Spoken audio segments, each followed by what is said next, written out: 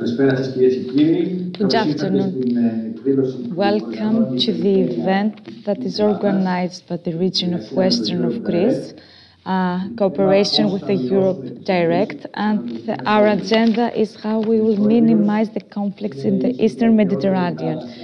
The Mediterranean is the most ancient sea that connected a lot of cultures, and it is a place where the economies have cooperated, and the market was flourished from ancient ages, but there were a lot of conflicts and wars. And the agenda of this event is how we are going to minimize all these conflicts, how we are going to minimize all these conflicts and to cooperate in peace throughout all the countries that have the connection with the Mediterranean.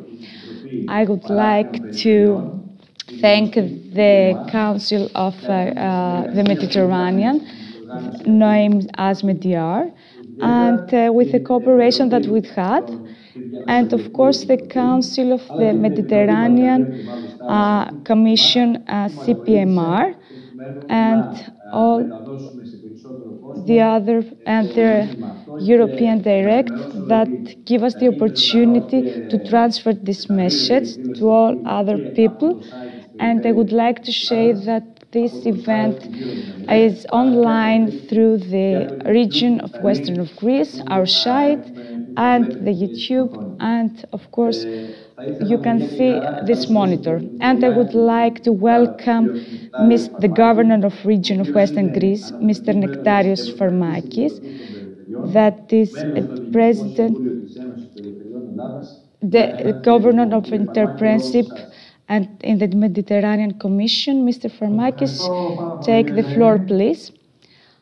Thank you so much, Mr. Zaimis. Initially, I would like to say that I'm really glad to be here today, and I would like to thank from here the Deputy Governor of Deputy of Western Greece, Mr. Fokion Zaimis.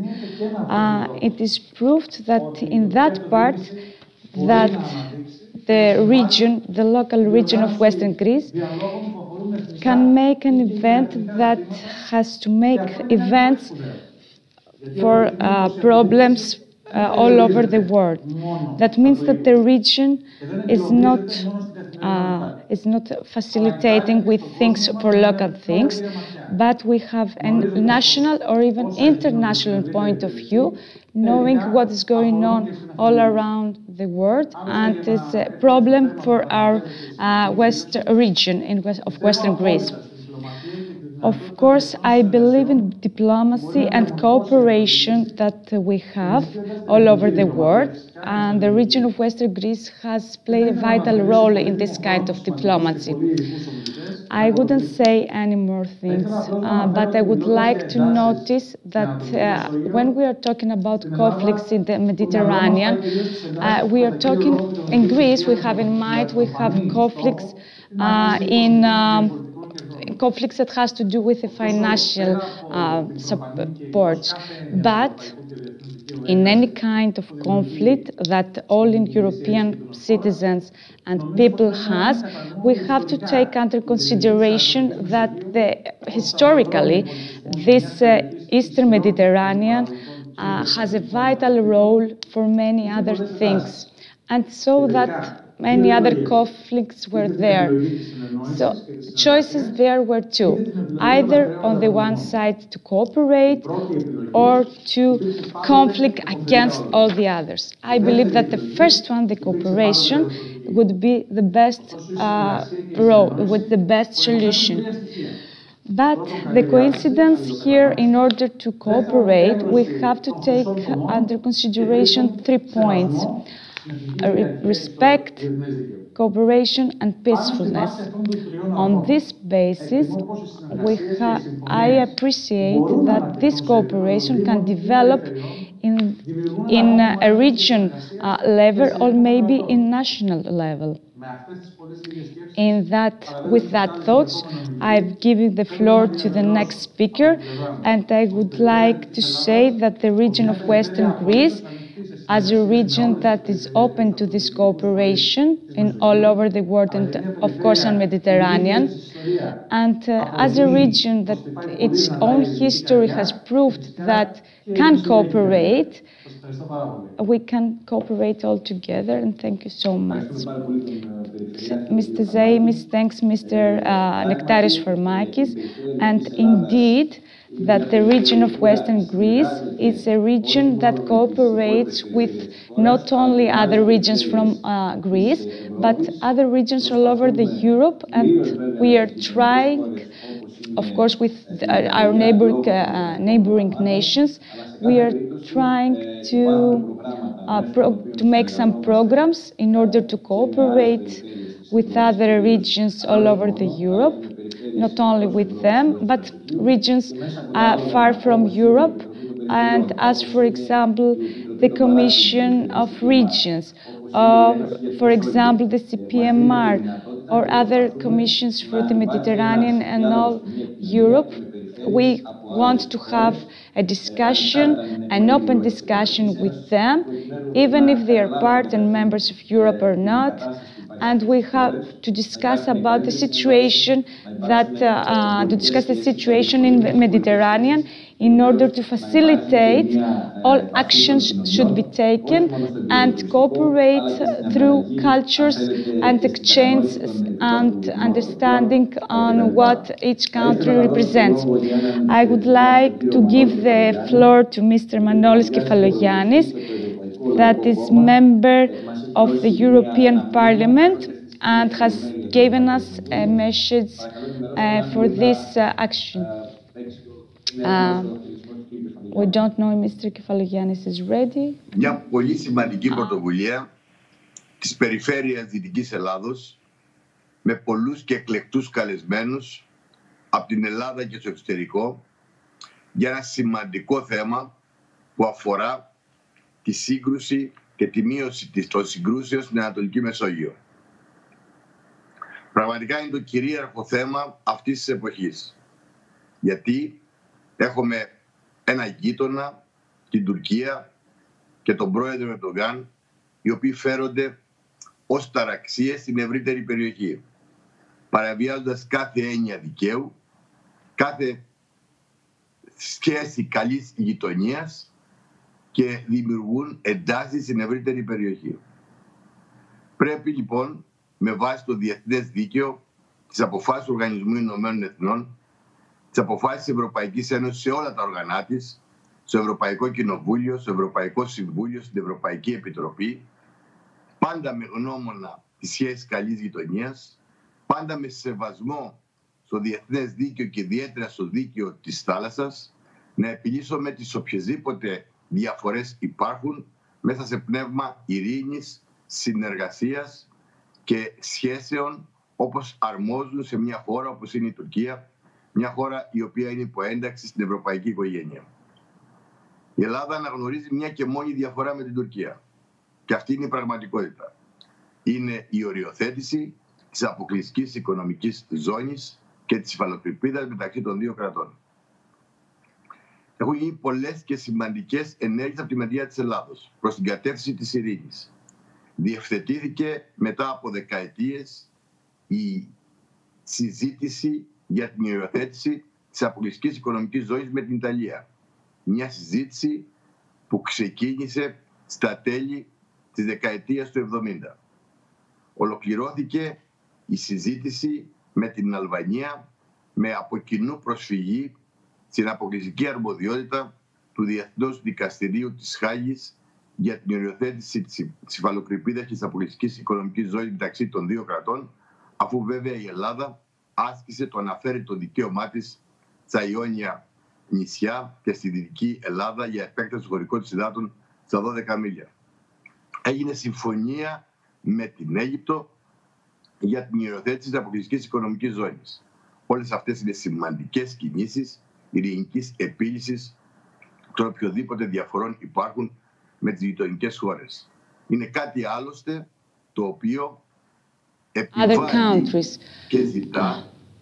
And now, the national law of open sea is demanding to respect all this decision, and the decision that the United Nations have made of this open sea, when in 1986 were proven and taken between nations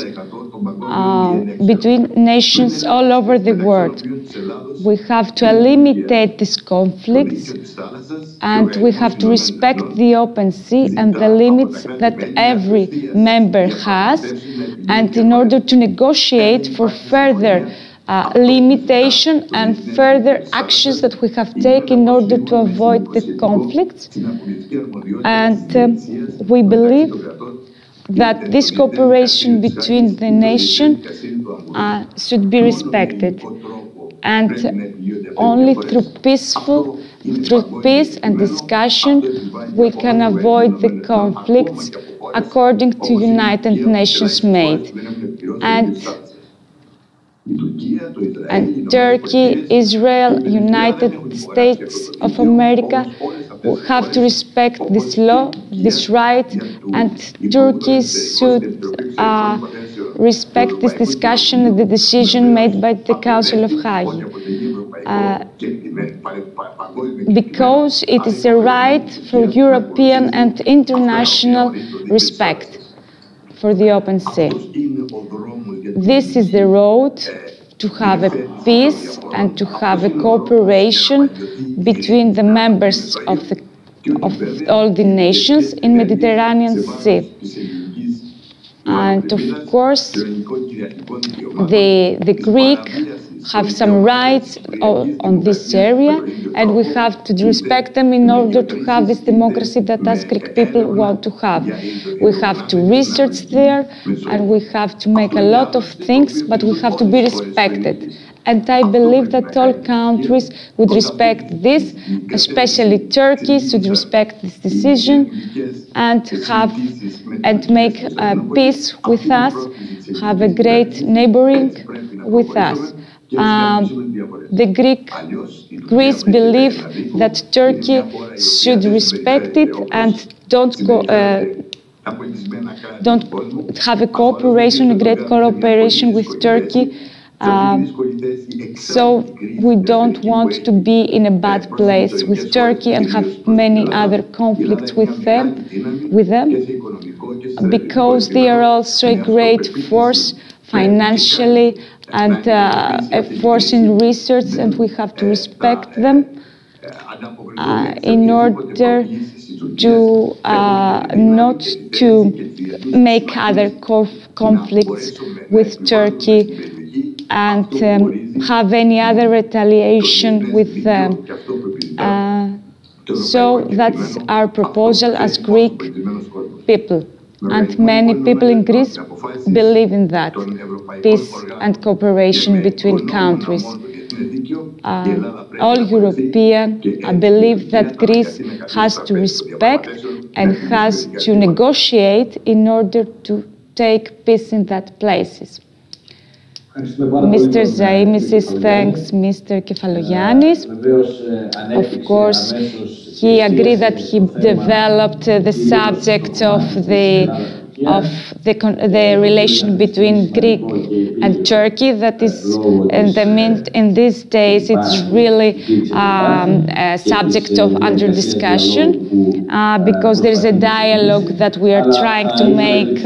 But I would like all the other speakers not to focus on these countries, but I know that they are important, but we have to focus generally on the European part.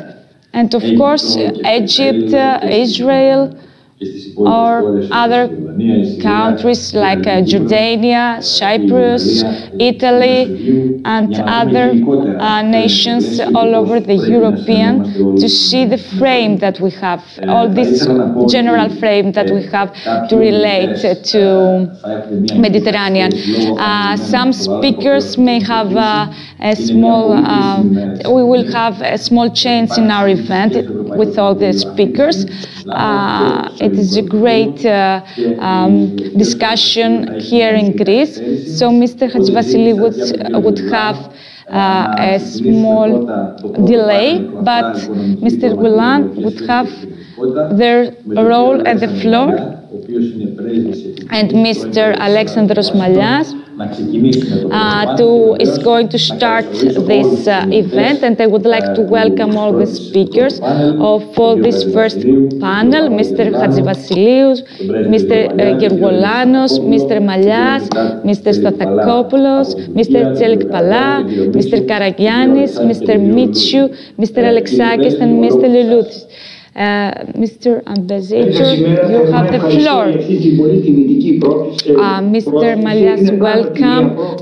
He's really happy to be here, and he's talking about the challenge that we have today, because there is a challenge to cooperate in our region, and this day, today, it has a great importance because there is a discussion between nations for the democracy and the Aegean that we are living. I didn't have a problem to say Aegean as a sea with 3,000 islands, and to rename it as the Sea of Islands. But today we are forced we are obliged to see the reality. For Greece, there is a usual day, but for other nations it's not. We have this moment, we have a presence of Turkey forces in Aegean, and CESME has made a lot of research on that, and that's what I want to say, what happened 1 year ago, and what is the connection between this conflict and how we can, from the conflict, go to the cooperation. So today there is a year for the conflict that made for the limits of our Greek limits from Turkey. And I would like to transfer a small part of the speech of Turkey. Last days, Greece has a great force between people from all over the Aegean Sea. This movement is improved by Turkey, and under this consideration and situation, there is a great deal with our safety and our assurance, Greek assurance. So we have the obligation to take care of our place and limits. So the second part is that in summer 2020, even though there was a German initiative to start a dialogue between Turkey and Greece, there was an event that was with a belligerent part took place, and some forces of between Greek and Turkey forces, navy and air forces especially, in Aegean took place.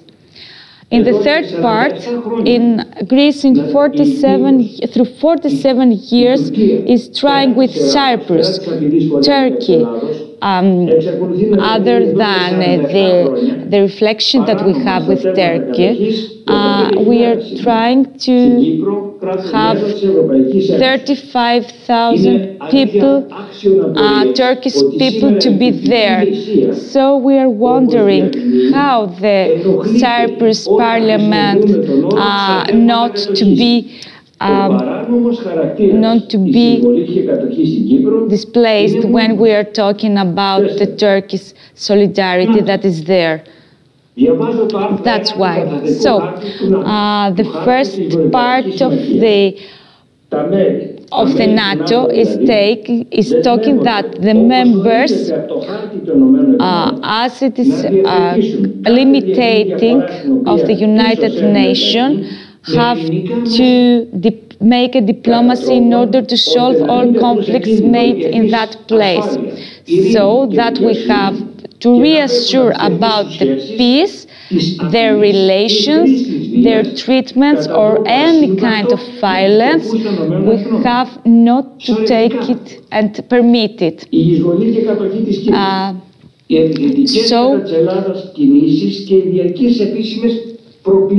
All the challenges that we have in Cyprus, or the dominancy that Turkey has taken in Iraq, Jordan, and Kalamaz,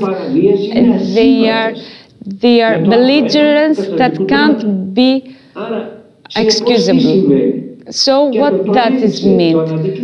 How we can do to understand this, how we can understand, and the American can take it and understanding. And Americans are talking about an alliance, and that is not a real alliance.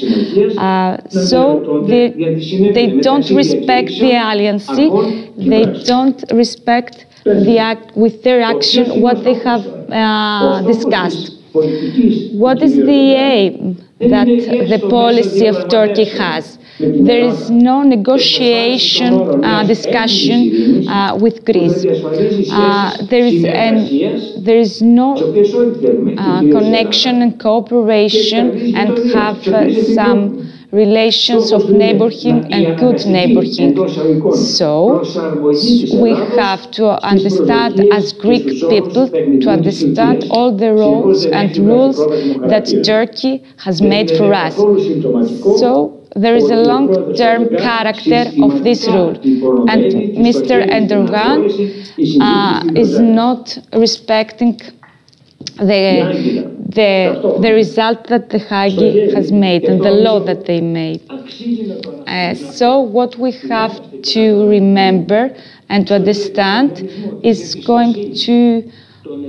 there is a goal for Greek people in order to have a policy, a good policy for everybody, in order to assurance the peace. So in many personal conflicts that we have and actions against me that I have with the Minister of Greece, have we ever thought what's gonna be the situation here in Greece and what is the place in Greece in European Parliament if the Turkey 12 months before Turkey has took his goal and we didn't have our limits in Evros. And now we have in time in order to understand what happened. It's time to think about the result. So what's the benefit of Turkey with this cooperation? What is the Turkey? Has no connection with Turkey, has conflicts with France, with Israel, with Emirates, with Saudi Arabia, and it believes that Egypt is an enemy. So what is each object? What is the cost of all this? I estimate that this had, alongside with all this action that the president of Turkey had made, they are contrary to all these messages that he had given us in 2002. Mr. Geroulanos would remember, because it was the first travel to Mr. Erdogan, that it was the his first travel, and he was asked the help of Greece. So this hope to have this cooperation with European Union, today, there is a final end. So, what's the solution? Cooperation. It is so simple. If Turkey and its president, Mr. Erdogan, and all the other politicians believe that their actions and their hopes can coincidence with Greek law, so there is a solution. And this solution can Greece give it to them. So they have to accept through it that these actions and dialogues and discussion that started 19 years ago, in order to agree that to our discussion that Greek wants to have from 1975 till today, in order to make a limit, the external limits to the economy, and to go this limitation to the national judgment of European. So this is the rule for Turkey. This is the rule not to be an obliged place, obliged area.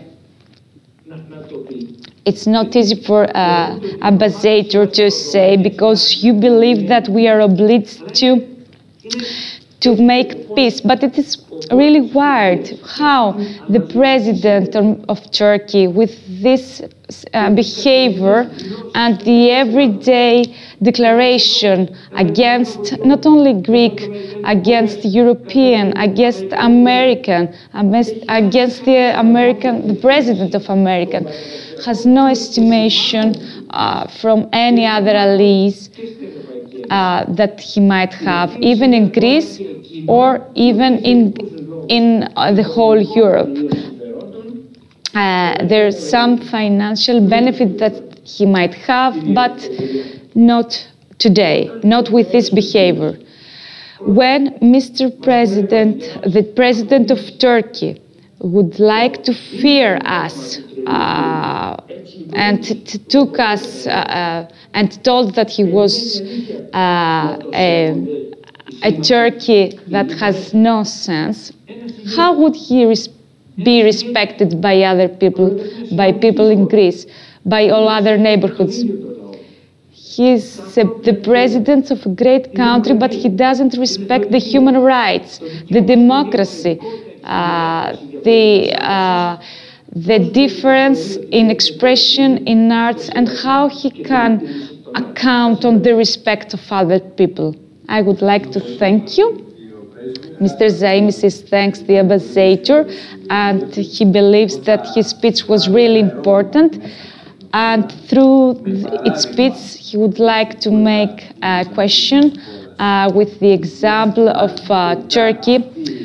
If this behavior and this action against us is finally a benefit for this nation, or it is a benefit for any other nation in Mediterranean or in Europe. So that was the question, and with that question I would like to give the speech to Mr. Geroulanos. Mr. Hadjivasiliou can't speak this time. He would have a delay, but later he would come to our event. Mr. Pavlos Geroulanos is going to speak. He is the former Greek Minister of Culture and Tourism, and from 2009-2012. Mr. Former Minister, you have the floor. Thank you, Mr. Zaimis, for this invitation. I would like to thank the Governor, Mr. Farmakis, and I would like to give you congratulations that we are talking about all these things. And I think that we have to think again on how we can see all these things, all these problems that we have under today's situation. So as talking for today, we can't ignore that Turkey has a behavior and a belligerence to invade in that place. There is a belligerence that we can take under consideration, not only as Greek people, but as European members, because we have a great retouched in all Aegean place. But whatever we would like to say about cooperation, the basis that we can discuss is when the countries that have to cooperate have a diplomacy, a great diplomacy, a great financial support if they want to have peace on a place. So it is really important as Greek people to have a multi-level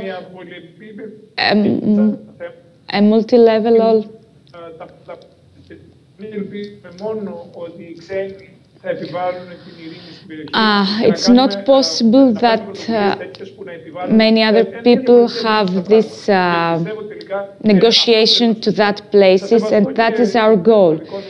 We are respecting your question and talking about the cooperation that we should have, but anyway, we know that this problem comes again into a surface. We have the tension and the sense to cooperate as nations. So, as I said before, it's really important to have the chance of rethink and see again how the situation is developed since the last time we had conflicts with other nations. What has changed all over these years? What is that we are going to take under consideration from now on? It is obvious that in this kind of event we connect the peace with economy benefits. But it is a belief that this economical cooperation can give us the peace.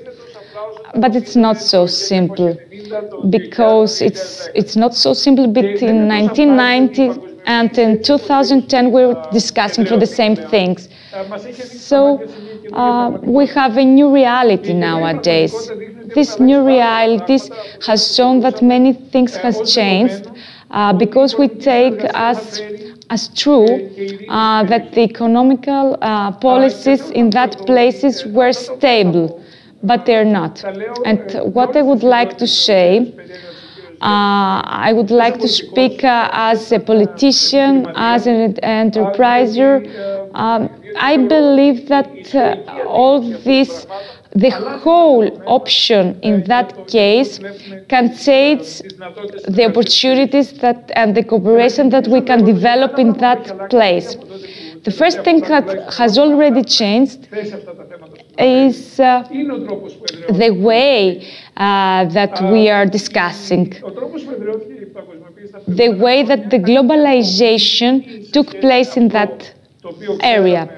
Whatever we knew from the Second World War until today is that people from the politician part believe in socialization, and they believe that the market would set the basis for all the market, according to some rules, of course, of the free market and the globalization.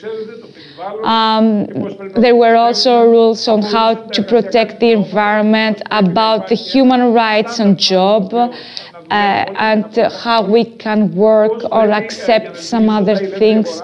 In order to have a free market, we have a recognition between people and to respect what the consumers demand and what they want and what we can provide them. But through globalization, we had a great change, because the market can be used without rules, can placed without rules, and between nations there would be a respect on all the rights and the laws and the conditions in order not to have conflicts between the countries. And that's what we have to, I'm sorry, I have the chance in order to describe it. If we want to speak about the real cooperation, financial cooperation between countries and nations, we have to forget about three myths that we had already had. The first one is to accept that the free market makes peace. It's not true. At least at least it's not in the way that we are thinking about it, about the market today. Free market can give us peace if the rules that we have between nations can be done, can become true. All these rules can take some conditions, can give some conditions to each country separately. And I will give you some examples. Today, generally, we are talking about a European factory that is really good. Through globalization, and that it is based on these entrepreneurs, gives the opportunity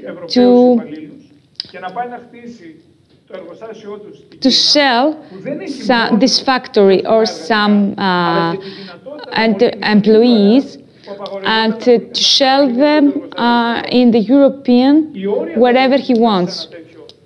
But the conditions they are not correct for the country because it misses invaders. I want to give you an example for my enterprise. We are obliged, as in Greek, we can't give to our faces some ornaments, but we are not checked, but Turkish fish enterprises are not checked if they are giving to them some ingredients that are not permitted in Greece. So the European enterpriser is not protected, but even the European employee is protected, and at least the European consumer is not protected. So there is no balance between these people and these enterprises, between Greek and Turkish, because there is no protection. And the invaders can leave a Greek enterprise in order to go to another one. So we can't have the support and the American support that we need in order to have some low salaries in Europe, to lower the salaries in Europe. We can't wait that peace can come between two places that have a market and produce products under different conditions. There would be a balance between the conditions that can the market and the products be made. We can't have different behavior against the consumers, the employees, and the factories that don't respect the human rights, basic human rights. So the first thing that we have to think is that we don't believe to the myth that the free market can give us the peace. No, it's not true. The second myth that we have to forget is that the competition is good. It's not true. Competition, it is usable, can be benefit in order to have right prices for the product markets, but we know that the competition between people can make conflicts. So we can't think about cooperation throughout the nation without thinking about balance. We would have a market between people and nations that are in peace. And Mr. Malias maybe remember that when we cooperate, we had made a great action with the investors that had to make money to these nations. And of course, these nations would benefit, and we would like to have a cooperation between people.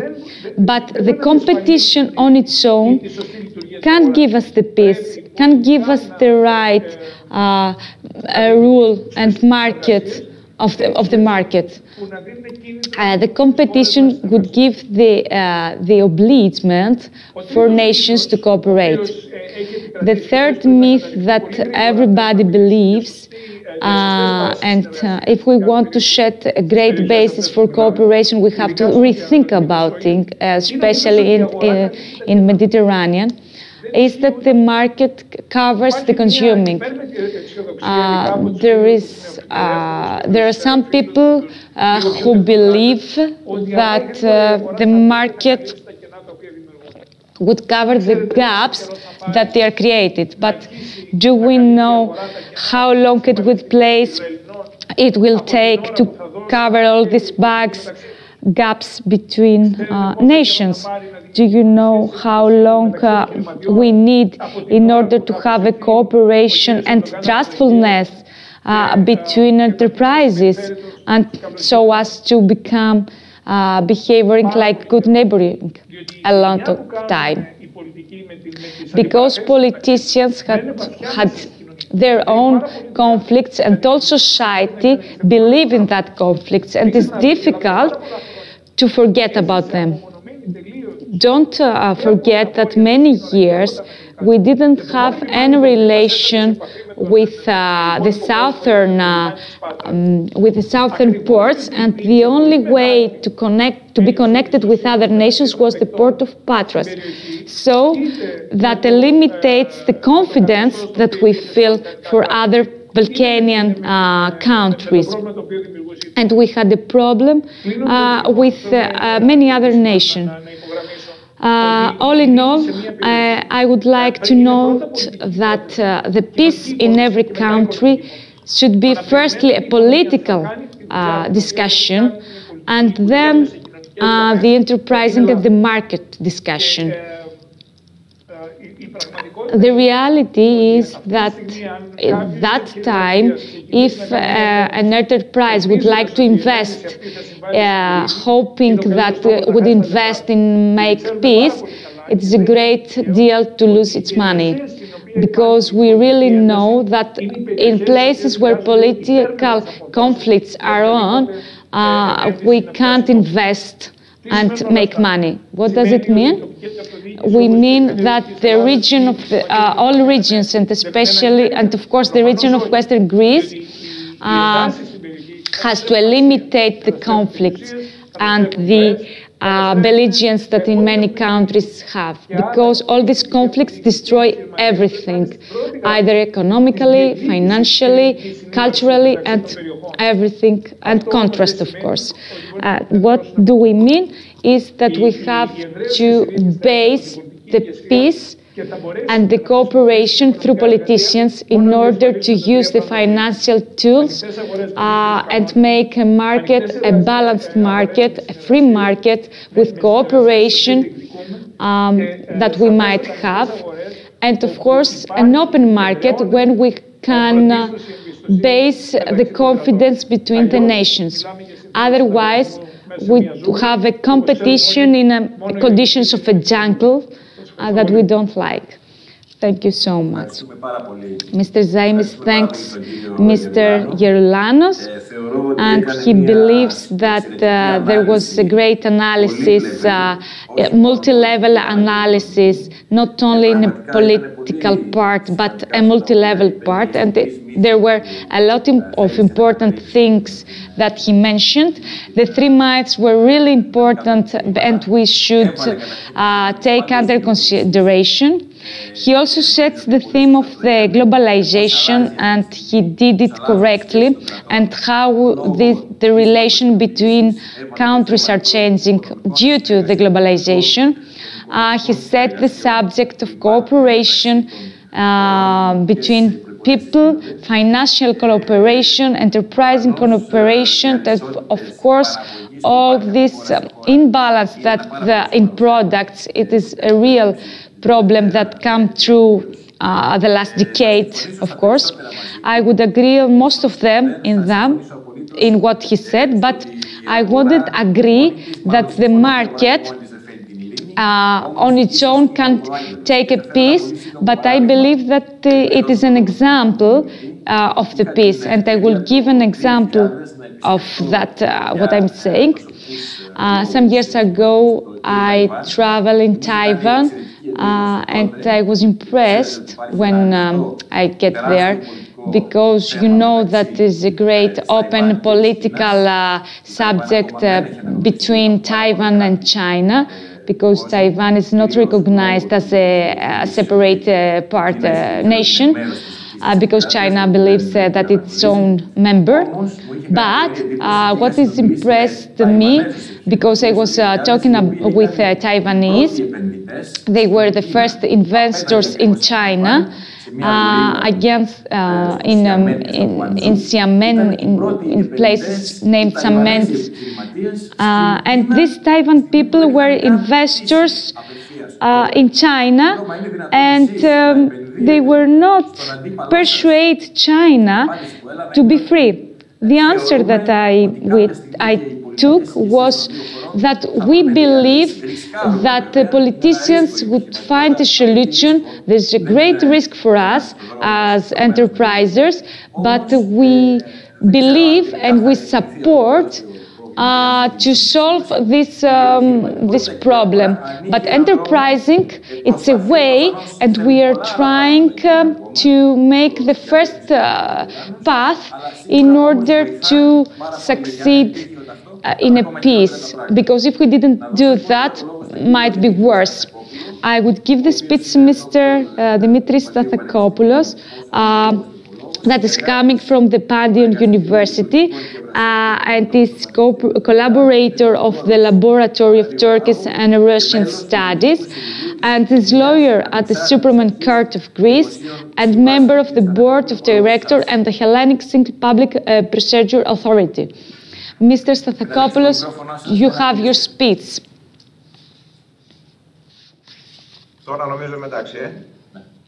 Mr. Stathakopoulos is checking the sound, and he thanks for the invitation on this event. He would like to congratulate the region of Western Greece. Thanks, Mr. Zaimis, for the invitation in this event.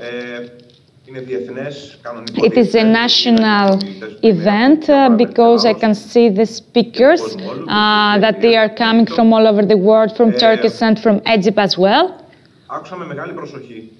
I heard with a lot of attention of what you said and the other speakers already mentioned. And I heard Mr. Geroulanos, and I saw that he has a knowledge and experience. There was a historic frame that has covered. Mr. Malias had a low profile of this frame, and Mr. Geroulanos set the basis of these events. And I believe in that basis. And with my profession, I believe that as a Turkologist, as the Turkey, I am trying to find his Turkish code, if they have something like that, and if they have a language of cooperation. And as the law believes, we are responsible for what we are saying and for what the others are understanding. So we can be based on the national law that is not a code, as other codes known as the financial code. So there is a sum of connection, discussion, agreements in order to have and to understand the same things, in order to give the same things. There are two people needed in order to stand, in order to cooperate. So all the national members and parts, the law of the stronger, would be recognized more than other nations. We have to admit that these stronger nations would have some, would see their own benefits. Of course, we know that, and we have to accept that. There's not static values, but there's static demands and what every country needs. If we take the history of these people and these beliefs, we can see it in the everyday life that the promise that had made, and Mr. Machiavelli believed that the promise is something that had taken under consideration. So we can't speak about ethics. But in law, and every lawyer knows that there is a great but. So that is the logical part of the event, of the discussion. We can give our best behavior. Is ethic to give us great things? And I have to mention some historic part as a member of Greece can know. Every politician should know. And many lawyers can give some counsels to other people if somebody doesn't know. Not even diplomacy and ambassadors know a lot of things. I know a lot of ambassadors that can't speak about law. You are not obliged to have studies in national law, but you have to be specialized and recognition and understanding of the law. If you understand other people, doesn't mean that you are in the same part of the other, with the other. It means that you just understand what we are doing as law. We just read whatever the other people would like to say, we understand them, and what it's believed, we add some things in order to gain. If we don't find a gap in what it's understood and we just accept that it's not right, we can't win. It is a great possibility not to win. We have to really understand what the other part wants to say. Mr. Zaimis, you mentioned that the Eastern Mediterranean, you mentioned that it is the center of the historian conflict. There are great competition in that place. We all know that historically the Easter, and as we know, the Greek great Alexander the Great went eastern. Arabians came to Europe. The Stavrophorians went to Easter. Turkish went to Rome and Vienna, and generally from Turkish period and now on, from 1980 and then, where the Osman came, we have the Osman leaders till 1923,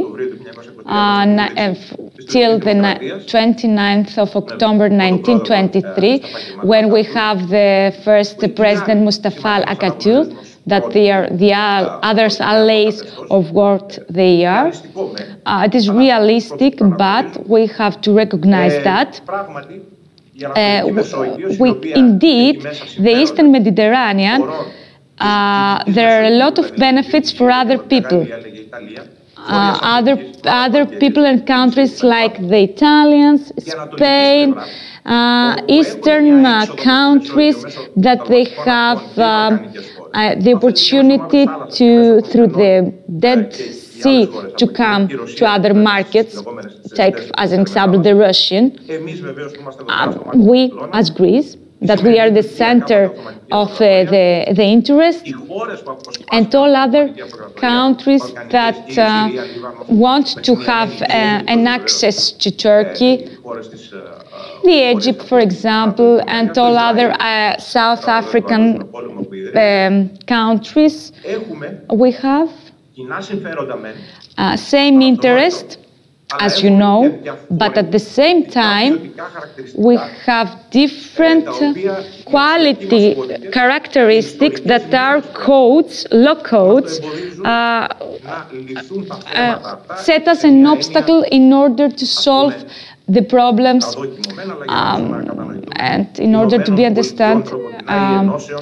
to be understandable as the United Nations want for the problems that in Mediterranean had made. Why that happens? Because we have a different historical starting point. So, if we want to understand the agreements that we have made, we understand them in a different way. We can sign the same agreements, but understanding differences. Now, I am saying yes, and through the time I'm saying no, and then in the future I might do the opposite. But in the back part of your mind, you say yes now, and you mean no in the future. And we all know that these agreements, we can meet them in every time, in many cases, and I'm seeing them practically, and I see in diplomacy, it is really true. It happens all the time. What do they believe? What Turkish do believe? The politicians. They are not obliged to be specialized in law. So, what do they believe? What do Turkish citizens believe? What they listen through the news and media? How they are being informed? There are a lot of days, and we are going to celebrate the revolution, the Greek Revolution. And the Greek Revolution in Turkish, for Turkish and the Turkish school, there is an İzyani, that means a station for people who are who are religious people. So, according to the Turkish history, they are doing a lot of conflicts and belligerence to Greek people. There is a written book that I use it all the time, and I show it. Just a moment, I would like to find it. This book describes the Moratian moral clery, the moral Turkish who suffered, and they are mentioned that there was a religious jihad where all the revolutionary flags and the revolutionary actions were for the faith and the nation. So they believe firstly in religion and then in the nation.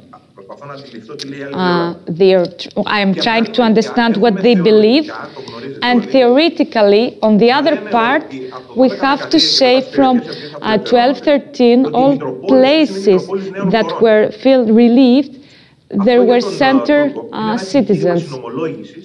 So Turkish believe that Greece didn't set free Greek areas, but what? But invade in new countries. They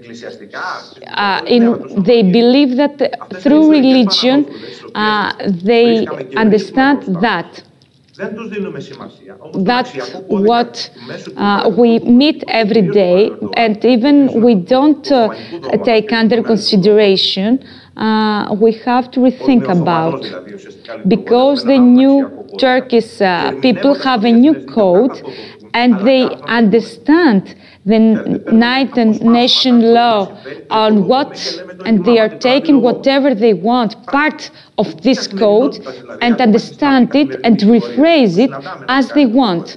So we are meeting this action every day, and of course we can meet it in the president of Turkey as well.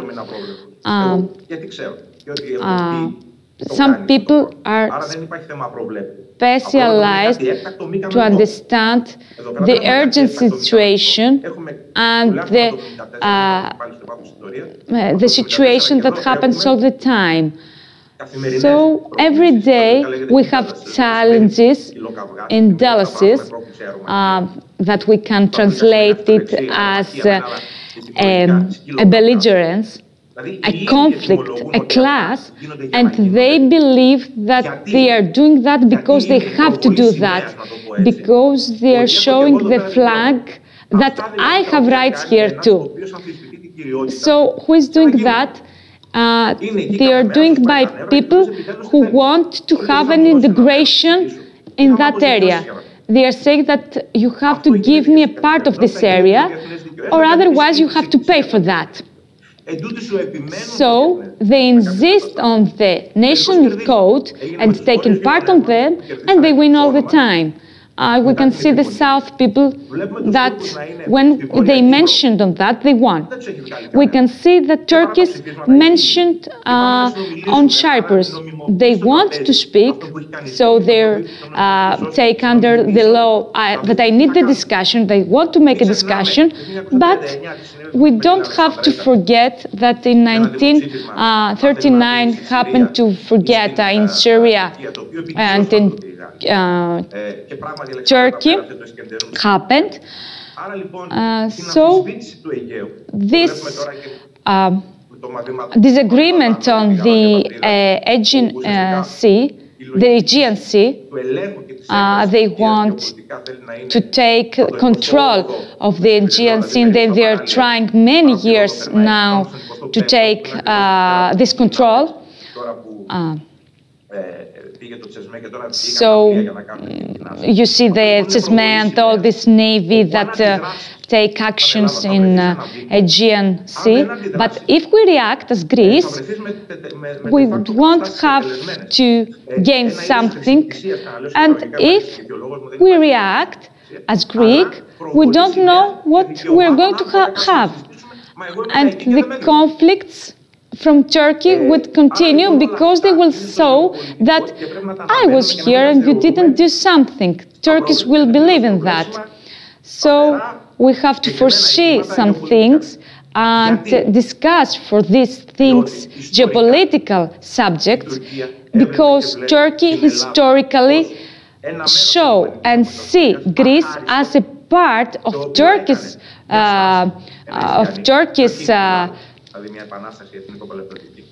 nation, because they didn't want people in Greece and religious Christian Greece didn't want to be in part with Turkish.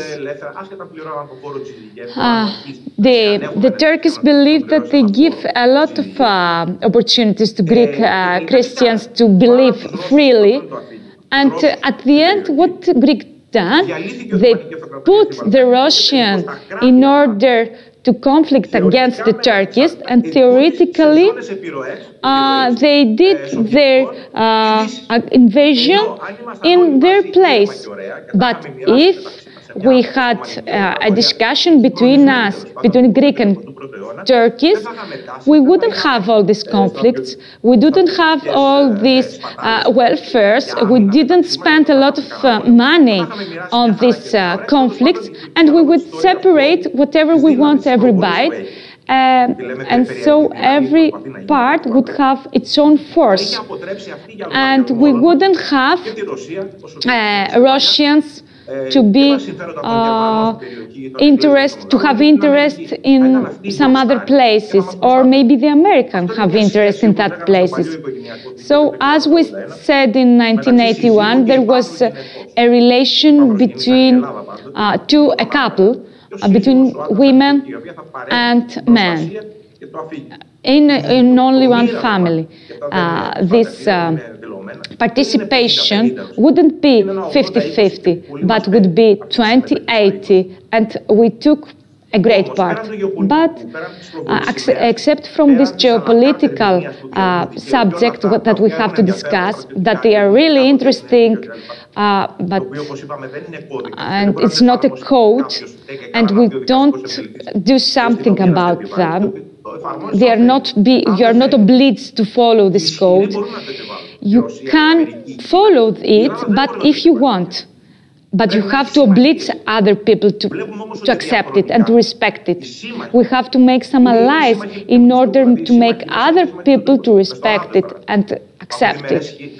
So there are a lot of kind of relation between European countries, but Turkey has its own belief, its own action.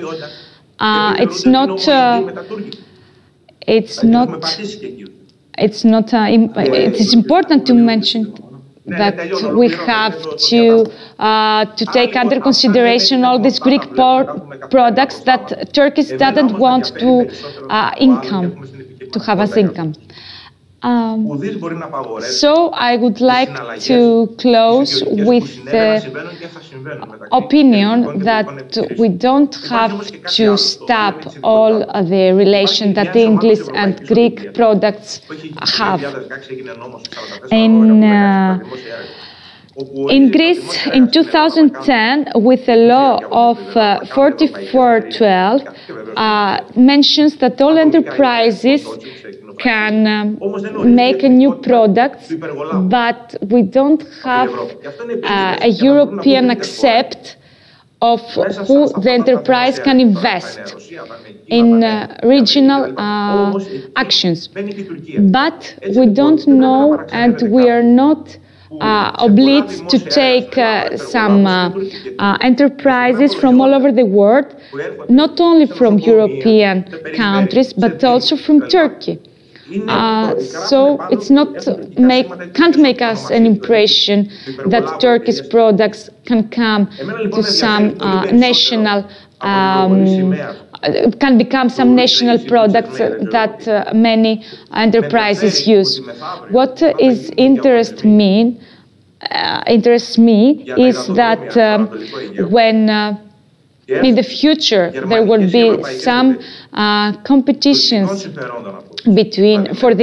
for some things that come into consideration, and if Turkey comes here in order to take and check, have the check and the control of every air or navy transportation in Greece, we have to think if there is a solution between our relation, between the relation with Turkey and Greek. But we have to think that Turkish believe that our relation would have the name of woman, man and woman in family, and man would be upper than the woman.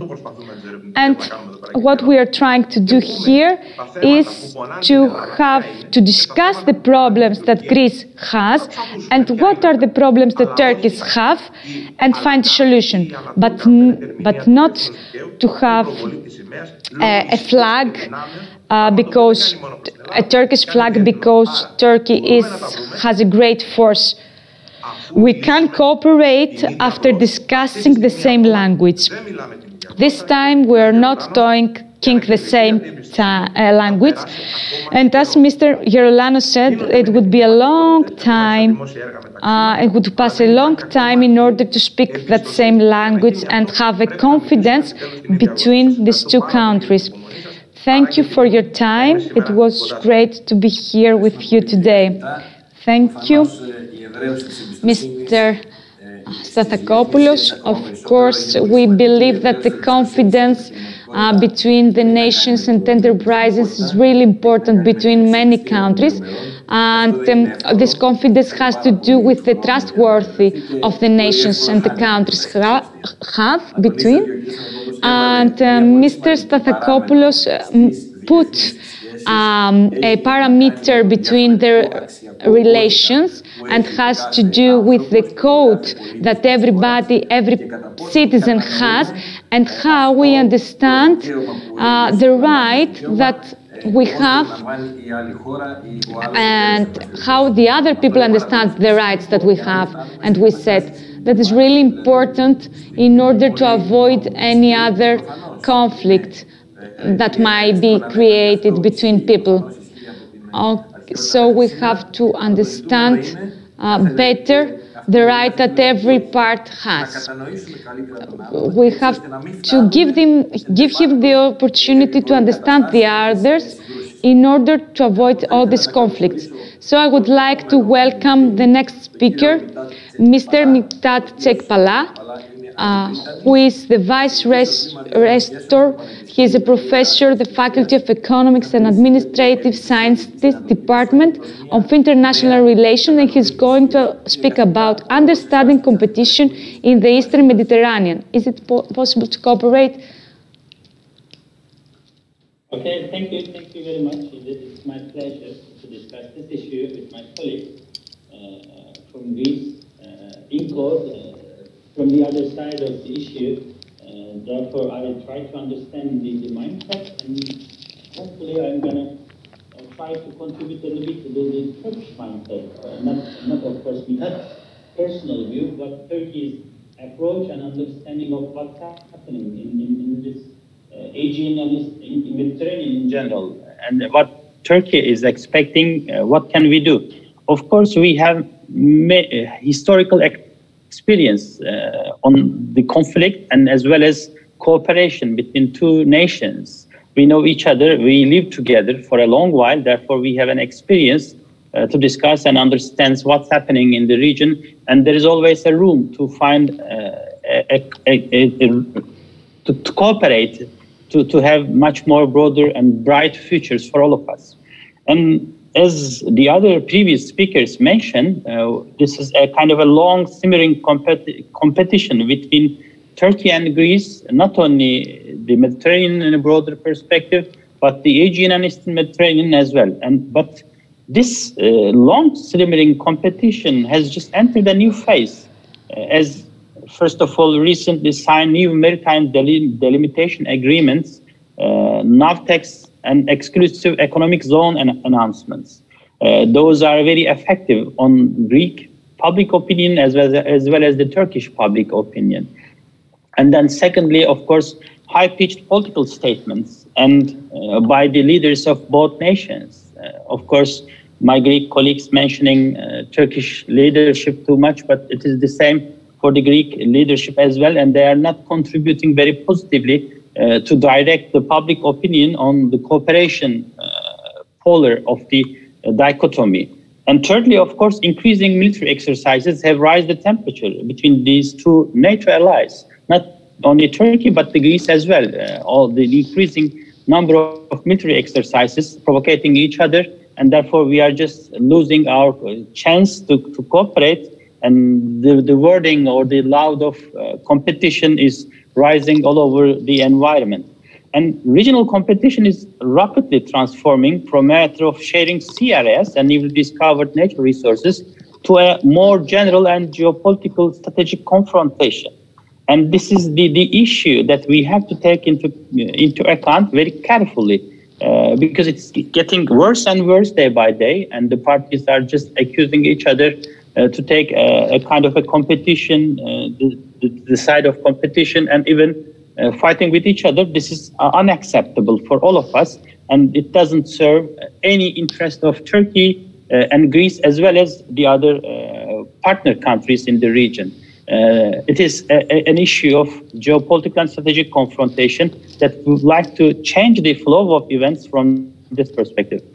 And while both Turkey and Greece, the two major actors in this drama, are currently acting in a kind of a controlled manner to pursue their goals in the region, their uncompromising diplomacy can result in escalation and conflict very quickly, and especially in an environment where historical grievances continue to dominate public discourse. The main issue on the current agenda has become whether the quarrel will be transformed into conflict with the encouragement and involvement of regional and global actors as well. Therefore, our partner nations or actors, EU and the US, as well as Russia and the others, has to be very careful as well. There is no need to ignite or to push both of those actors in the side of confrontation instead of cooperation. As a perspective, political perspective, state perspective, I have to say that Turkey has from the beginning, attempted to resolve the issue bilaterally with the Greece without outside influence. This is a Turkish perspective or strategy, and this runs counter to Greece's efforts to solve the issue, which has involving newly established regional alliances, these energy alliances or bilateral cooperations, as well as the EU, in order to internationalize the issue. And both actors, as I mentioned, are NATO countries, and this is also an issue of global. But beyond that, we have an experience to cooperate in late 1990s after EMEA or Kardak crisis as well, after the earthquake. And we have many common commonalities, and therefore there is a room for cooperation. From that point on, what Turkey wants, let me say those points, and then afterwards we may discuss the other issues. For Turkey, Eastern Mediterranean has never been only related with energy or gas. The primary issue has been how maritime zone delimitation has been a source of conflict in the region, and consequently Turkey's sovereign rights in the continental shelf, and as well as protection of Turkish citizens' equal rights are at stake. This is the perspective.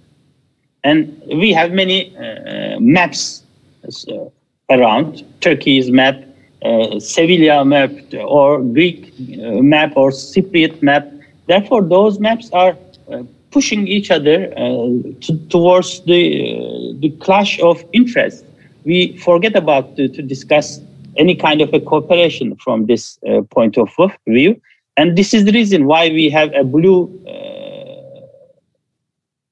homeland or Mavi Vatan in Turkish as a doctrine that creates a kind of a uncomfortable feeling within the Greece as well.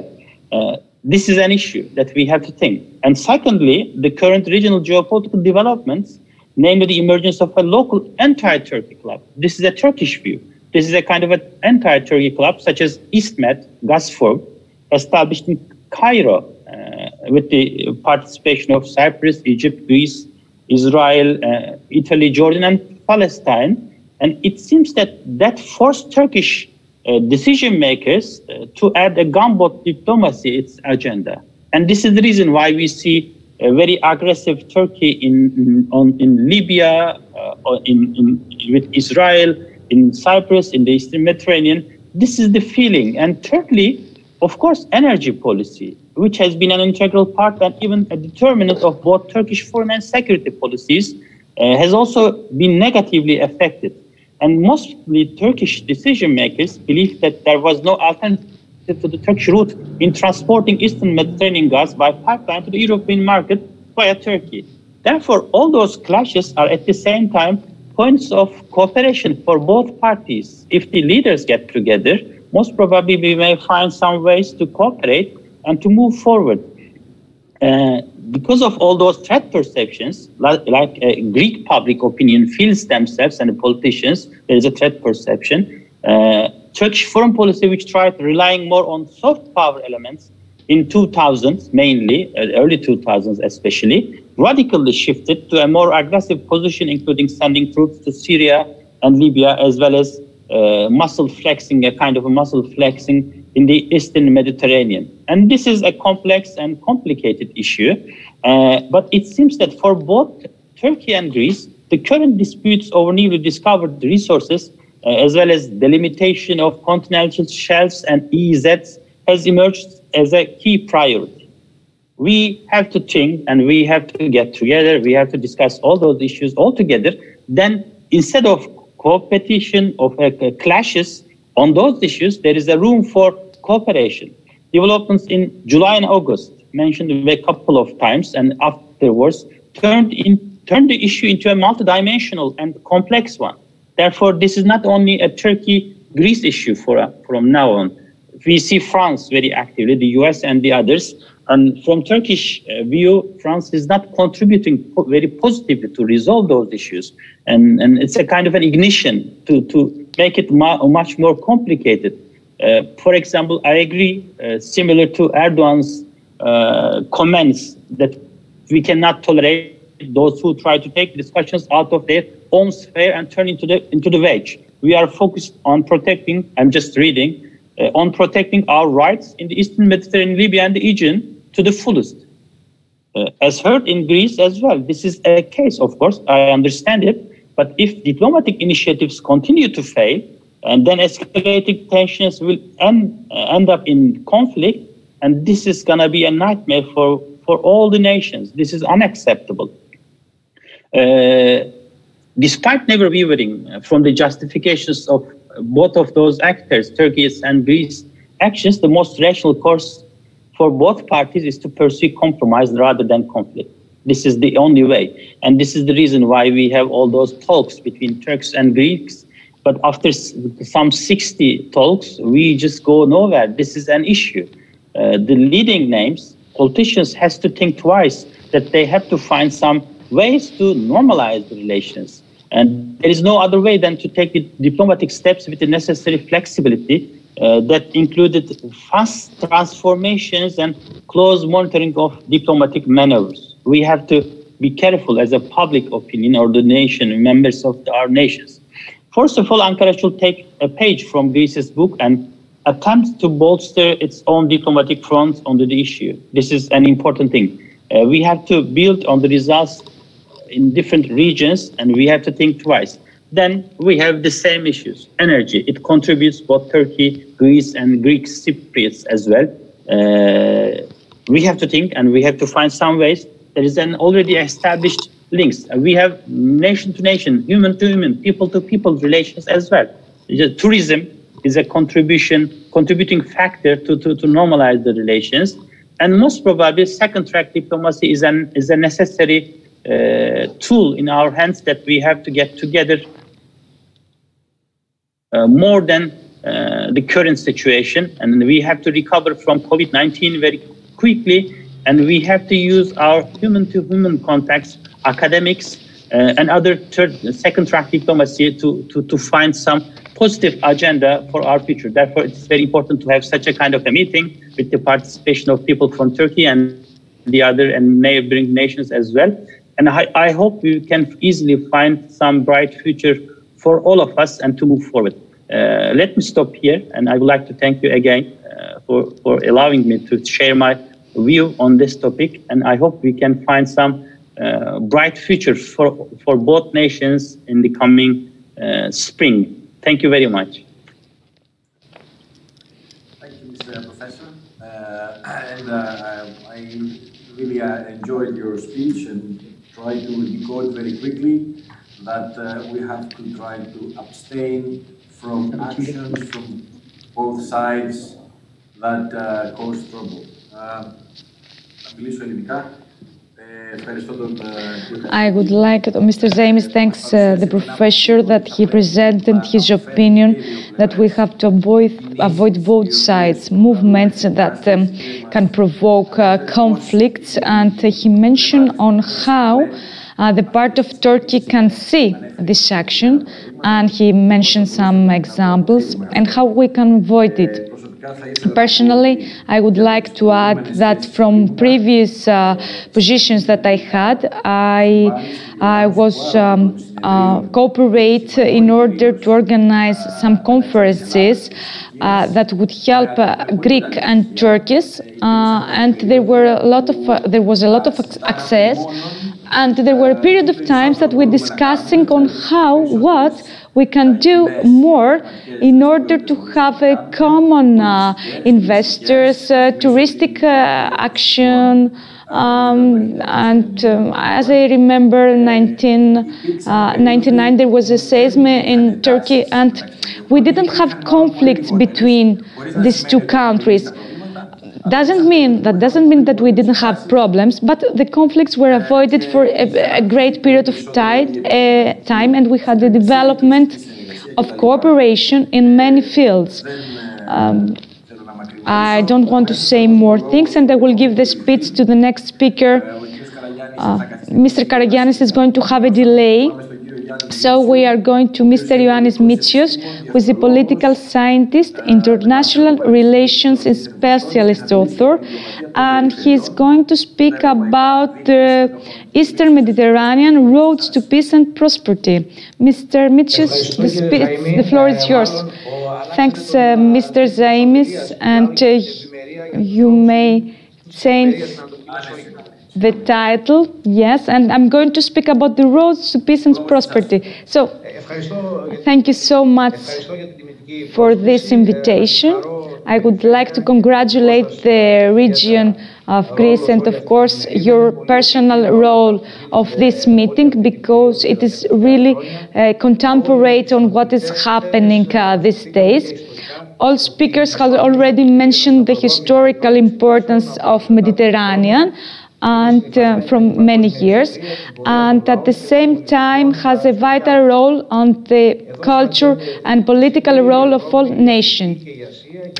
Europe, Asia and Africa had great culture, and Mediterranean had created this culture. There is a philosophy on different things. Mediterranean Sea creates this success, but at the same time there were a lot of changes and deaths, as for example the cultures or many other religion beliefs and many political factions.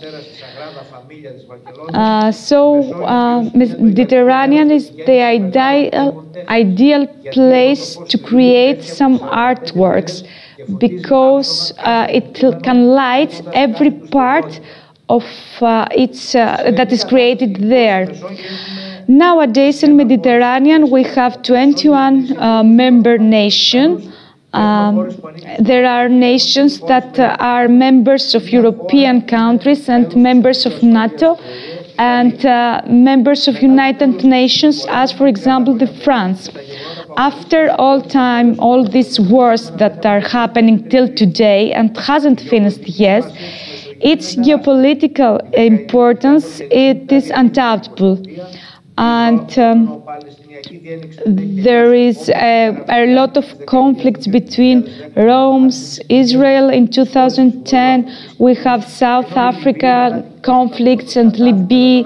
After Gaddafi's death, there is a great implementation in other nations. So there are a lot of competition between these countries. And we have everyday policy. In the everyday policy agenda, there are many conflicts and issues of that thing. United States, Russia, China, and many other nations are mentioning the importance of the Mediterranean Sea and what these nations are trying to understand. So this meeting today, in this meeting we have to understand better the issue of the Mediterranean problem. The answer is not easy to be taken, because there are a lot of countries that can't agree on what they want in that place, because every part has its own benefits on that place. If we want to speak about cooperation and coordination and good neighboring, I think that there are a lot of things that can connect between us. What are between the countries that are in the Mediterranean part? What are the pylons and the great bases that we have to shed on that place? As I mentioned, the Mediterranean Sea was the path where many cultures were meet together. And today, that would be the basis of the peace that we might have. The first one is energy, the second is market, the third one is the touristic action that we can take in that place. So this place that is many citizens are there has a great faculty in the field of energy. In energy, as already mentioned, there were a lot of discussion because the competition is great, as many parts and countries of Europe want to take a part there. And because in Israel there is gas and energy for everybody, but it's really important, as Mr. Mittat mentioned previously, the vital role would play the Americans and of course the European Union as regards of all these energy resources. Of course, the ports that are in Mediterranean are a vital role in market. And of course, I have to mention that the energy from all the crises that we are living today can unite nations in peace and wellness. And as we said about the market, I would like to show you a slide from ancient times. As you can see, south of Barcelona, there is this Chabrava, that it was the center of market. It was created in 1507 before Christ's birth. So the ancient Greek were building new ports in order to have this market live and in order to travel. So, as you know, Mediterranean Sea is a place, a basis of all this market that took place in many other ports in all countries and connected south and north and the international market. As the Mediterranean Sea is the center of this market. The Suez, the Gibraltar, and all other countries are using Mediterranean Sea in order to transfer products. In our second slide, we are going to see the Worship Council, and as you can see, the Mediterranean is the third in transmitting the products and marketing worldwide. The first one was the North Atlantic route, and as you can see, the market is divided in three: the North Pacific Ocean, in the North Atlantic Ocean, and after the Mediterranean is the South Indian, and then comes the North Indian part, who has less market transmission. So from the greatest market of transmitting is the line of Shanghai, and last years we can talk about a great development of the port of Piraeus that will may become the first port in Mediterranean. I will go to the fourth slide. Has to do with the tourism. That is a pylon of cooperation and wellness between countries. And as Mediterranean members, we are the first, we are a tourist operation for many people. So if we had 1 million of tourists every year all over the world, a lot of them would come to Mediterranean places. So it's a great income for all Mediterranean countries to have tourists on their places. And the Global World Organization of Tourism, the Mediterranean is really is a tourist attraction for many other and more tourists. In order to take a look in all European countries, we saw yesterday that Britain announced that after the 21st of March, they are going to permit tourists to visit their country. So, as you can understand, this year and this summer, we are waiting a lot more tourists to choose Mediterranean places as for the vacation.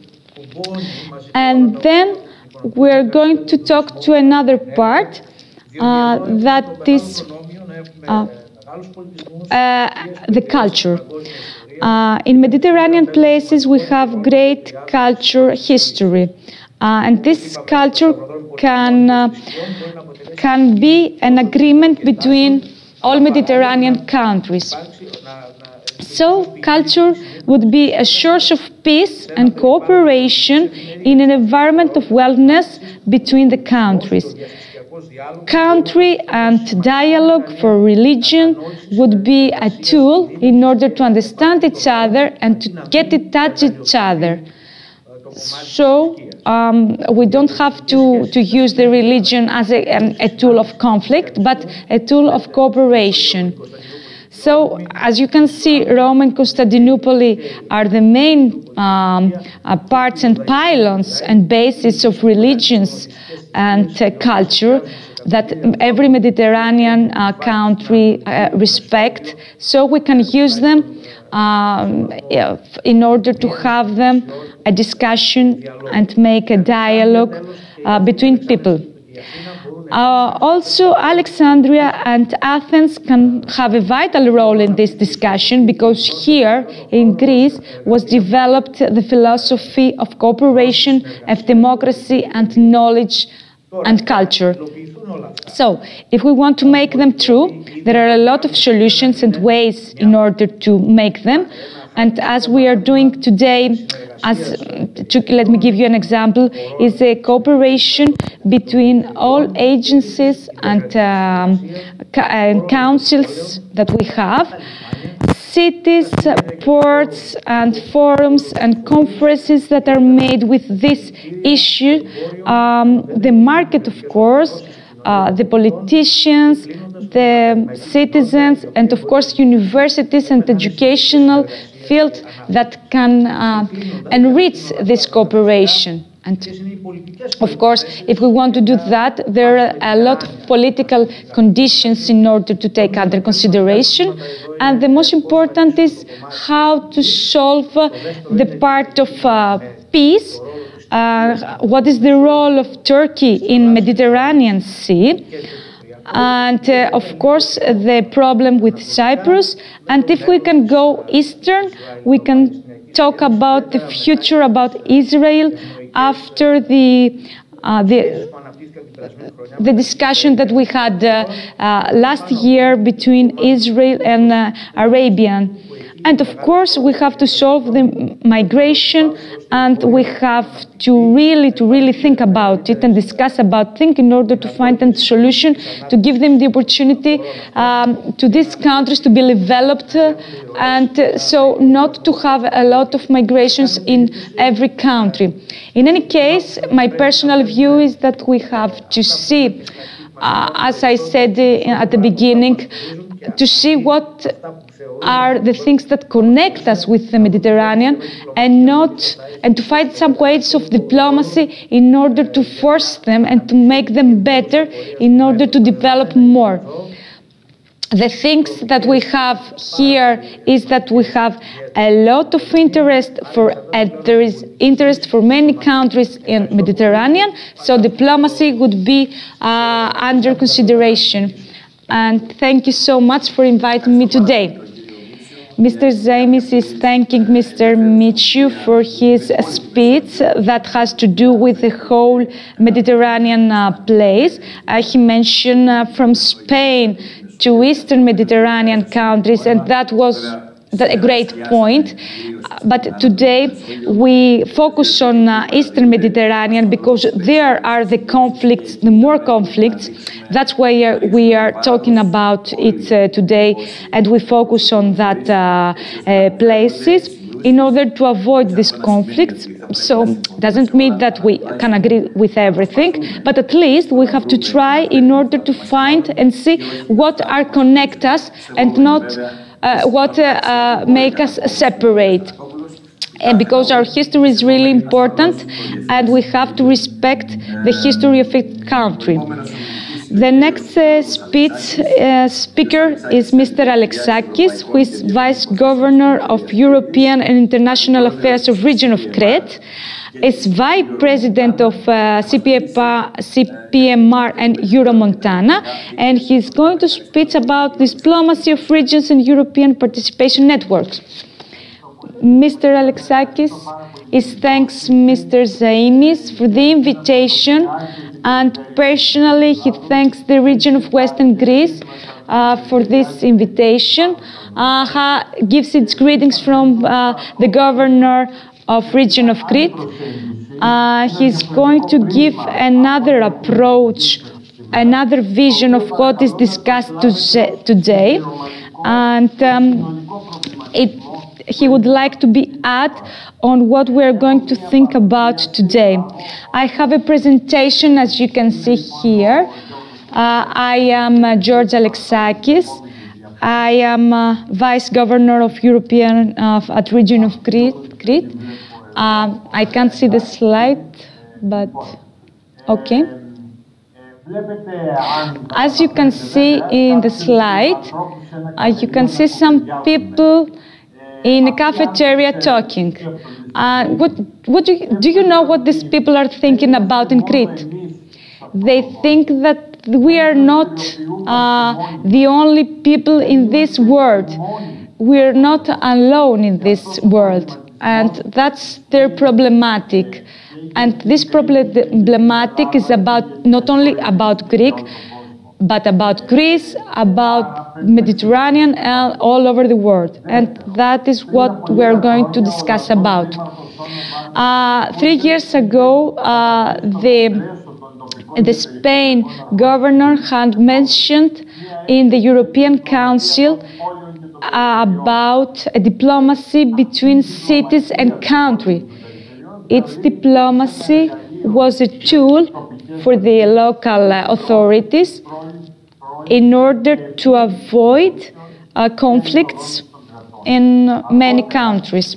Later on, in the Council of European Commission, they believe that the nowadays diplomacy is not reinforced by the governments, but also it is a great need to cooperate and discuss between nation and people and to respect human rights in many levels, and of course to cooperate in really close ambitions from all countries all over the countries and the world, and that is what we have to orientalize our countries to in order to approach the peace.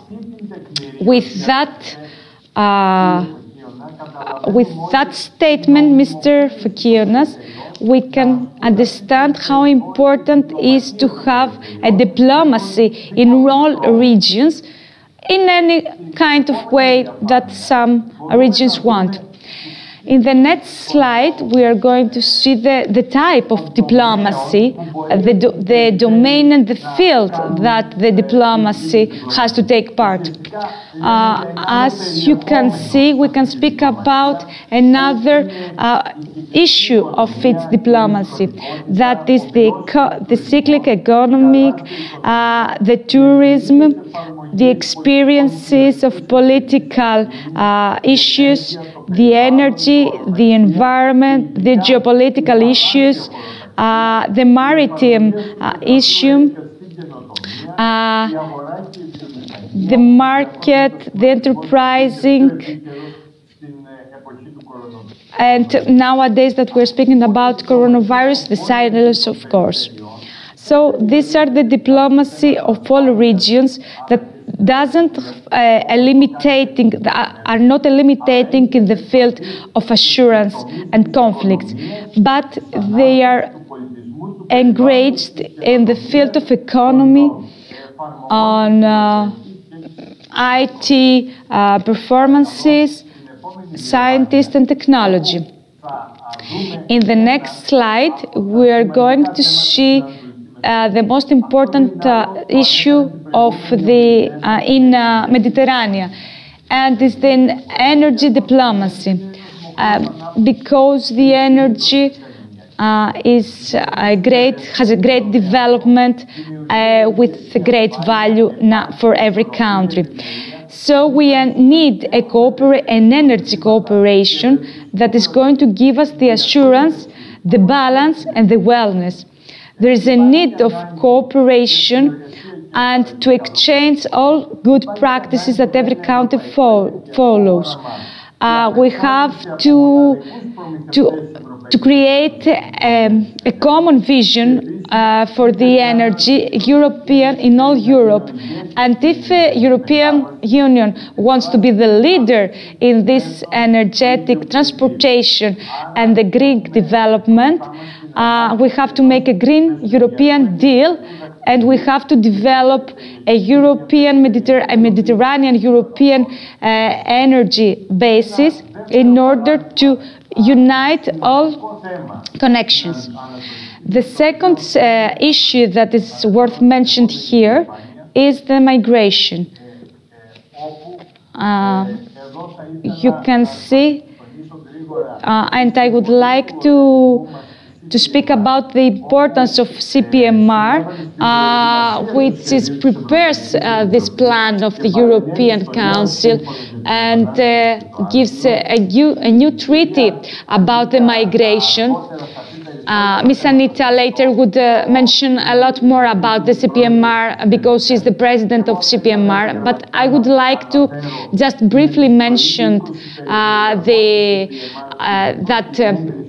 20 presidents of CPMR are asking to approvement of a treaty and a budget that would be good for the migration. The answer that CPMR gave in order to meet the expectation of this migration, and of course the discussion that we have for all the financial funds and support that are given from religion parts. So these discussions are not mentioned in the media, but it's important to discuss how the regions do and act for the cooperation. Here, I remind you the background of Crete in the meetings that took place with the President of America, Mr. Bush, and recently the Minister in American with our President meet together in 1983 in Eluda. With the Gaddafi, where they face a crisis, and 2018, the President of Egypt and Cyprus and Greek met together again, and of course, the Princess Carolus came to and visit our island. All these things are mentioned because I would like to give you the monitoring of the background of the discussion that we have with other countries. Our issue nowadays is how to develop this diplomacy through regions. This kind of diplomacy, I would give them the name of a conciliation of general and worldwide relation, because we have to meet agreements between people and regions and international level.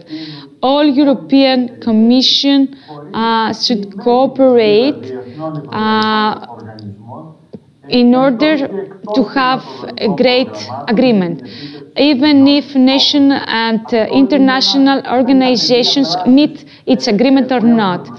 That is a great goal that we have to achieve and we want to achieve. In the next slide, I'm going to briefly present you the strategies that we have the last 10 years and we focus on in the region of Crete the last 10 years. And we are observe the participation because we have to know about all European relation and we take part in all European programs.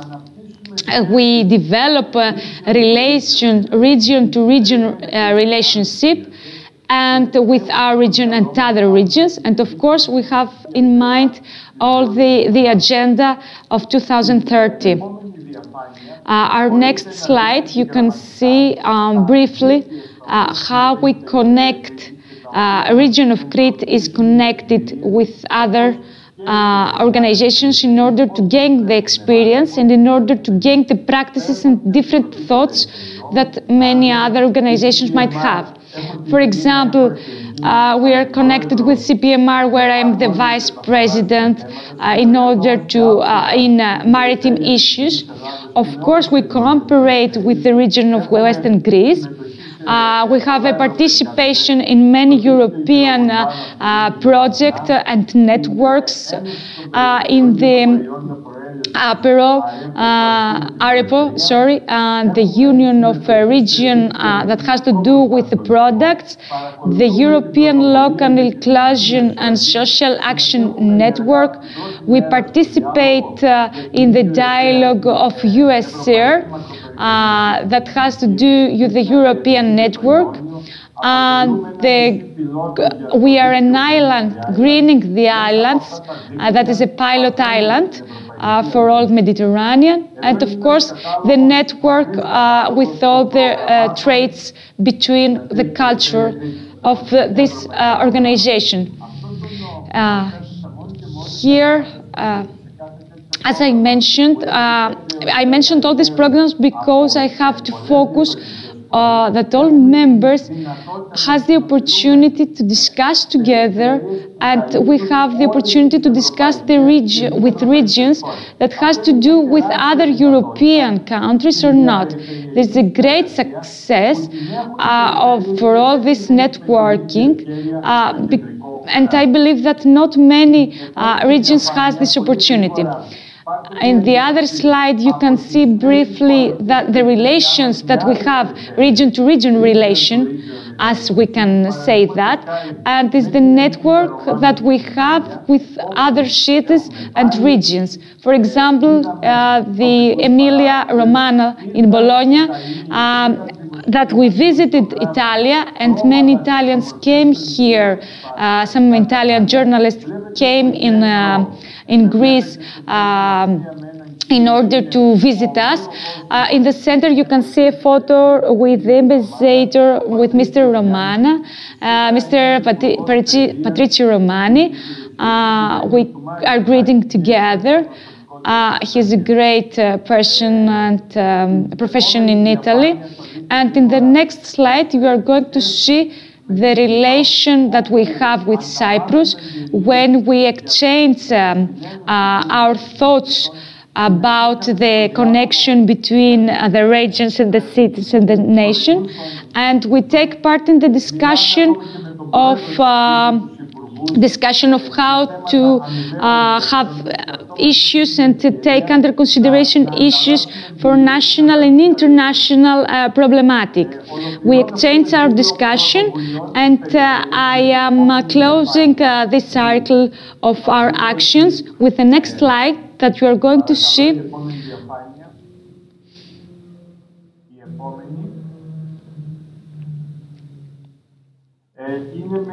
You are going to see a meeting that we had with regions in China. China is not part of the Mediterranean area, but is a part that persuades the Mediterranean area. So that's why we take some action in order to meet some people from the regions in China, in order to meet and visit them and discuss with them. In the next slide, you are going to see our neighboring in Mediterranean area. This is our neighbor, and it's a small neighbor, but at the same time it has a lot of problems, a lot of obstacles and opportunities that we as a region have to face. These obstacles are common to many other countries, and we have to discuss with a lot of other regions in order to solve some of them. As a region of Crete, we are the most appropriate level in order to take practices and actions and find new strategies in order to discuss about a development in democracy. There is a practice that we want to take part in order to have a Mediterranean that has a great importance throughout the countries that are neighboring it, and even more in countries all over the world. So that was the diplomacy there is really important. And of course, we have to develop a Mediterranean thought and for new generation through a dialogue that has to do with culture and religion. And of course, we have a common understanding in order to relate all the ways of communication or mobilization or cooperation and, of course, development. But let's talk about other things except from that problematic. And my last thoughts, that I present them here in the last slide, and I would like to speak about the great idea. And this great idea is that we are not alone in whatever level we think about it. Let's think about the people in cafeteria we saw in the first slide. These people believe that they are alone, but at the same time they know that they are not alone. That is what I'm thinking. The reality is not our small neighboring, but of course the great European frame that we have to think about. So this European neighborhood policy that has to do with all South and North countries in Mediterranean have to focus on this cooperation. So the new agenda of European country of these South nations, countries of the Mediterranean, has to do with that. So the Union of the Mediterranean is known as UFM and wants the cooperation with many other countries, not only from Europe, but all over the world, as for example, the Morocco or Andalusia. So we have a common treat for all countries in Mediterranean for the market. That is that was a great opportunity for the Mediterranean countries. Of course, this treaty has to do with energy and environment at the same time. And of course, a few days ago, we have another treatment about the Mediterranean and the blue economy. 25 years ago, we had the treaty in Barcelona, and that is take action till today. Another level that we have to think about is the new plan of financial and investment development in Mediterranean. And of course, this is persuading, this has a founding persuasion all over the countries in Mediterranean. Of course, the United Nations has 17 goals of development. The European Green Deal is a great achievement too. And I will give you an example. We are talking about a Europe of 2020 that has all members cooperating and coordinating at the same time. But is it this balance? Is it possible? Because we have to take under consideration the balance between neighboring and all the countries can be connected in this goal. We can observe the West Med, but the USR, the region strategy for the Union can help this cooperation because the members were 8, they're going to 9, and now they're going to be 10. That is really important. I'm closing with the maritime geopolitical plan and, of course, the renewable energy sources that we have in maritime. And here we have a common result, how we can use the Mediterranean at the same time, because we have to follow a peaceful cooperation and coexistence with other countries in Mediterranean. That is the great challenge that we have to face, but we have to think about the image and the great image that we have for the Mediterranean. And this is the image that Crete, the region of Crete, wants to show you. Thank you so much. Thank you, Mr. Zaimis. Thanks, Mr. Alexakis. He mentions that he has the gladness to meet him not in Greece but abroad in Brussels, in Italy, and in many other meetings that they have us in the frames of CPMR. And we have a cooperation in really great important issues, and we are continue this cooperation because I believe Mr. Alexakis has a great experience in issues and regional issues and how to solve them, and he shows us how the region can give a solution in how to tie relations between regions and public organizations together. I would like to add that all these programs, all the programs that he mentioned about the region of Greece, its observation, its planning, and its development demands a great management, a great observation, not only politically, and it's really important role that the regions have, and so they need a great reinforcement in order to follow them. The position papers, the political affairs that we have in CPMR, has a great importance because there is the vital discussion in European Council and of course in European Commission at the same time, because we have to make them more according to its part, its member, its country.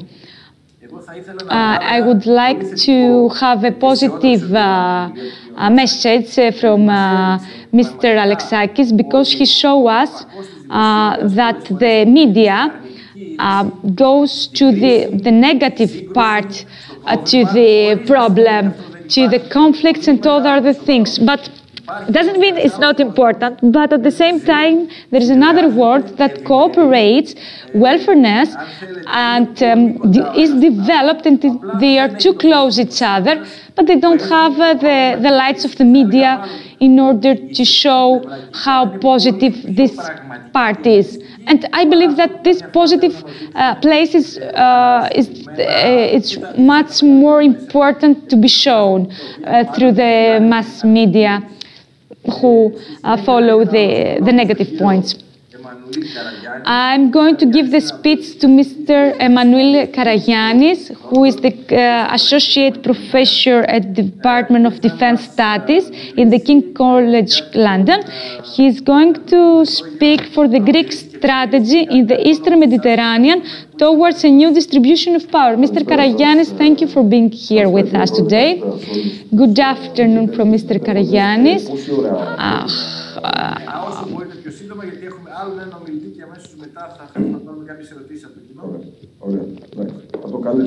Mr. Karagiannis is going to speak for 10 minutes. He would like to speak about the Greek strategy in Eastern Mediterranean, how it is developed and where we are today. It would be really useful to remember that Greece was present in Eastern Mediterranean in 1950 when the united conflict for Cyprus started. There was a period of time that had a lot of problems. The decades of 1560, the politics in Greece were under pressure generally. There was a period of time that the problem of Cyprus was a problem for every other countries. Of course, there were many other issues about the relations and cooperation between countries, but the Cyprus problem was the first interest of diplomacy for many years. So here the Greece was there where the diplomacy started and where meetings were started to take part.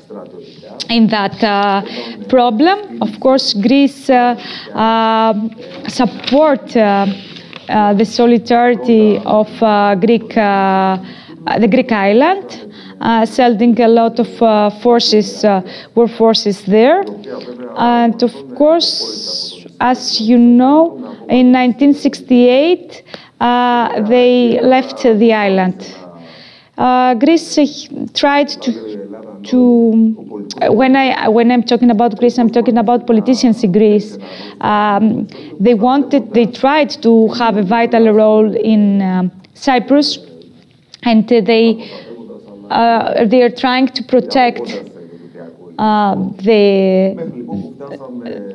the Cyprus and people there, until we came to 1964, where firstly the organization of the conflict in President Makarios, and then it is useful to say and mention that, as we already know,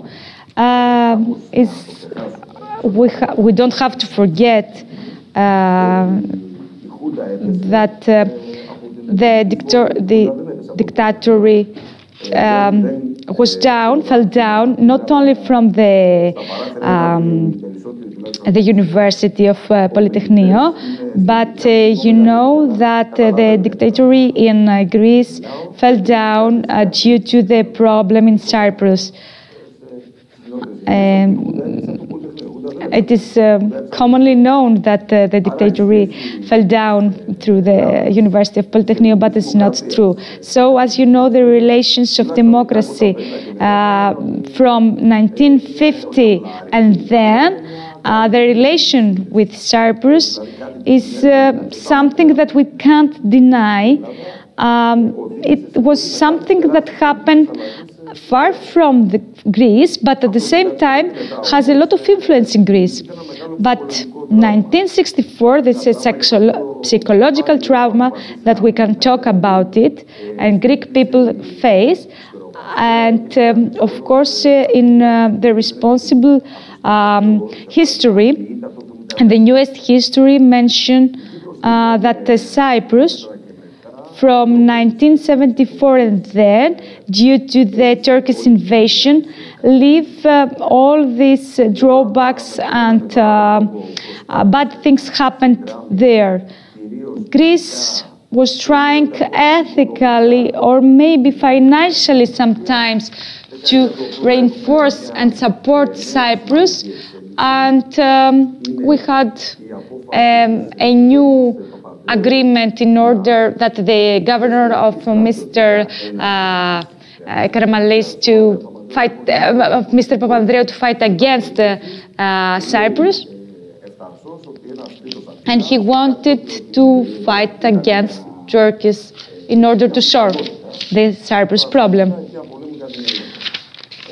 So, in that position that Greek took, the Greek government took against the Cyprus democracy, that was against the laws, that it wasn't coordinated with what the law functions.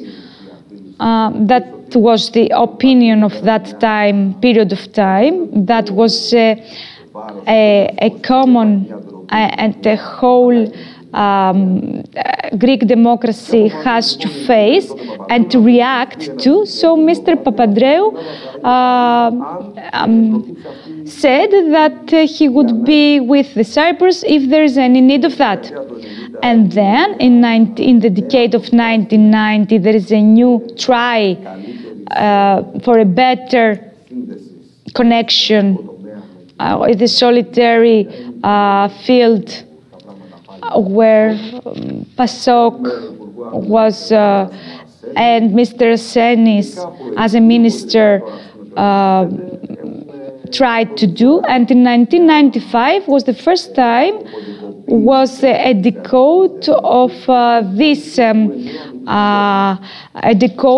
solidary support, And as we all remember, this history some years ago, in 1999, the governors of Mr. Simitis decided not to go to Cyprus, but to go to Crete.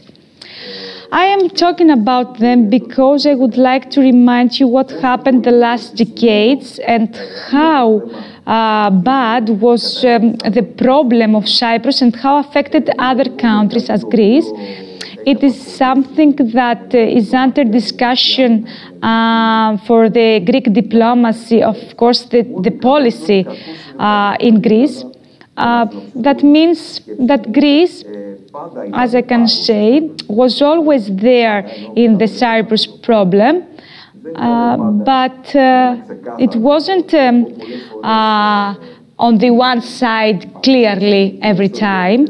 It was present there, but there was a great disagreement, or maybe has an impact in internal policies and problems that Greece faces all these years.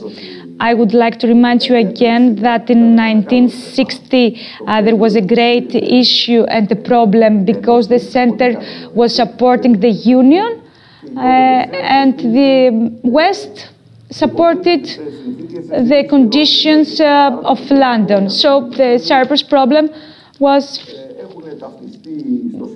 identicalized with the conditions of Greek people with problems, with conflicts, with disagreements and whatever. So we're coming to the 21st century, and what is changing here? The first 20th century, we have a comeback of a great disagreement and the problem of Turkey and Greek people. And the logical here in this strategy is that we are going to have a cooperation if we have Turkey in the European Union. There is a strategy who has some aims, clear aims, but at the same time it is a strategy that has a lot of bad problematics and issues that are not clearly mentioned. So the next government of Karamarli decided not to take any action of this diplomacy, and that's why there is a great gap with the external policy that Greece has. That period of time, there was a political decision in order to avoid and get away of this diplomacy and whatever has to do with the problem in Cyprus. So it is an opinion that for some people believe that was a bit in the external policy, because they believe that there wasn't a strategy. The strategy doesn't appear in that cases, so we get along and back from the old Mediterranean area. And we didn't have any connection with the Mediterranean countries. So everything is changing. And in 2010, when we have the incident with the Turkish forces that has to do with the Turkey.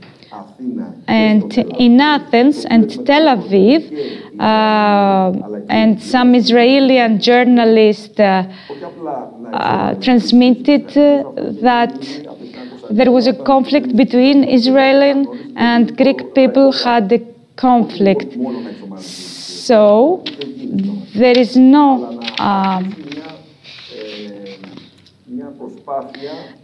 so now starts a try in order to have a relation much better in many fields, and of course in energy field and financial fields at the same time.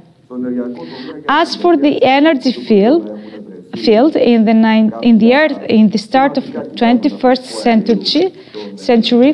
There is a great change because in the maritime Israel place they found new sources of energy, as you already know. So energy is a great field that connects the relation between Mr. Papandreou connect with Israel, and of course the forces, the soldier forces that we have to Israel. So why the Greek ministry and government continues on taking this relation as for the forces, the soldier forces? Why Greece don't try a development in solitary connection with another country, as for example Italy? We don't know why this happened. We don't know why we choose Israel, or maybe Israel choose us. We believe that some people believe that Israel choose us because Israel was afraid of Turkey. And we believe that Israel and we have a connection and relation many years ago. As we remember, the governor of Mr. Lukas Papadimos, and after that Mr. Samaras or Mr. Mitsotakis were all coincidence to the same thing as for the Israel and as the Mediterranean area. There is a continuing that we have to mention here.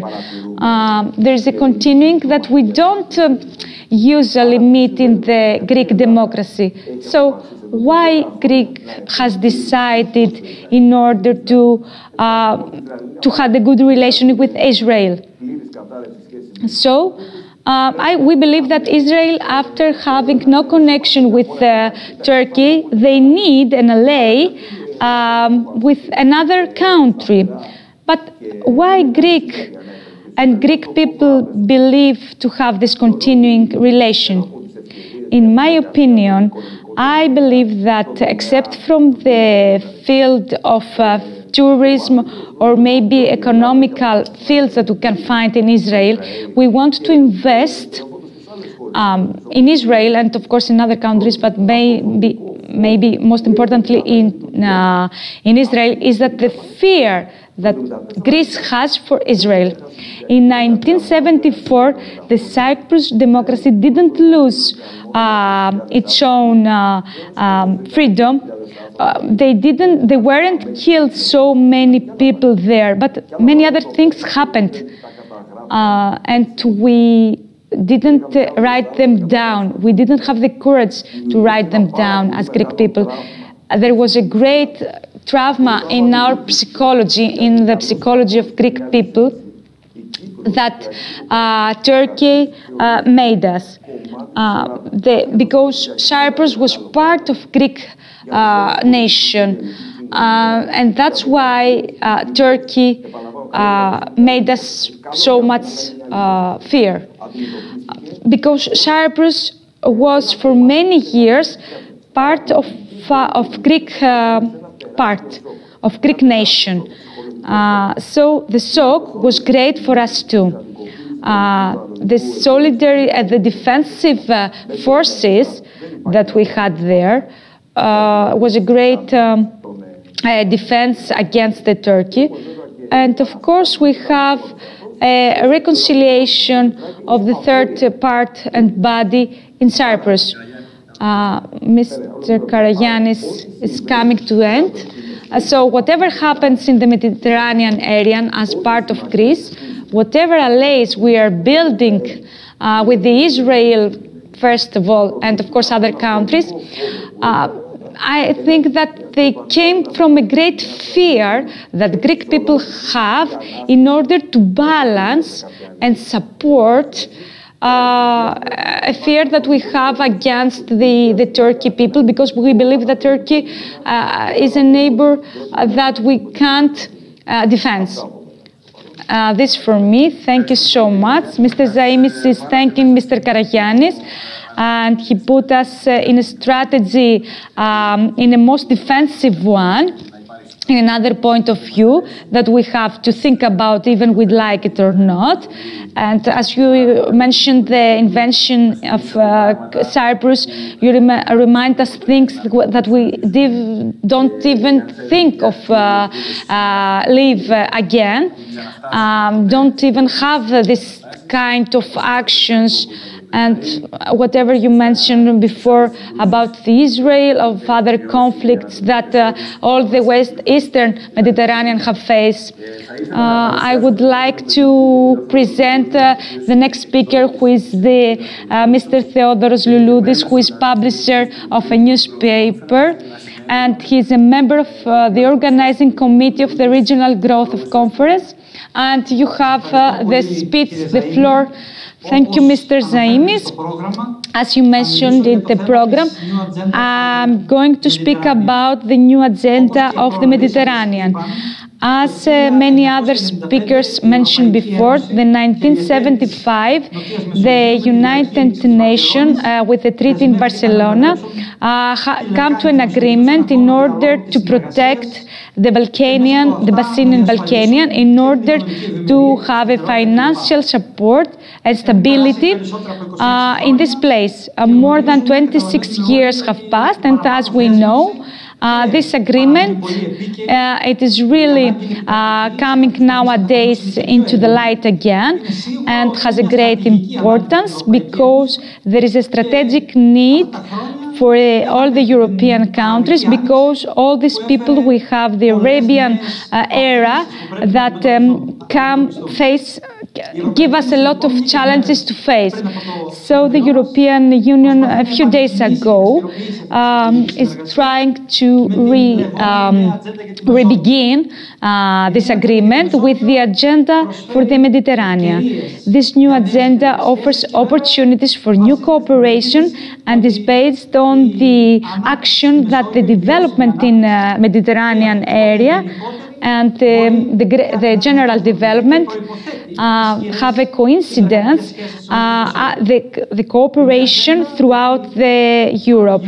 The new agenda has strategies, new strategies for all the European people, as for example, the green development, and was to relate the agenda of 2030 with the agreement in Paris, and generally whatever has to do the development and initiations that would take place there. Of course, the European Union set some common values for the financial agenda, has to do with fields about the governments, and of course the sustainability of the environmental issues. They're really difficult, but at the same time important fields and pylons that we have to think in order to achieve the aims that they have set. And of course, they need a great challenge. They are a great challenge for all of us. And of course, my opinion is that there's a great effort that we have to do in order to achieve all of them. Briefly, I would like to mention 3-4 bases and parts of this new agenda. The European Union has designed a financial and investing plan for neighboring and all the countries in Europe, because it wants to help all the financial of all these countries. The second part is that we have to do something in order to face with the green transportation and the protection of the environment, in order to reinforce this drive. Of course, the European agenda is talking about a new new issues about a government that has to do with the migration and immigration, as some speakers already mentioned. And nowadays we are talking about new cooperation with European members separately, that they are giving and analyze great opportunities that many countries have, and of course the issues that many countries face due to migration and all these problems that they are creating. Of course, and the last part of this agenda has to do with the general cooperation and connection that all members has to show. And of course, there are some countries that are not members of the European, but they have to cooperate at the same time. So it is true that we have to work on that part, on that orientation. Some of them are really ambitious, but I think that we have to work hard. Till then, which is the role of the European or the Greek region in this trial in order to plan again and to develop the wellness in Europe? My opinion is that the regional parts and the regionals in Greece can and have to be those who would have the vital role in this trial. They have to be the first part because they can have faster results. Why? Because they are taking actions immediately. They are focusing on the problem right away and straight away. They don't have to have the experience, the great experience. And of course, because they are faster in order to understand and live in the problems, in the common problems. They have the same challenges, they can face them. I have to remind you that this regional development is reinforced by the Mediterranean parts and members. And of course, Greece has a great role in the Mediterranean area because we separate and we divide some parts in many fields with many other countries. Especially in the Ionian, as where I live, there are a lot of cooperations, coordinations in fields that has to do with the transportation, because the sea is demanding there. And of course, we have a lot of needs to common actions, to take common actions.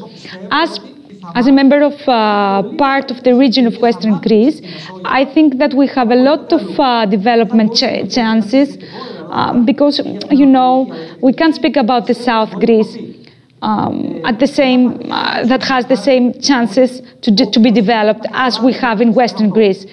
You can understand the reasons why, and it is obvious that we have to have a discussion for the Mediterranean area and how we can achieve the aims of the agenda has set. On my part, we're going to have a part in this discussion and cooperation, and that's why we're going to make a conference that we are going to have in 3, 4, and 5 of June this year, where we are going to discuss about the European Mediterranean coordination and cooperation. Of course, I'm going to cooperate with the region of Western Greece, Mr. Zaimis and Mr.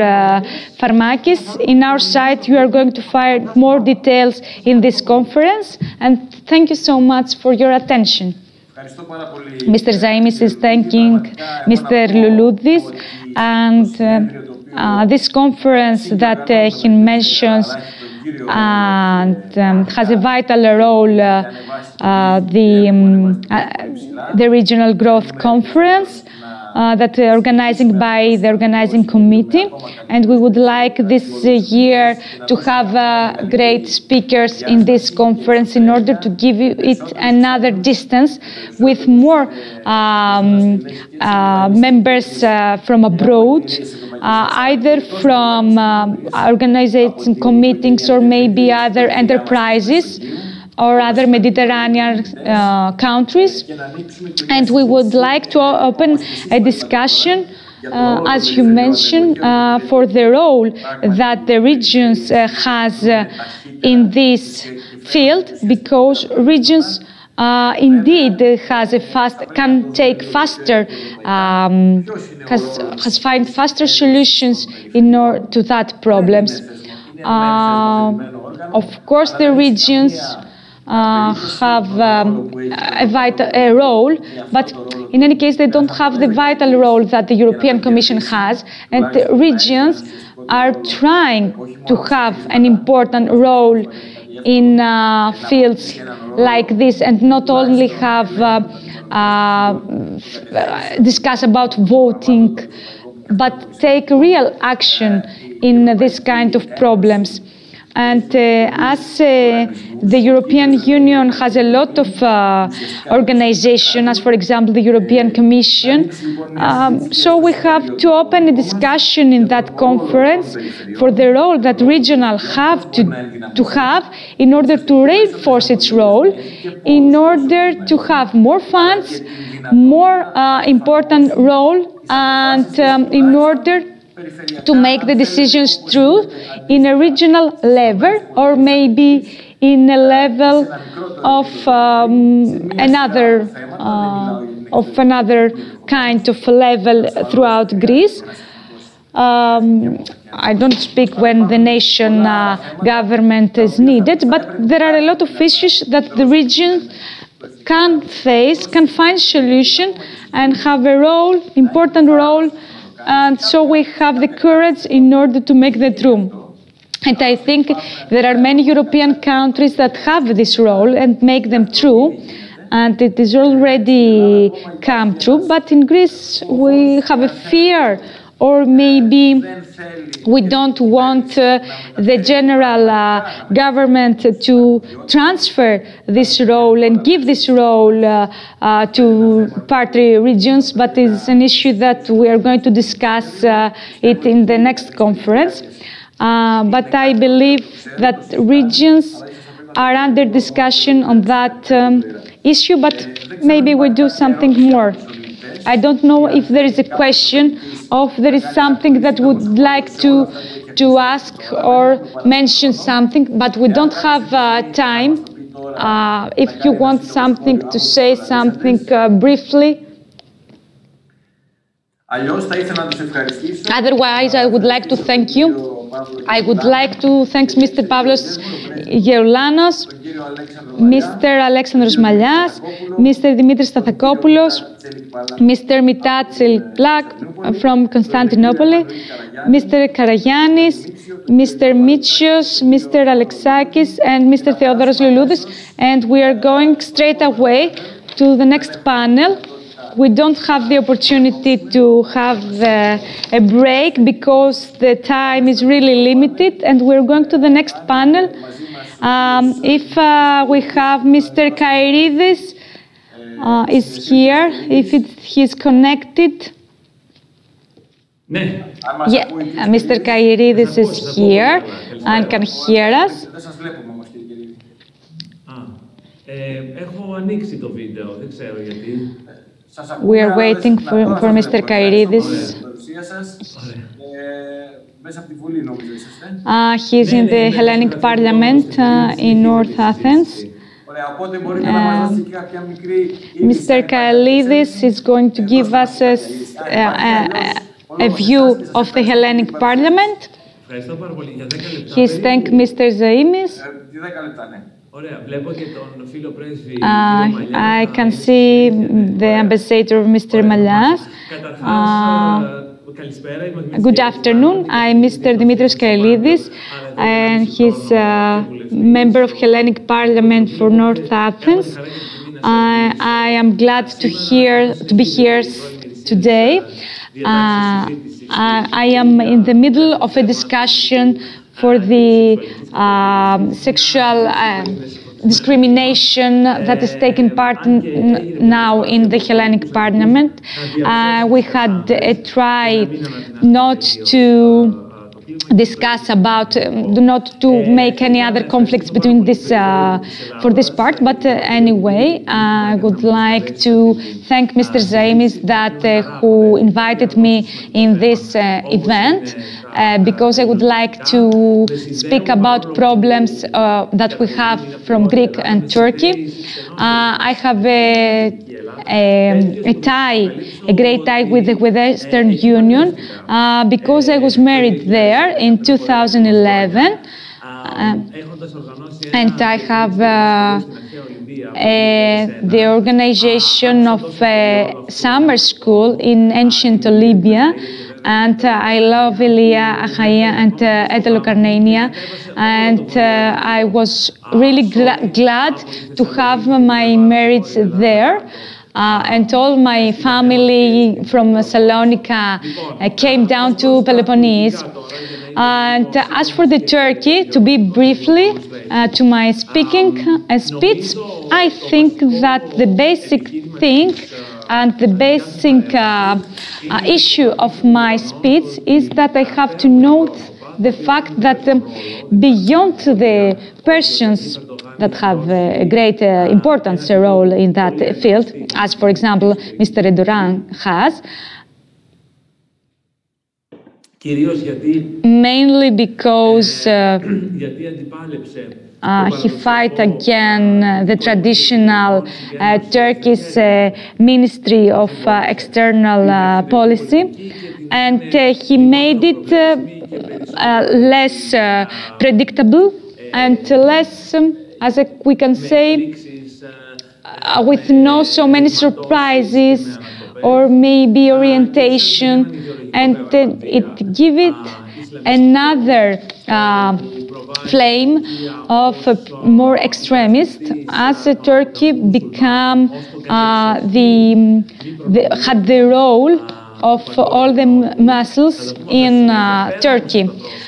Beyond from all these people that come and go at the same time, it is really important to mention the domestic characteristic that Turkey is the field that it is a field that make all the Mediterranean area to be in danger, and that's what has to do with us immediately. And far from Mr. Erdogan, or maybe it has a great continuing after him in many years, there are some characteristics that we have to think about, and think about Turkey, which is a community that it is cultural, and there are a lot of people there, and its population is 98 million of people. That means it is a community with a lot of people with cultural background.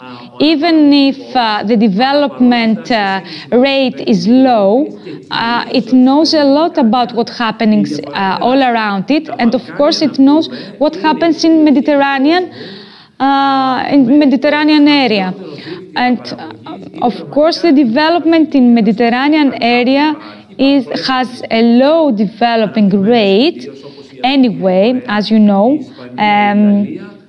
in the contrary of some other countries, as for example the Chinese, or maybe Japan, or France, Spain. It has the worst demographic profile, has the burglary today, that has to do with 6.8% rate of people. They have the low development profile, and of course the great migration that faces these countries.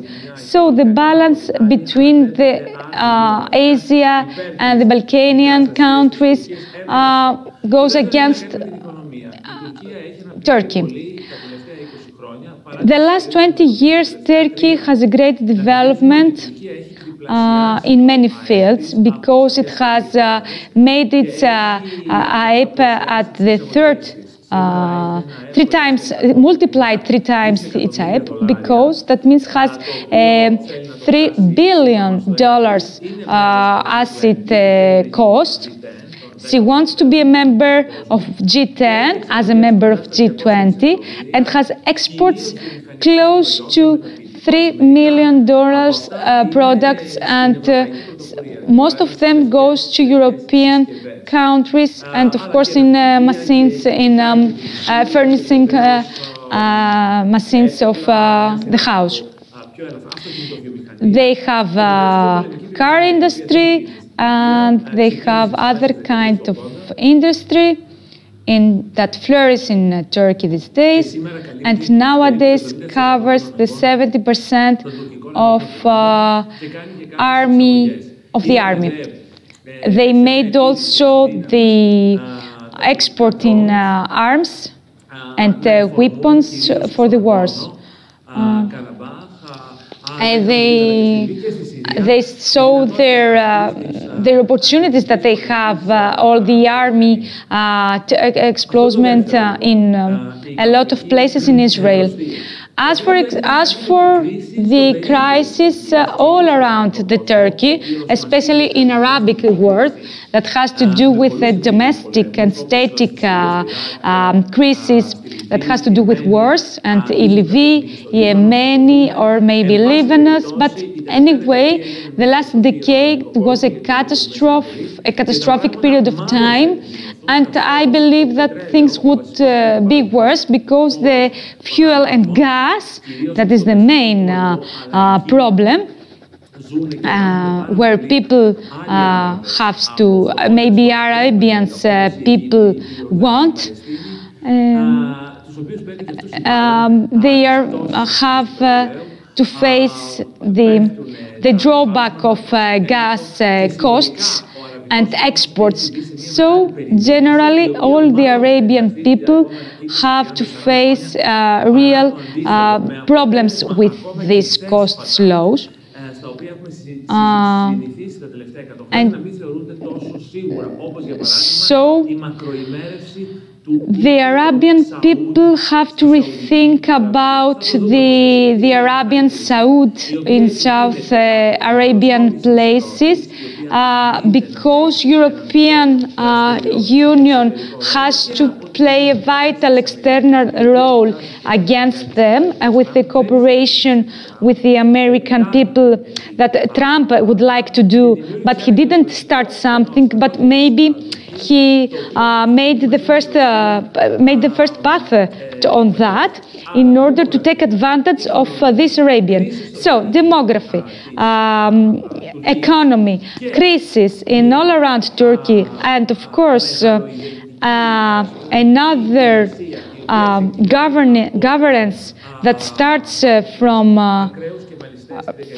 Kevalist from 1907, maybe in 2000 Erdogan was faced a drawback.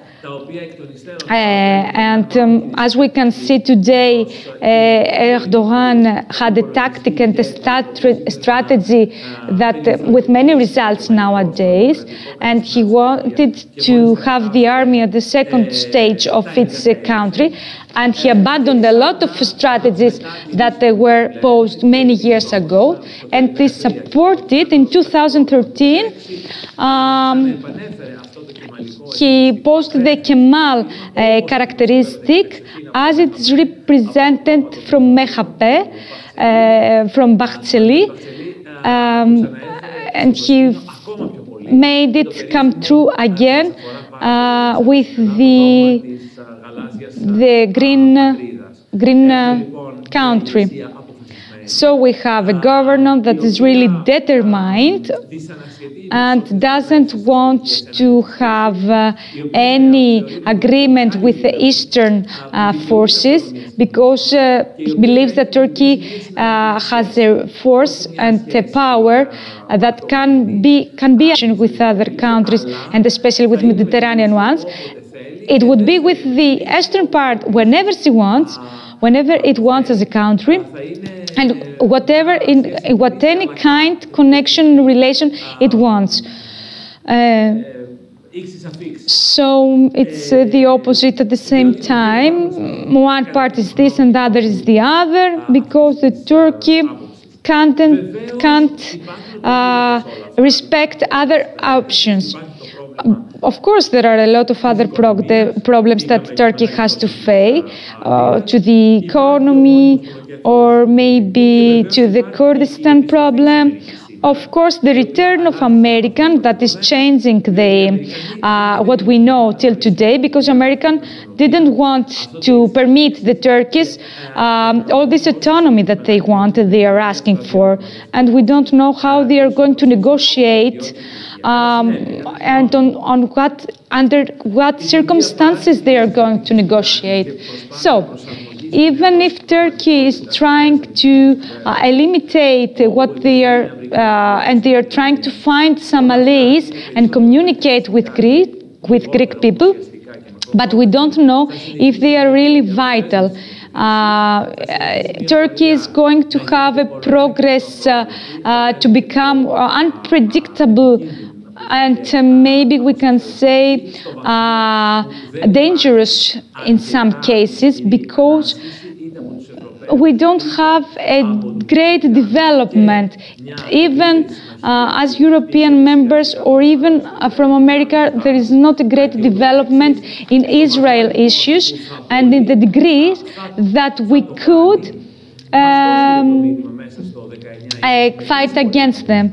And Turkey, so was its provisions was about to fight against us, as we can see 3 times till today. And that's the general image that we have. In Libya, in Syria, and in Karabakh, we have 3 messages that we have to take under consideration. And of course, the relation with Russia and all these actions that took place in Iran, and the businesses that Iran has, as you can see, the Halkbank, the bank that faced a conflict against Erdogan.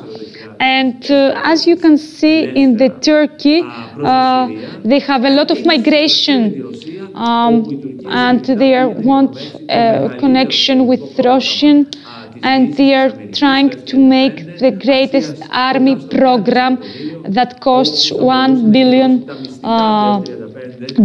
And he didn't give the secrets of F-35 to Russian. That would be really vital and immoral to give it to them. So we need to be fast, and to be in a continuous discussion and estimation of the situation all the time, as in all fields we have to have the correct basis and the correct action. We have to do most in the field of discrimination and fight against what they fight against the human rights.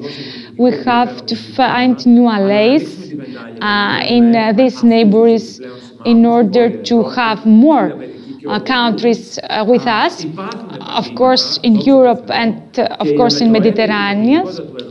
And I think that the challenges that Erdogan provokes, there are so many that the diplomacy is against him, and many governors can understand how important and how dangerous he is. And many of them didn't know about him last years. I'm really positive on what we're going to do in order to avoid the danger, on what we're going to do with the Turkey, as we did in the Turkey many years ago, in 1974 or 92. We didn't we didn't have the right policy in order to fight against him, and we made a lot of mistakes. So that's why we now have to be ready in order not to exacerbate all the discussion. Don't be challenged, don't take the challenges from Erdogan, but just to stay focused and really in fast on what we want to do.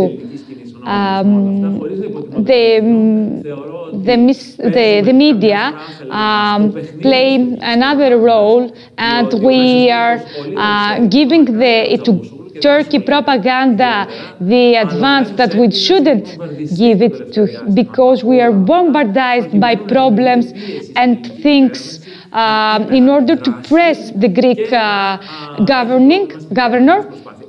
And Turkey is using this media. But finally, in 2020, we succeed in many fields in order to face Turkey and to maintain to our positions without conflicts, war conflicts, I mean, even if we have a lot of differences to Turkey democracy.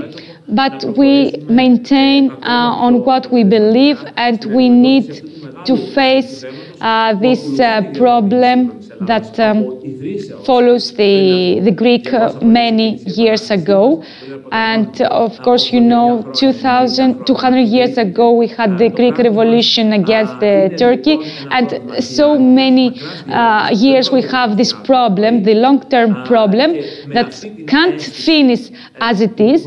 And with that sense of the time, we can rethink and maintain in order to face it. That was what I want to say. Thank you for the time. Mr. Zaimis thank Mr. Karaidis. He's probably a journalist because he's all the time the channels. We believe that it is a great opportunity, a great for him to be in the political party. To have Mr. Kailidis in his political party, because he knows a lot about the international issues and the conditions that some countries are following the last years. And as for the time, I would like to mention that if we don't take under consideration the time that the government has in order to face some problem, we have a decade. In the last decade, we are in a better position than in many years ago.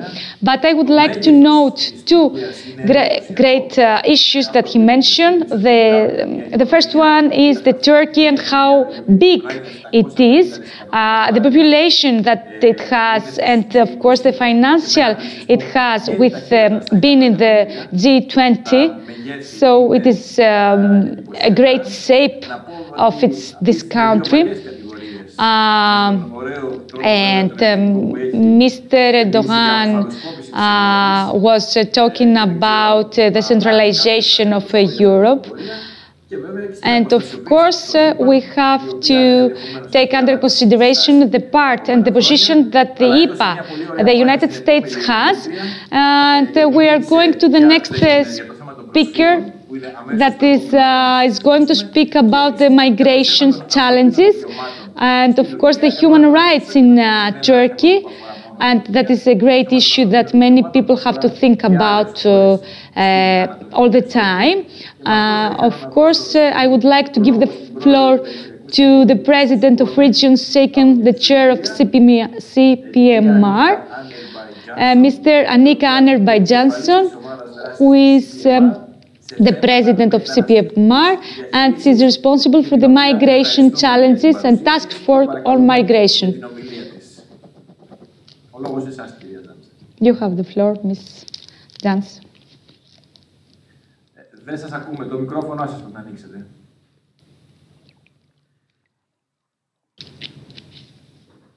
Δεν ακούγεται η κυρία Τζάνσον.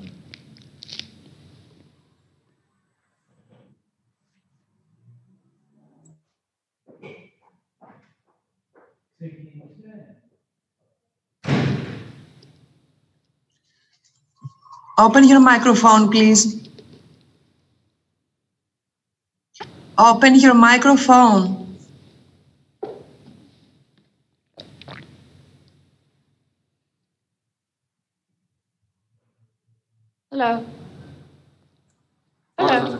Yes, we can hear you now. We can hear you now. Hear me. Sorry, it went back. I did unmute it, but it went back. So you didn't hear that I was thanking you, Mr. Simis, for inviting me here. And you are also engaged in the CPMR as Vice President of the Inter-Mediterranean Commission. So you know our organization well. I want to connect to what my friend Georgios Alexakis talked about in the previous session, and that is the role of regions. I myself come from a country far from here, Sweden, where I'm the president of my region. And since I know that this is a topic that you will enter into later, I would just like to tell you that region, Sweden is with very strong tradition of regions and strong regions. So, but today I'm here as a representative of the CPMR and its task force for migration management, which I have the honor of being chairing since it was set up in 2015, right after the tragically renowned events in Lampedusa. The CPMR began working on migration in the wake of the refugee crisis, when many of our frontline members on the EU's external borders in the Mediterranean were facing a situation where they had to provide emergency reception for people arriving on their shores with very few own resources. At the request of numerous of the CPMR regions and of our Inter-Mediterranean Commission, we therefore set up a specific task force to work on the topic of migration management.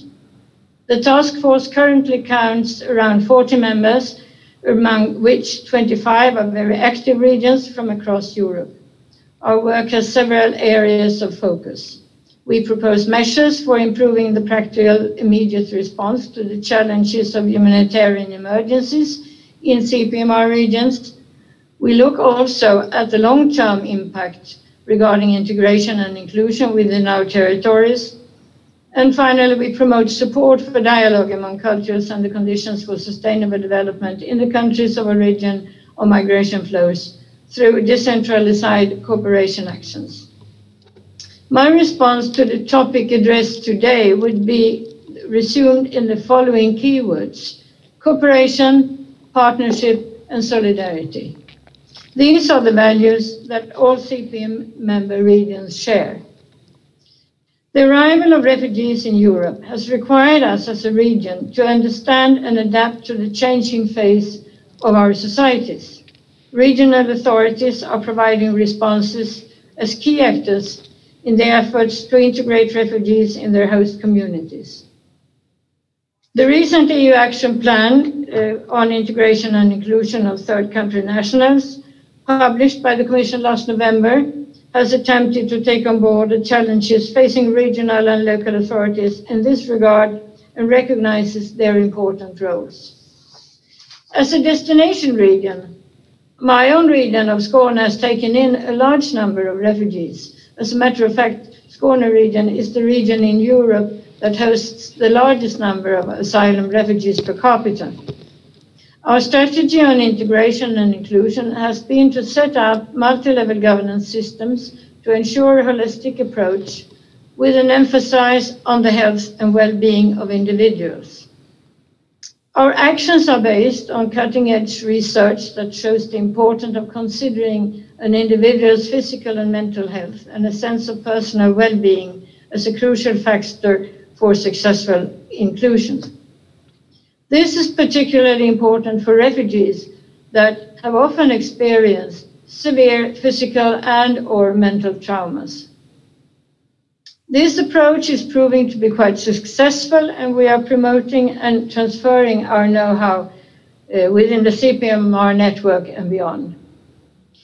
Here I would like to emphasize the importance of cooperation. Within our task force, we are sharing experiences and collaborating on projects to foster the integration and inclusion of refugees. Region Skåne in particular is currently participating with 5 other CPMR regions, CPMR member regions in an AMIF project led by CPMR called REGIN. regions for migrants and refugee integration, to develop indicators and tools to improve regional policymaking and performance on integration. This work has the potential to be mainstreamed and replicated all over the EU and beyond, in third countries and in particular in the EU neighborhood area. As well as the interregional cooperation on migration being led within the CPMR network, our member regions are also developing decentralized cooperation activities with peer regions and other local or territorial stakeholders in countries of origin and transit outside Europe. And this brings me to my point on the importance of partnership. According to the OECD, 65% of the 169 targets underlying the 17 Sustainable Development Goals will not be reached without proper engagement of and coordination with regional and local governments. Regional governments are very often involved in peer-to-peer learning to reinforce subnational capacities in areas such as health and education, economic development and governance, as well as migration management. Many European regions have also undertaken the global challenge of promoting sustainable development, peace and human rights, as well as to foster better understanding of the causes of underdevelopment, poverty and conflicts. We believe, therefore, that regions are important contributors to international diplomacy, since they can be instrumental in building sustainable and effective partnerships based on mutual trust and a win-win strategy. Moreover, building trust is perhaps easier at regional and local level, which is closer to citizens and gives visibility to concrete, sustainable projects that have an impact on people's everyday lives. Finally, the CPMR has been highlighting the message of for necessary solidarity to alleviate pressure on frontline states and regions since the humanitarian crisis, when unprecedented numbers of refugees arrived on Europe's shores. We are all now aware that the current EU asylum system is broken. It is itself generating a source of conflict and tension, where frontline states and regions are left bearing the burden and unable to cope, and ultimately creating a situation that is causing undue suffering among migrant persons that are blocked at the point of entry, and putting pressure also on residential populations.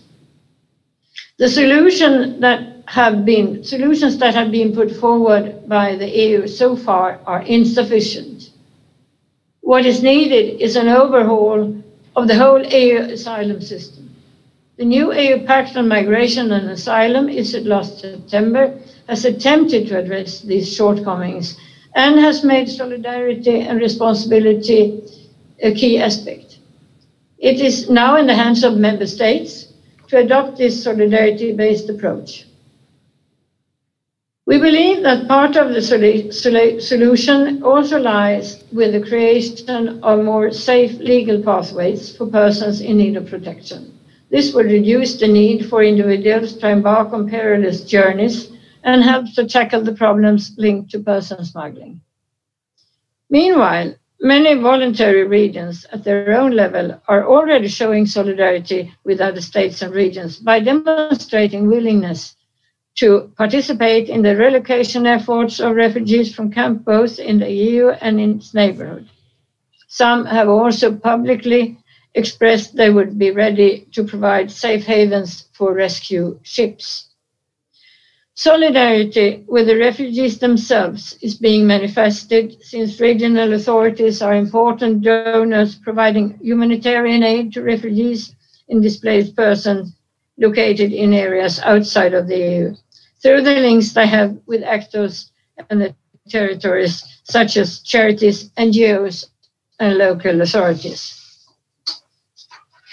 Our CPMR task force continues to convey these messages that are set out in 2 issue papers, and our latest position on the EU Pact on Migration and Asylum, which addresses the external and internal dimensions of migration policy from a regional perspective. We also have produced an interactive mapping that highlights the role and competencies of regions on the topic of migration management. Further, I would like again to emphasize the crucial importance, therefore, of multi-level governance, where regions should be acknowledged as a part of the puzzle in providing solutions to global challenges. Therefore, I must add a fourth keyword, that is regions matter. I would like to conclude by quoting Commissioner Ylva Johansson, responsible for the integration and migration issues in the EU. Quote, integration happens in every village, city and region where migrants live, work, study and take part in activities. Local and regional authorities deliver essential services in healthcare, housing and education. They organize sport and cultural activities where newcomers meet people and make friends. So regions matter when we talk about migration, as well as when forming cooperation modes for in developing democracy. So for those who would like to know more about CPMR work, I invite you to take a look at the CPMR and the Region project websites, where you can find all relevant documents and the mapping, or to free, of course, to contact the CPMR Secretariat. Thank you for your attention, and thank you again for giving me the opportunity to talk here at this event. Thank you. Mr. Johnson, dear Annika, thank you so much for your time and for your representing not only your region, but especially CPMR. And we really, I have to say that the region of Western Greece has signed these policy papers for the refugees after we have studied carefully, and we've signed those papers, and we look forward to see how the state members will pursue those policies, especially on the solidarity issue. And I really take your word that the European Commission has been insufficient answer right now, and we hope to change it, because Greece really suffers, and especially the east side and the islands of the Aegean, and specifically some of them really take all the burden of this refugee wave, and it creates a very big problem. We respect totally the human rights of all the refugees, but we have to follow and we have to make some more serious action. And my idea would be, and with this I will give the speech to the next speaker, is to try to focus the problem on the source and not in the sea. On the source, meaning where they come from, and try to develop the areas where they come from, so they wouldn't have the need so much to leave and try to find a better life somewhere else. Thank you very much again. And I would like to introduce now Mr. Suleiman Ozeren, who is a professor in the George Mason University, and he will speak about the relations of our countries.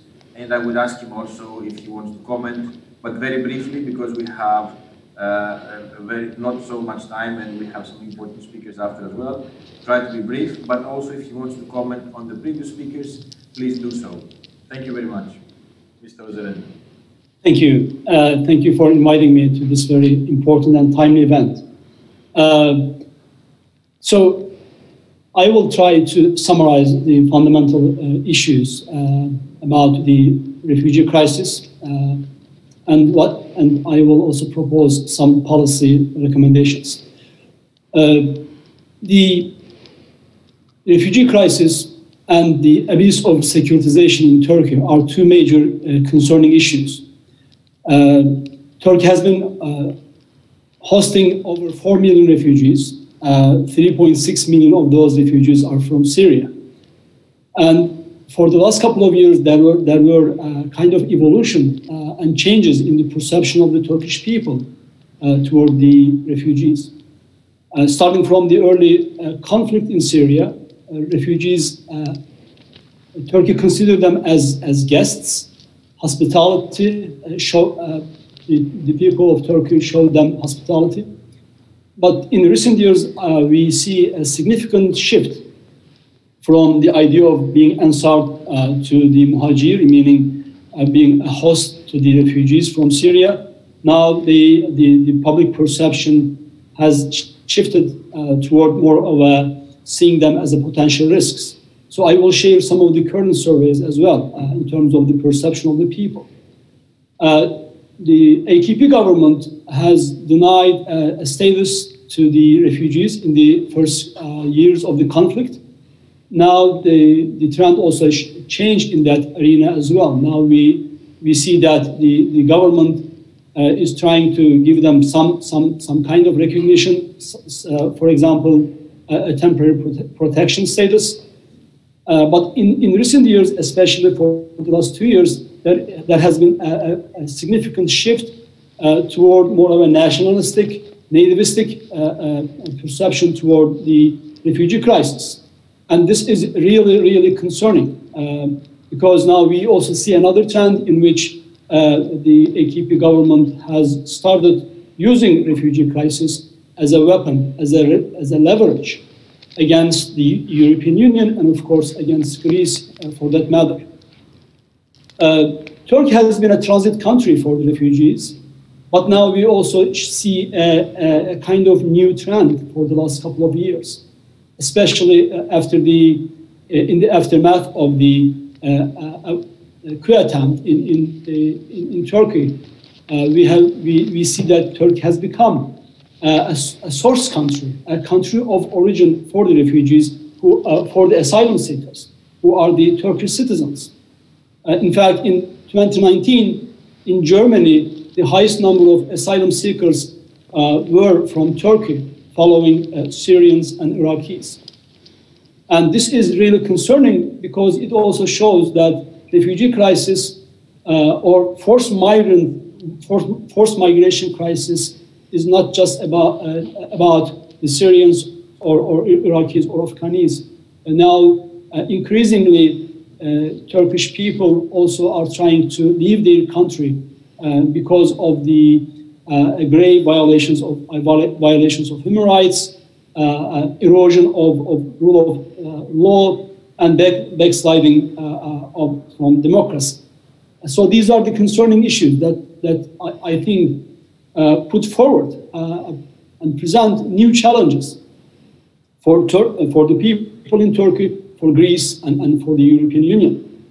So what has been going on and what are the other dynamics or drivers of this crisis? Of course, the Syrian conflict. And the AKP government, while AKP government saw the crisis in Syria as an opportunity in the first years of the conflict, now we all realize that was not actually the reality. Now the reality on the ground is that Turkey has been in collusion with almost every party in the conflict, whether state actors or non-state actors, including Russia, Iran, Assad regime, the United States, the Kurds, all of which are directly related to and relevant to today's discussion in this panel. Because the kind of idea that this conflict is going to continue and the Syrians are going to stay in Turkey for the coming maybe decades in the future pushed the AKP government to take other extreme measures, and one of which is weaponizing and leveraging refugees against the European Union to make certain concessions. So now there's an ongoing blame game. On the one hand, the AKP government is blaming the European Union of failing to pay the money that was promised. And on the other hand, the European Union authorities and officials are blaming the AKP government for blackmailing. And indeed, in between, the refugees have become a sort of a tool, a leverage against the European Union on the side of the AKP. That's a really concerning issue. So the securitization of the refugee crisis is not just about the Syrians. Securitization of any opposition figure, predominantly the members of the Gülenist movement, the Kurdish political party officials and the Kurds and other opposition figures have been securitized by the AKP officials and the media under their control, which is really concerning because all of these factors act as a push factor. And people are trying to flee from this condition. And the nativist, the nationalist narrative against the Syrian refugees also created a new wave of negative perception toward the Syrians and the refugees in general. According to one recent survey in Turkey, over 60% of the people think that Turkey done its best to host the Syrians, and now there's really a negative perception. In fact, one of the most recent surveys in January of this year reveals a very concerning trend in Turkey. According to the survey, which is about the security concerns of the Turkish people, and according to this survey, the top concerning issue is refugees settling in Turkey, which is number one issue now about, so people are really concerned. But one of the contributing factors in this is how the AKP government has been portraying the refugee crisis, not necessarily to resolve this issue, but to use it as a leverage against other domestic and international issues. And one of the drivers, of course, behind AKP's move has to do with domestic politics and the loss of local elections, because the metropolitan cities are hosting the largest population of the refugees. And there is a resentment against these Syrians because of the economic hardship, because of social political tensions in Turkey. So these are, in my opinion, these are going to continue as the major issues that are going to push the AKP government and to use the refugee crisis as a leverage and as also a tool to divert the public attention from the real problems to an outside problem, such as the tension between Turkey and Greece, a tension between Turkey and the EU. The second major issue that I would like to emphasize is the securitization problem. The government, the AKP government, has been securitizing certain segments of the society, namely the opposition. In this realm, the members of the Gülen movement, the Kurds and the Kurdish politicians and pro-Kurdish political parties have been the major focus. But now there's a new trend, and any opposition figure or individuals could be target of this securitization, which also, again, act as push factor for forced migration of the Turkish citizens. Securitization of any opposition, and we saw that in Bogazici University protests. So my biggest concern is the political Islamization of the political realm in Turkey, nationalism, nationalistic sentiments, both of which are very critical and concerning issues. And the human rights issues, again, which is relevant to securitization. Now, according to almost every human rights NGOs, such as Freedom House, such as Human Rights Watch, Amnesty International, the political and civil rights in Turkey have deteriorated so severely under the current regime. And unfortunately, according to, for example, Freedom House, Turkey is no longer a free country and scored the lowest among the NATO members, which is really concerning issue. In terms of the trends, I think we might see an exodus of the Turkish citizens from Turkey seeking refuge in the European countries, which is a natural reaction to what has been going on in Turkey. But the interesting thing is those who seek asylum in European countries are according to one research that we are working on, over 80% of those people are college graduates looking for a better life, looking for freedom in other countries. So what could be done to respond to these two trends? You know, Turkey being a transit country for refugees, and Turkey being a source country, a country of origin for the new asylum seekers. This is a very tough question to answer, and there's no easy answer to this question. But contrary to some belief, I truly believe that one of the very important areas that we need to focus is human rights issues. For some experts, these issues like human rights violations, issues with rule of law are secondary to realpolitik. I believe the opposite. In my opinion, as far as Turkey is concerned, human rights, rule of law, democracy are real politics.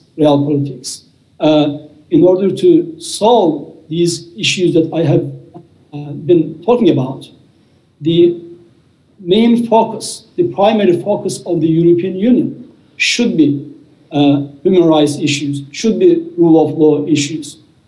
So to give any incentive to the AKP government to support any policies of the AKP government in the future, I think one of the conditions should be an improvement, a real tangible improvement in the area of human rights and the rule of law. And I'm not talking about window dressing. I'm not talking about policies that are presented, you know, as improvement. For example, you know, opening a courtroom at the airports.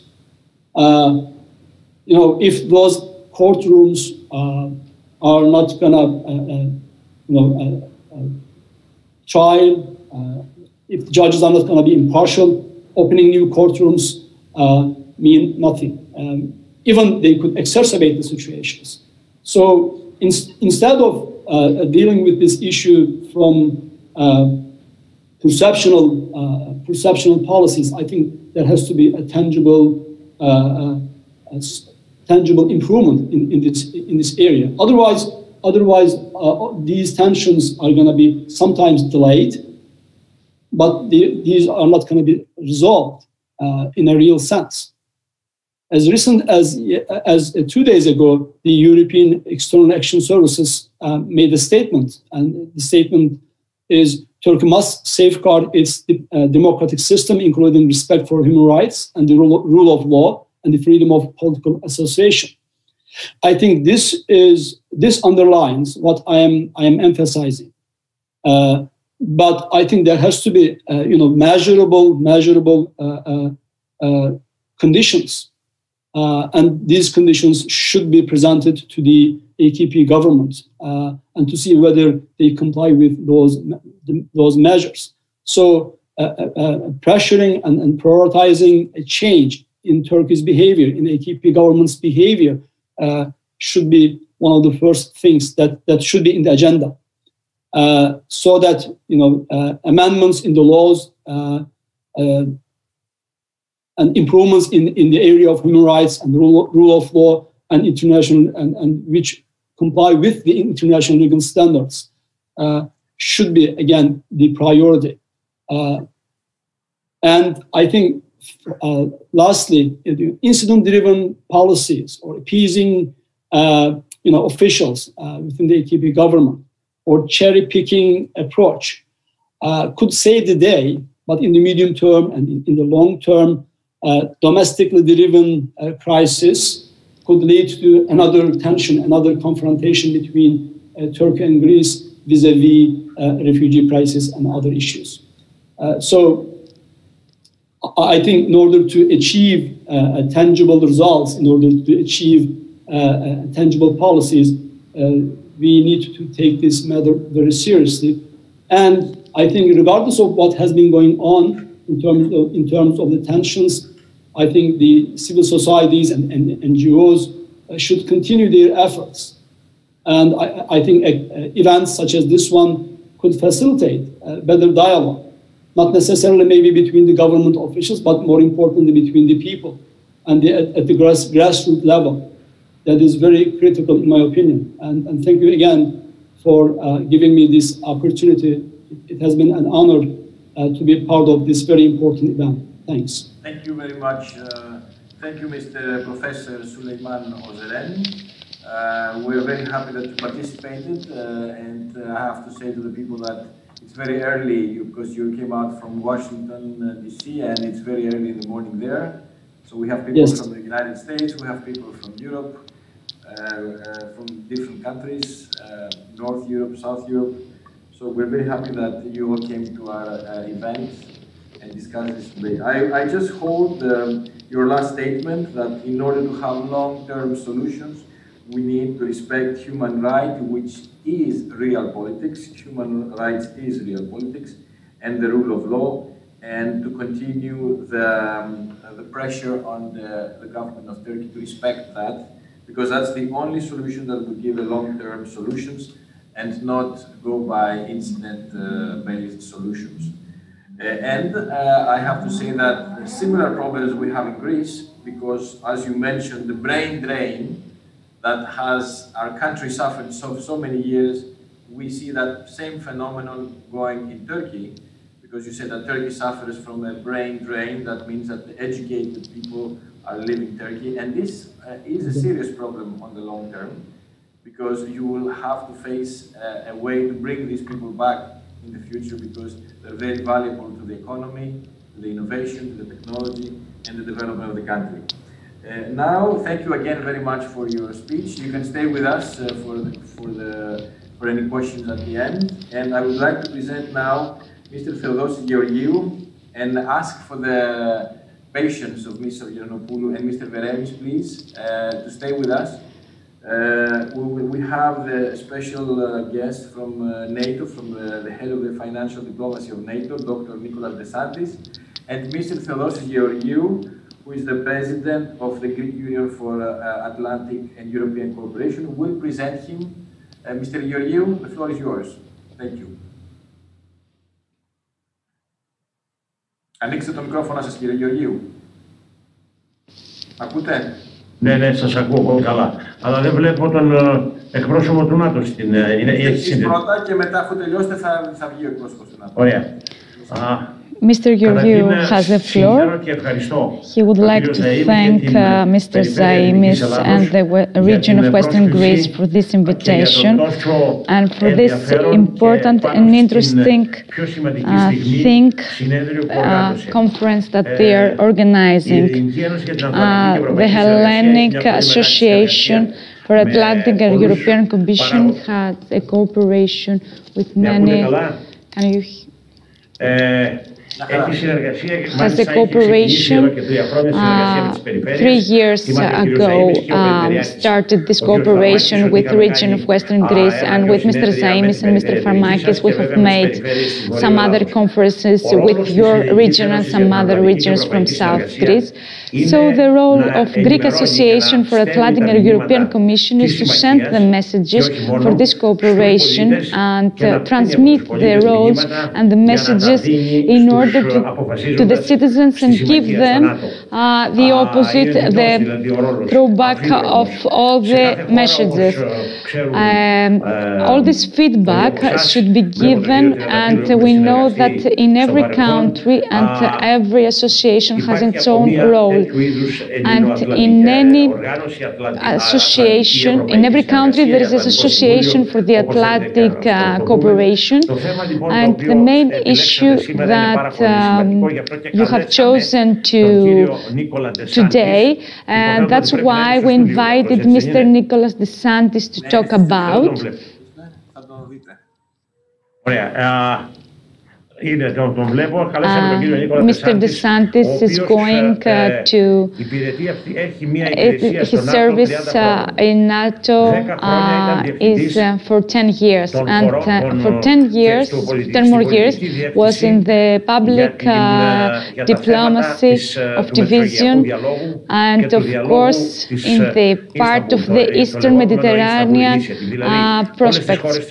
So all the Mediterranean countries and all the countries of this basin was his prosperity. So he's the main person and the most adequate person in order to speak for the role of the NATO in the international Mediterranean countries. And he's Italian, and so that means he knows a lot about the Mediterranean issues, and he has been counsel in 7 general issues, and main of its part of its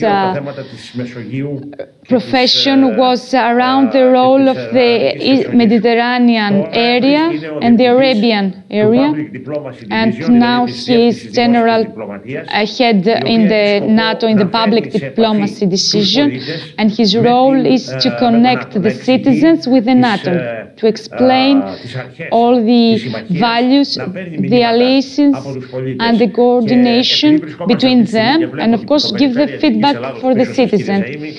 And last year, as you remember, Mr. Zaimis, there was the region of Macedonia and the region of Eastern Macedonia, and we had a discussion, and we have talked about organizing a new conference about the assurance and the cooperation and the role of the regions all around the Greece. And of course, the role in this assurance and security is really important of the regions, and this time it's high time to think about the dangers that we are facing, and NATO is discussing about this, is the climate change, and it's something the regions have to take under consideration immediately, and of course it is important, it is vital for the NATO and for the regions at the same time. It is one of the issues that the NATO will discuss in the next decade, and it is one of the opportunities that we are going to examine with NATO into 2030 and more. I won't say more. I would like to welcome Mr. DeSantis. He's going to speak. Thank you very much. Thank you very much, Mr. Georgiou, for the introduction. I want to thank you and the Greek Association for Euro-Atlantic Cooperation for all the work that you've undertaken for many years in the promotion of the policies, the goals of the alliance, and especially trying to provide a better understanding of them. I also would like to thank the region of Western Greece for this invitation and for the opportunity that you give me to speak at this very interesting conference, which discusses humanitarian crisis, refugees, and maritime boundaries. I was asked to speak about NATO's cooperation with the countries in the Mediterranean and in the broader Middle East. And when we look, and I listened carefully to those who spoke before me, when we look at I would say, this is not one region, but when we look at the different interconnected regions, the Mediterranean, North Africa, the Middle East, the broader Middle East, and I would say even with the interconnection that the Mediterranean has with the Balkans, there's different ways to look at this region. One is that the region that goes, I would say, from North Africa to the Gulf, it's the Arab Gulf. It's an area which is condemned to a perennial, endless cycle of crisis, conflicts, poverties. Another one is and therefore this is, I would say, a vision of pessimism.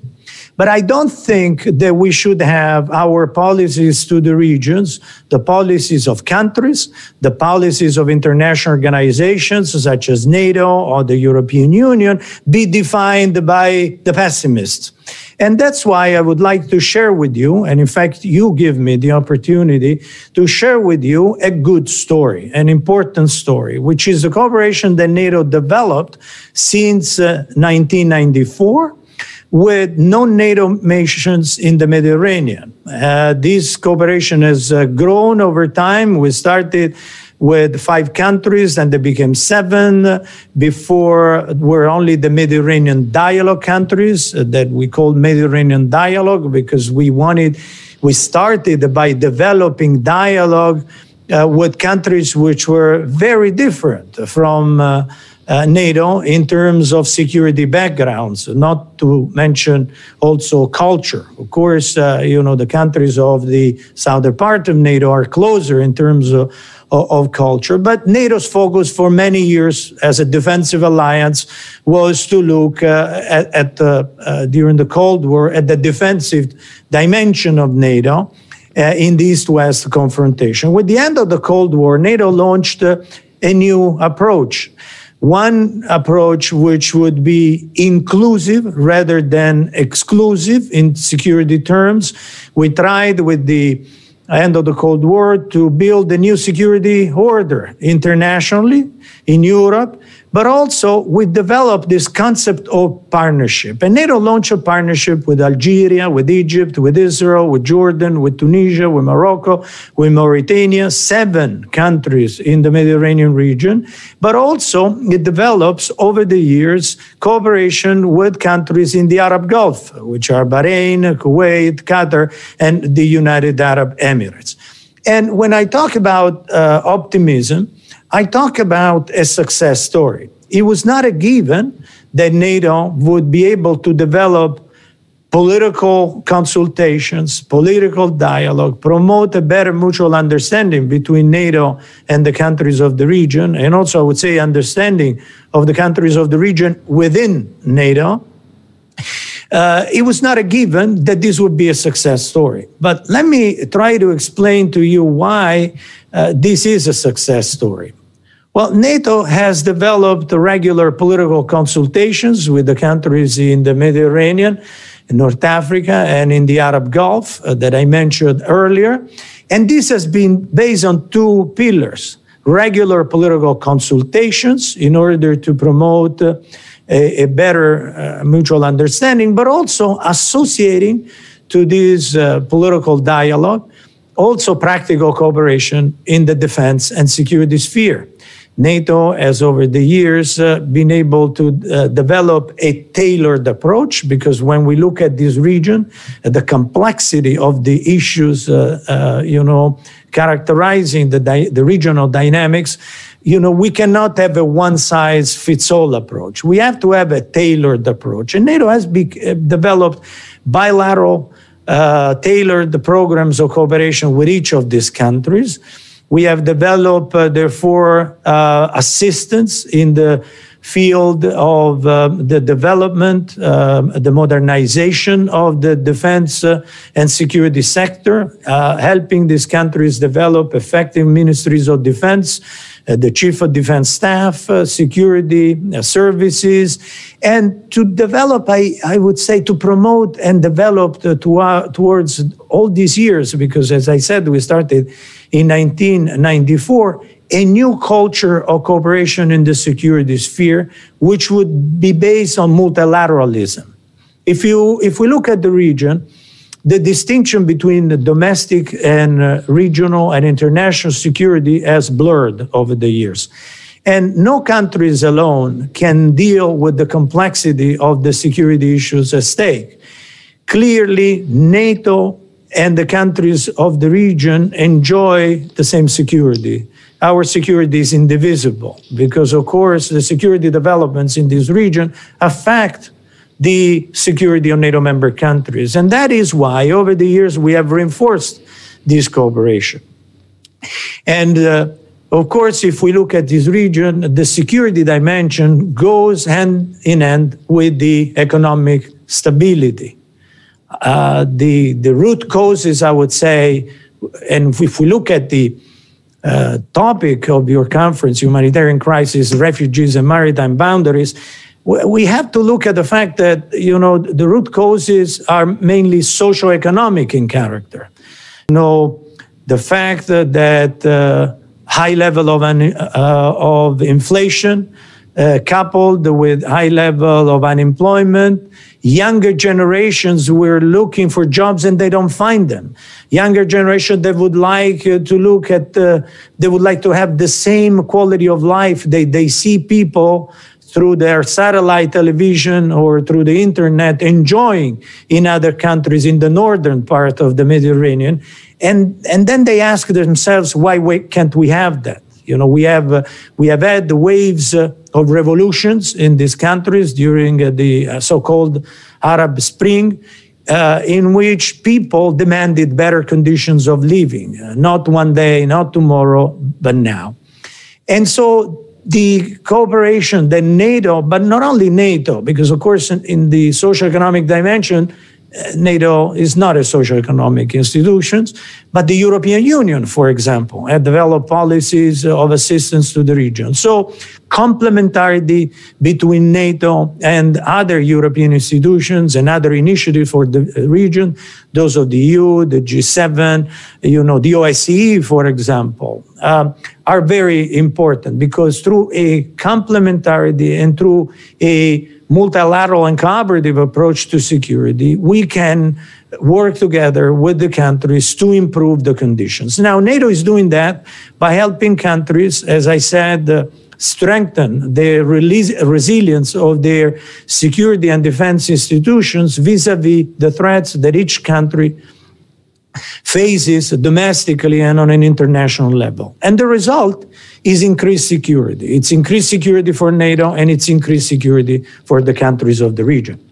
But also I would like to stress the fact that over the years, the countries of the Mediterranean and the Middle East, which through the Mediterranean Dialogue and the Istanbul Cooperation Initiative have developed these tailored partnerships with NATO, these countries have moved to be, I would say, security users through the cooperation and assistance provided to NATO to become real security providers. They have contributed to the crisis management of those crises that under UN mandate NATO has managed over the years in Bosnia and Kosovo, be it in Afghanistan and even in Libya, where 4 countries of the region work together with NATO under UN mandate, to Operation Unified Protector. And even today, these countries contribute to international operations because they have understood that there cannot be security in a world which is interconnected if we do not play our part, not only in the prevention of conflicts, but also in managing when they occur. And one important character, in fact, of our partnership over the years is that political dialogue that sometimes don't understand.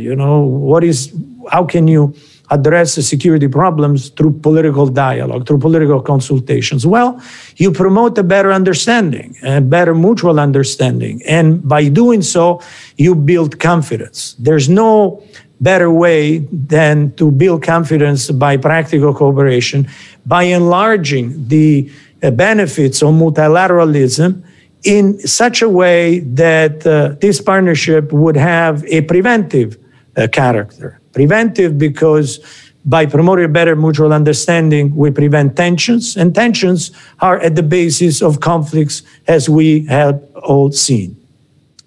So I think that as we look at NATO 2030, the idea that this region is an important source of engagement is something that we have to look at much more. We have to enhance the cooperation with the countries of the region, and we have to do so in the mutual interest of NATO and our partners in the region.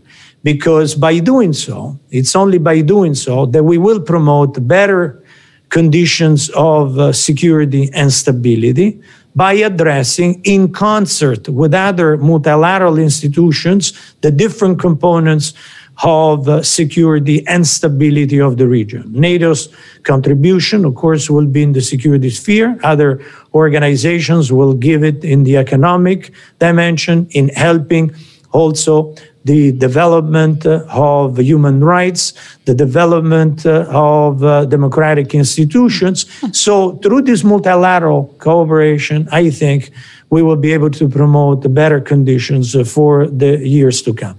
So there are all the reasons to look at this region, regardless of the crisis, regardless of the difficulties and the problems, through an approach which has to be an optimistic approach. So let me stop here. Let me introduce also this dimension to your conference. And I would now be ready to and available to take any question you may have for me. Thank you.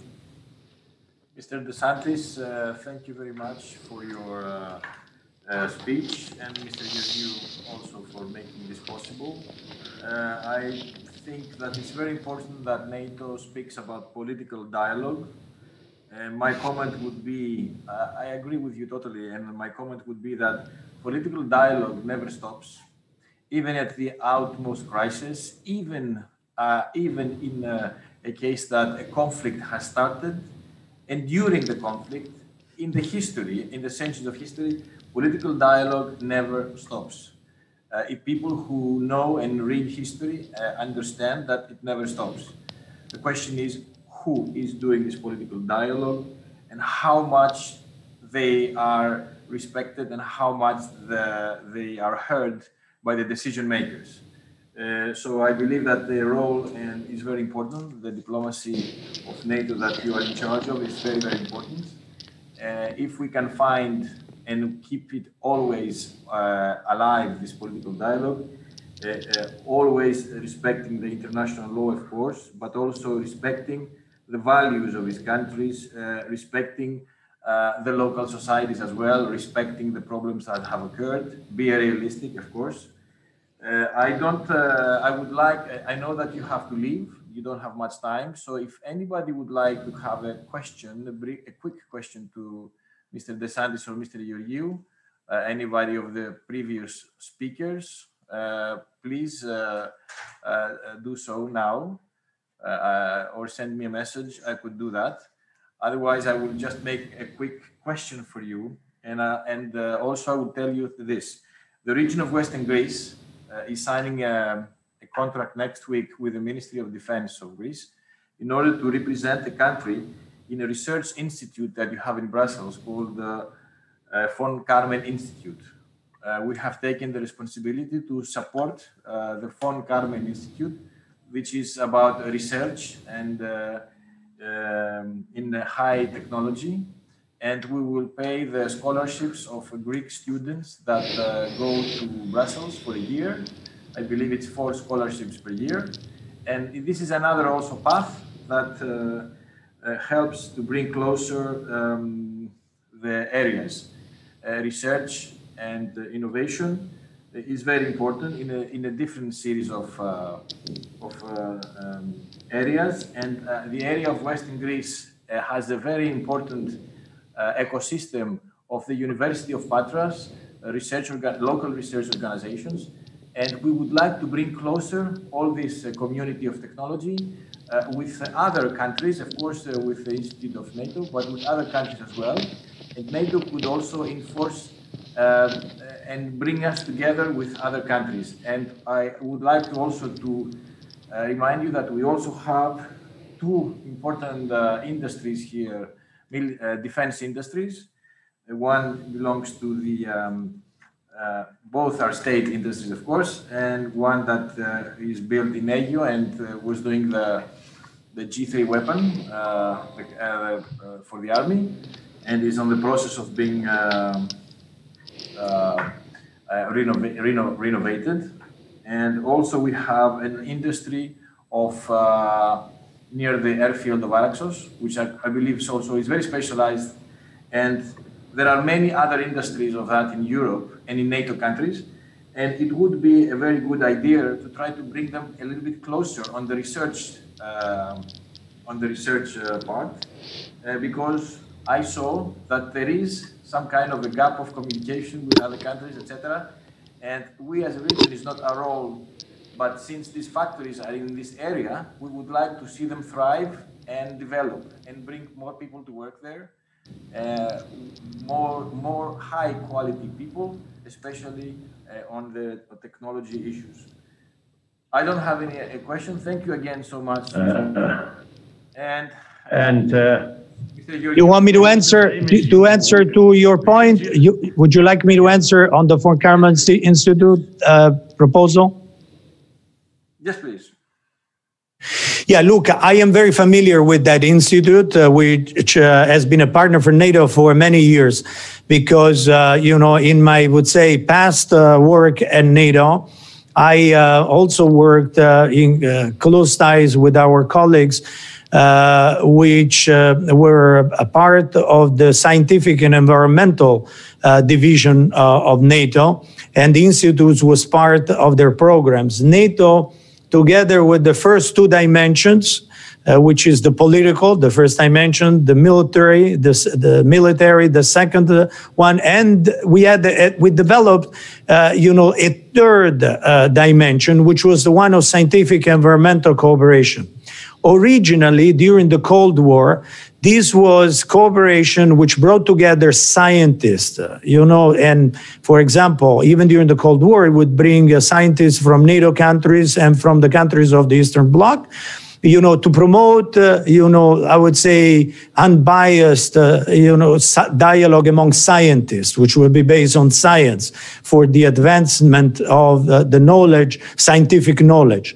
Over the years, NATO also used the third dimension to close the gap between the most advanced and less advanced countries in terms of cooperation. And the Institute was very much part of that network. With the end of the Cold War, the scientific and environmental dimension of NATO was further enhanced by enlarging this cooperation with partner countries in the East, and with the partners also in the non-NATO nations in the Mediterranean. So with Arab countries and with Israel as well. Over the years, of course, the majority of our partners in the East have become members of NATO, and this cooperation now continues through our emerging security challenges division, which has absorbed the scientific and environmental cooperation. So you can take advantage of this cooperation. We just have to look at the ways in doing.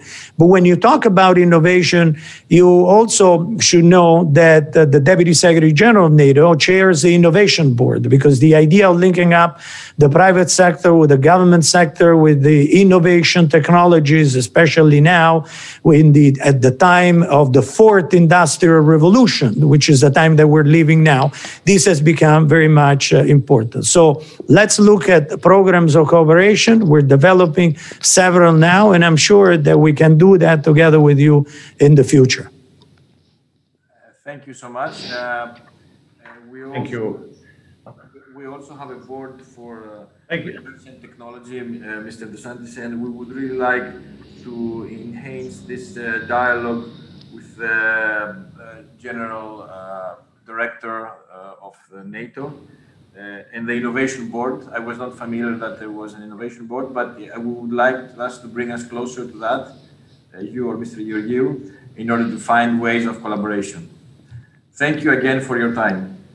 Thank you. I'd like to thank Mr. Zaimis, the region, and of course, Dr. DeSantis, and I'd like to remind all of you that the region has 3 military airports, very important airports in the region. The Andravida Airport, the Araxos Airport, and the Action Airport. That is very important for the region.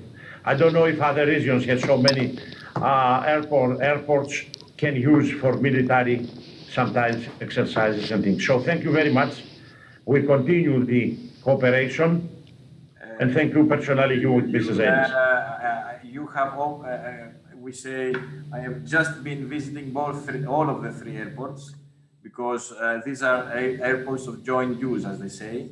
Andravida is 100% military, but the other two airports are joint use airports. That means military and political. And I've been working with airports for many years. And I know that we have to work together to solve possible problems. And NATO is very important. We have a fourth airport that you didn't mention, which is not open right now. It's the Agrinio. In Agrinio, we have a very large NATO standards airport, which is right now non-operational. So we are trying to find ways to persuade the government, which is open to us, to investment from the private sector. Because if you have a huge facility which is not being used, I don't think this is a very wise thing. And this airport could be part of the development of our area, and there is interest from the private sector for a series of ideas, especially now that we have the coronavirus pandemic. They recently actually contacted me, tried to intervene and to find ways if we could use this airport. And we would be happy if we would that bring more jobs in the area and more private companies operating here. So thank you for that comment. Thank you. Thank you again, Mr. DeSantis and Mr. Georgiou. And I would like to pass the floor. I would like to pass the floor to Ms. Davgerinopoulou, if we have. No, we have Mr. Veremis online. Mr. Veremis is the Vice President of the Board of Directors of Hellenic Foundation for European and Foreign Policy, and he's also a Professor Emeritus in the Department of Political Science and Public Administration in the University of Athens in History and International Relations. He has a lot of give a lot of speeches on the relations between Greece and Turkey. And of course, he's going to speak now for the humanitarian crisis, refugees, and maritime boundaries. You want me to speak in Greek or English? He's going to speak in Greek. First of all, I would like to say that I am talking about the relations between Greece and Turkey and the positive and negative views in Greece and Turkey today. My concern is what we have on relations between the two countries, because last days there is a great concern, because I have the impression, without being assured, that Mr. Erdogan is ready to do an action against other people that would be blame on him on his own, because he's going to miss the next vote, and it is obvious that he made a lot of bad things against Turkey and economical and financial problems, and he's doing creating some problems on his own country. And if he's doing bad action, I mean maybe a conflict, to create a conflict with Castellorizo, and what is concerns our soldiers, he is going to have face the results, and maybe the European Council will make him more strict and in going to put an embargo and what he's exporting to them. But I'm not sure that he's on his own is concerned about what all these results and consequences that he is going to face. And why he's doing that? Because some time before the tank the Rafale, and after a lot of innovation of our air forces, the relations are really difficult. The cost would be a lot, And I don't know even what's worse. If we take the history from the beginning, we can see that in the first decade of the presidency of Mr. Erdogan, he has made a lot having its power. At first he was good because the economy in Turkey was developed, had a great augmentation, and after that, after the president of democracy with his own actions, he didn't do the right thing, and that's why he had a really difficult situation and financial crisis.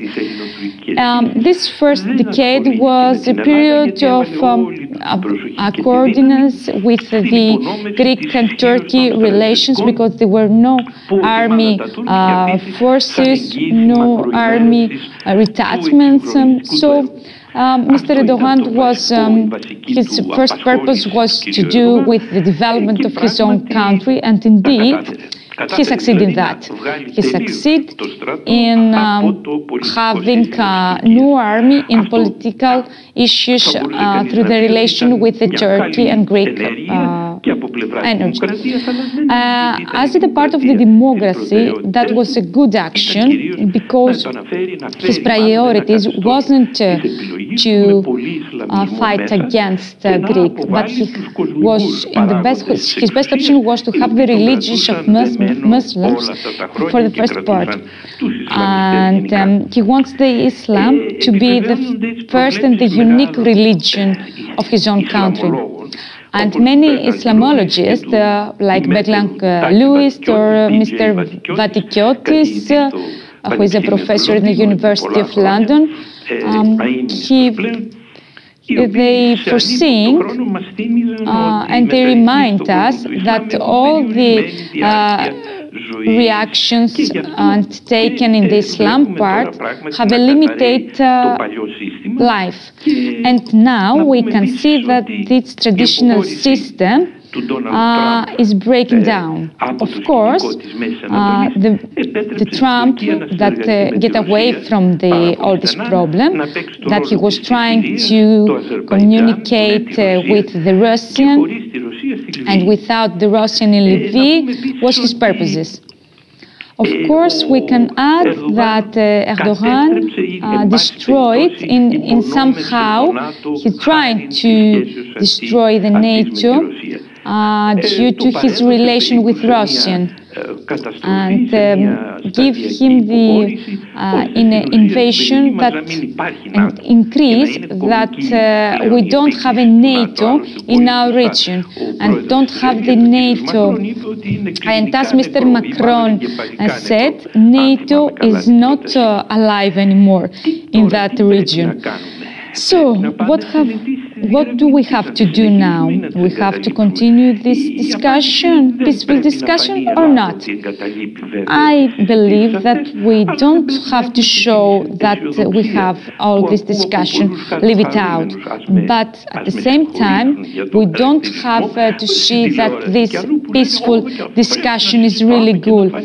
And we don't have to show that we give them the view that we are discussing all the time and saying the same things and all these things.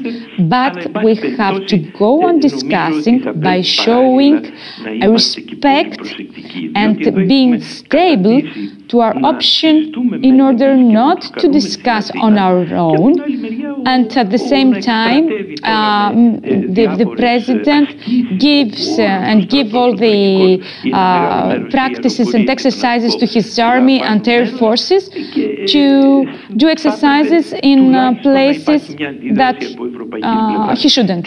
And so Europeans should react. And as a result, what we have to do, we have to inform. And if we have to reform, and Germans don't want to listen because they have all the submarine forces around here, as Mr. Jürgen Habermas mentioned, he's a professor in philosophy and he's recognized in Europe. And he believes that Germans are financial nationalists, because they were some years ago, national army, and nowadays is financial nationalist, because they can solve whatever they have in order to gain some extra money, and that it was reinforced our forces in order to resist against them. Hopefully there is France with us and we can do something with them. What we can do now is something we have never done, and as the minister, Mr. Delias, has also mentioned, he didn't do the action that is real obvious. To send whatever we have as science in order to inform the Americans and the Biden's governor in order to show a severity and a seriously against the Turkey actions.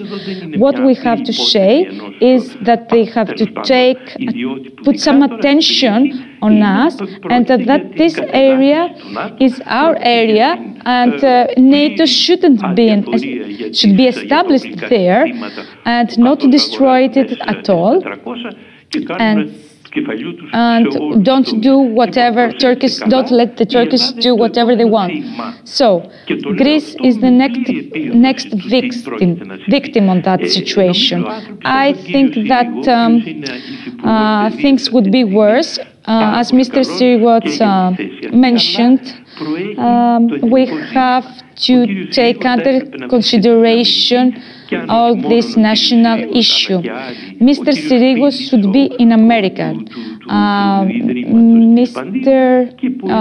And many other professors and scientists should be that time in America in order to discuss for this issue, in order to explain to the Americans how the situation is.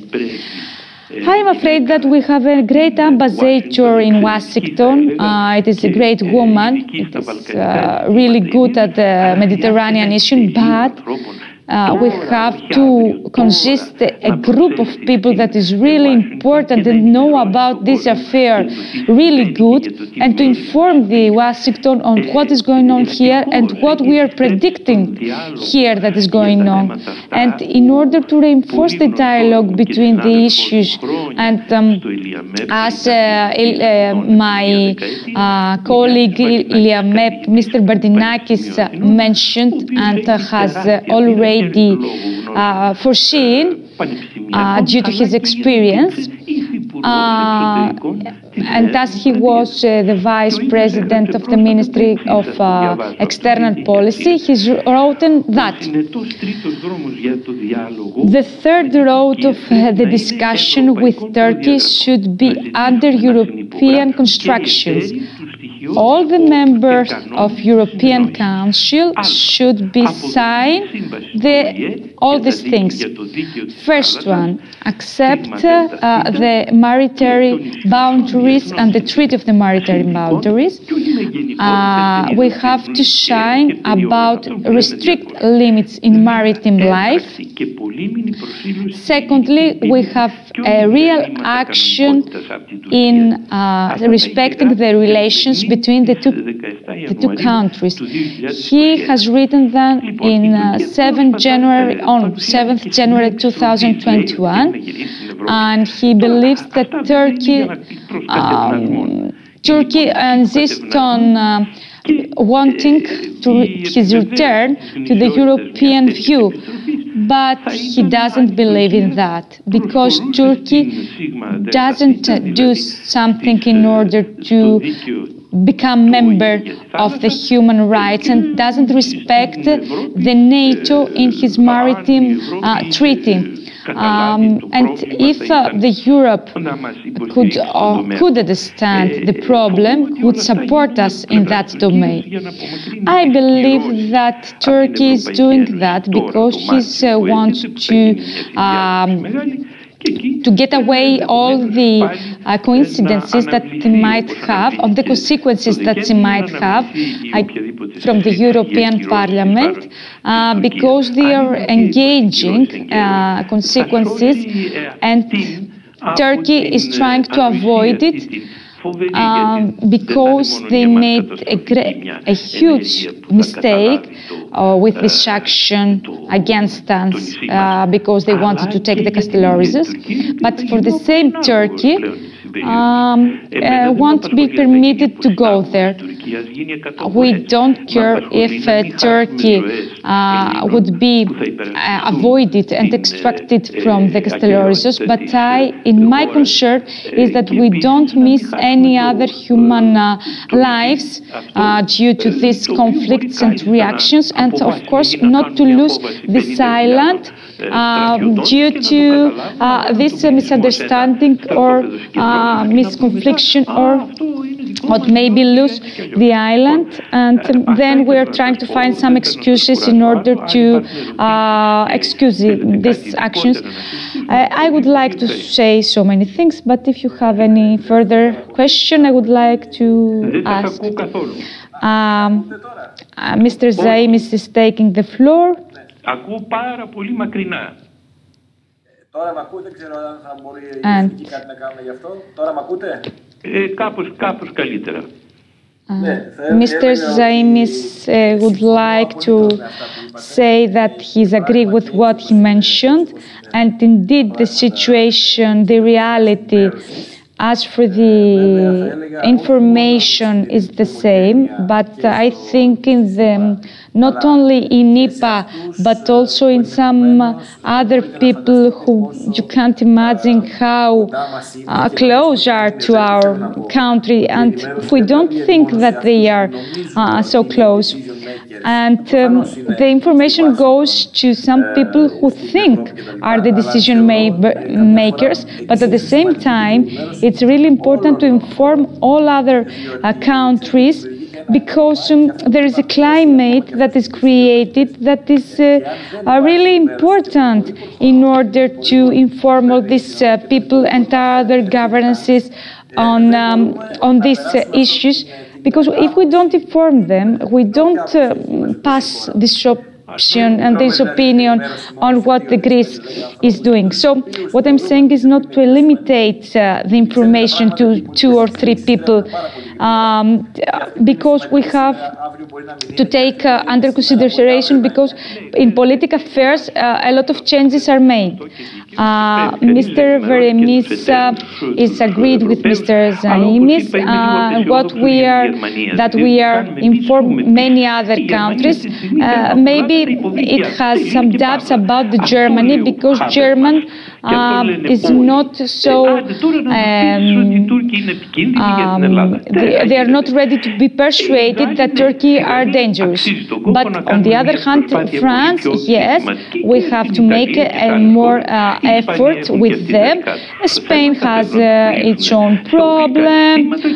Italy the same, and they had made a great investor in helping the Turkey, so they are afraid of losing their money. But at the same time, we have to inform them respectfully and severely, and I can't see the mobility that we are making to that countries. And I don't speak about people who don't know what to say and how to say it. I'm talking about specific people and many scientists that know how to inform and what to inform, not people who don't know, or they are talking, people who are talking generally and without make sense on what they're saying. We need trustworthy allies that today or tomorrow will help us because we saw that in America with Trump we didn't do a lot of things and we don't want to face the situation again. And I think that the president now is really perspective and really serious, and we have to go on talking in European countries, but except from France, I can't see any other allies all around. England was never so helpful to Greek generally, and you can remember the Cyprus and the Hani and all other people who went there and give us their option in there. So, and at the same time, I finally come to the end that only America is the country that we can ask for help. Today is America. I don't know tomorrow what will happen, but today is America. Mr. Zaimis mentioned that it's not only America and other countries. Mr. Veremis insists on America, and Mr. Zaimis believes that through Congreso and the President and all America has a multi-level part in all these conflicts. Mr. Veremis is going to mention again and insist on his opinion about the American help and how the American part and Parliament can help the governor of Greece. Mr. Zaimis says that he's holding what is said, and Mr. Rizoulis that is going to speak later, and he's a journalist. He may have the opportunity to use the nationalist financial that Germany are made, and maybe he can use this name in order to take the floor and speak about that. Mr. Zaimis says thanks, Mr. Veremis. And he's hoping to meet him face to face in another conference in order to speak for many other things.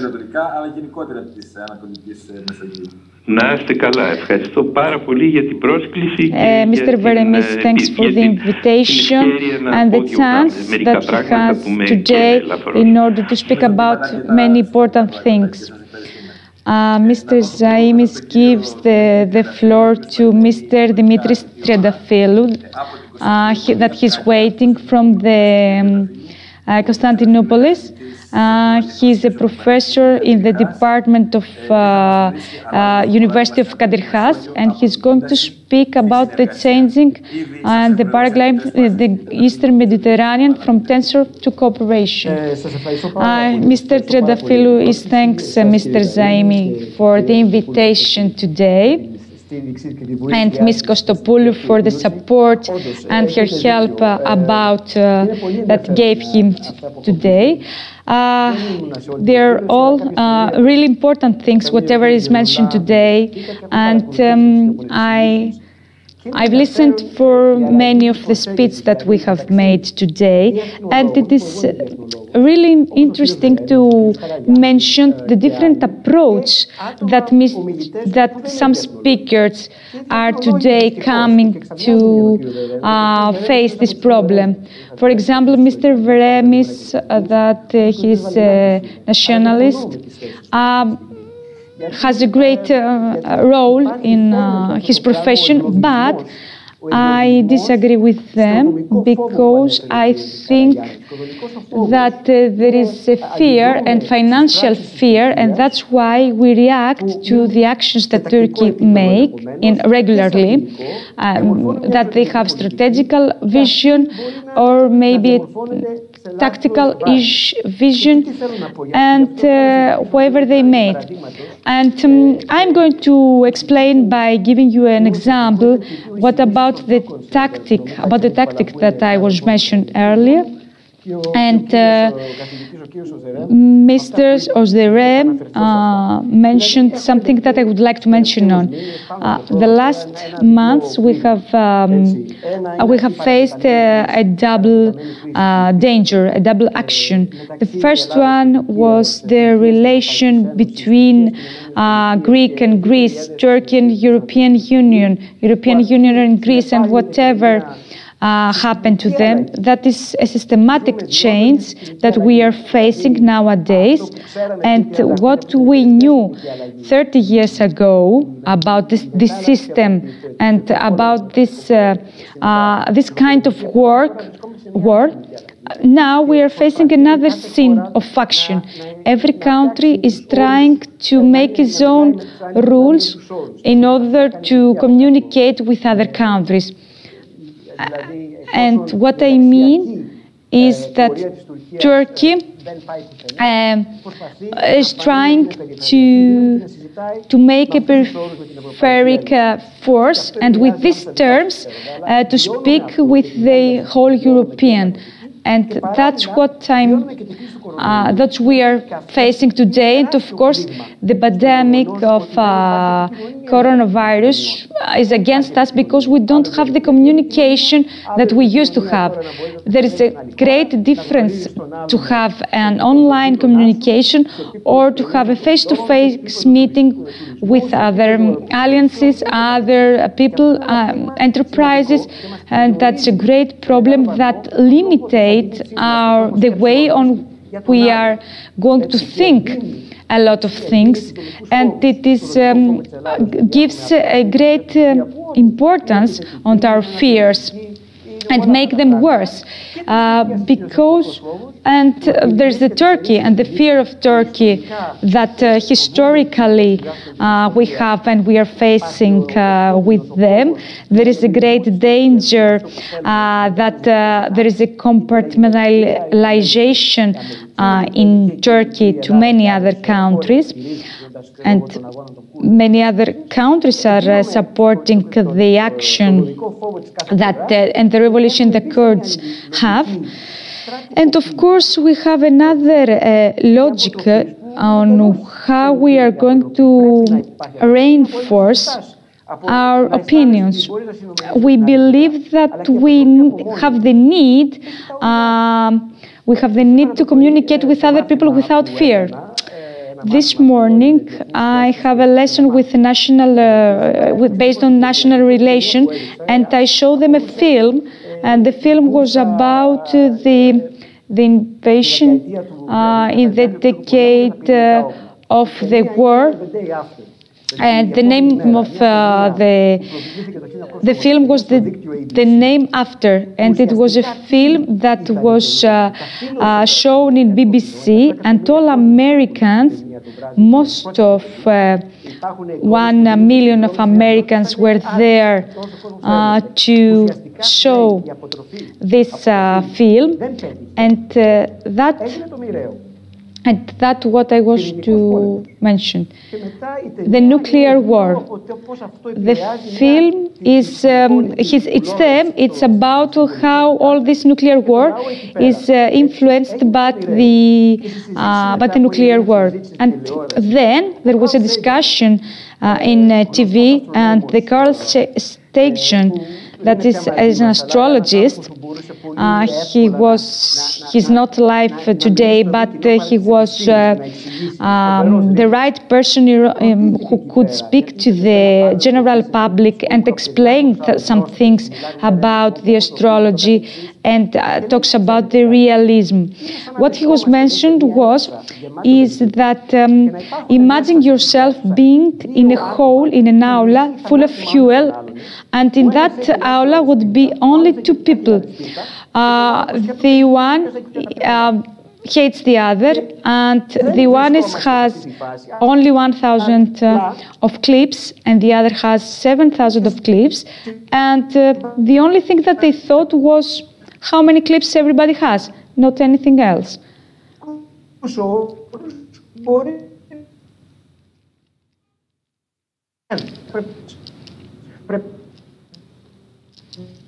Να εξοπλιστούμε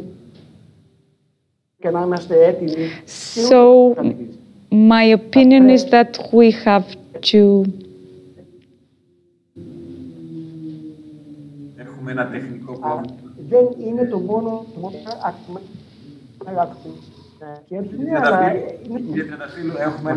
we have a small technical problem because we didn't listen, Mr. Triantafylou, because we have a problem with the sound and the internet connection that we have with Mr. Triantafylou. So we are trying to solve it.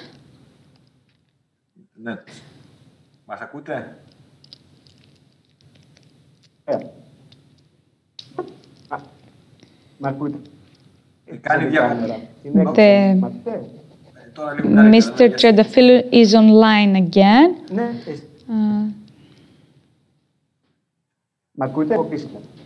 Κάνει διακοπές και αυτό που έλεγα είναι ότι έχουμε... Οκ, τι θέλετε να κάνω. Τώρα σας ακούμε. Ωραία, ωραία.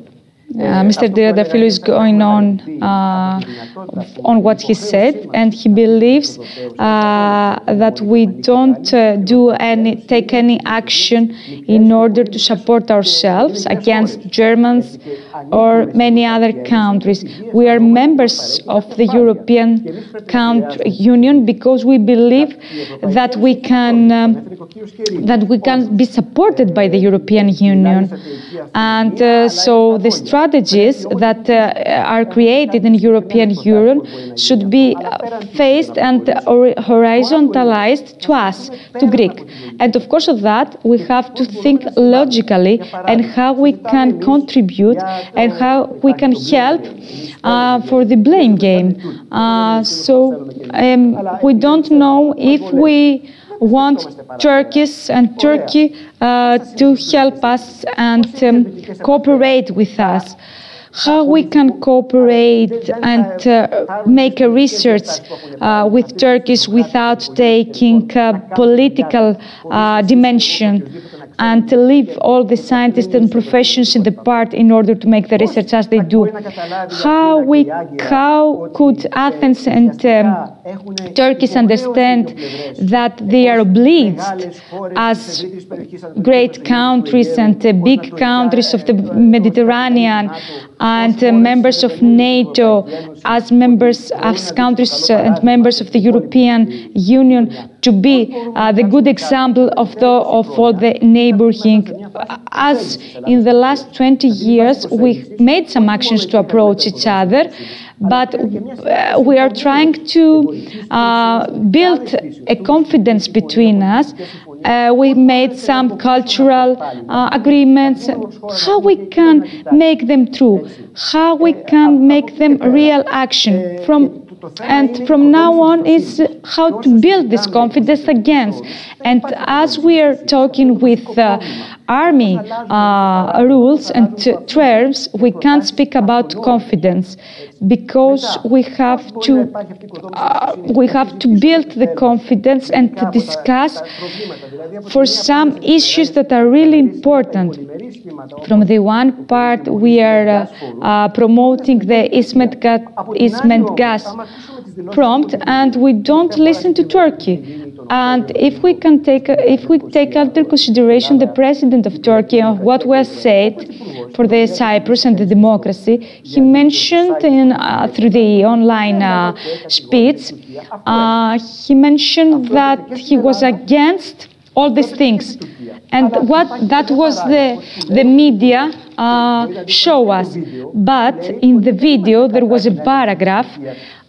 He mentioned that we are not against the Eastmed gas, but there will be some coincidences and conditions, the correct conditions in order to be members. And all this paragraph wasn't mentioned in the media, and that would make the things worse. And now the European Commission promotes the Green Deal. And why there is no Green Deal with political options for the Eastern Mediterranean area? And in the frame of this Green Deal, to discuss for issues that have to do with the energy transformation from new renewable sources, from the hydrocarbon exploitation and the fuel subsidies. I don't remember what happened in Alexandria, but there was a discussion for the group of people who support this energy transportation, and they believe that the first cities that would have this transmutation would be the Alexandria, because 4,000 citizens should leave all the coast cities of Alexandria and to go in the inner part of the country. And so there is another cooperation that we can think about, and we have to think about the sustainable development. Why don't we take some real initiative actions? We're talking about the tourism and how the period of tourism is coming and how to develop the 5,000 million tourists that we have in all the Mediterranean area, and how can we take this sustainability and this balance with Turkey, have a coincidence, a cooperation, and in order to have a sustainable tourism development. And that has to do with the injections of the Turkey. Do you know that there is no flight connection between Athens, Constantinople, and or Salonika and Constantinople, immediate flights? That is not acceptable. But I don't mean that we have a lot of flights, but at the same time we don't there is no flight connection between these cities. And at the same time we can't speak about cooperation and coordination if we don't have communication with them in an educational level or in a social level, in many other fields. And as the Turkish colleague in America, he mentioned that there were a lot of measures and quality measures that has to do with the economy of Turkey that show a systematic, the last 3 years, for more than 50% of the Turkish citizens are pro and with the European, being a member of the European Union, because they believe that the Turkish will have to face the problem that all humanity are facing and the discrimination that is facing Simera. I disagree with all the speakers that are mentioned about the Islam problems that they have.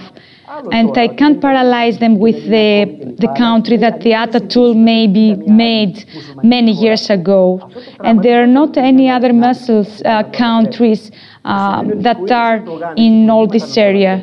And of course, Erdogan are facing problems to be against the Muslims, because there is a great part of community that are against them.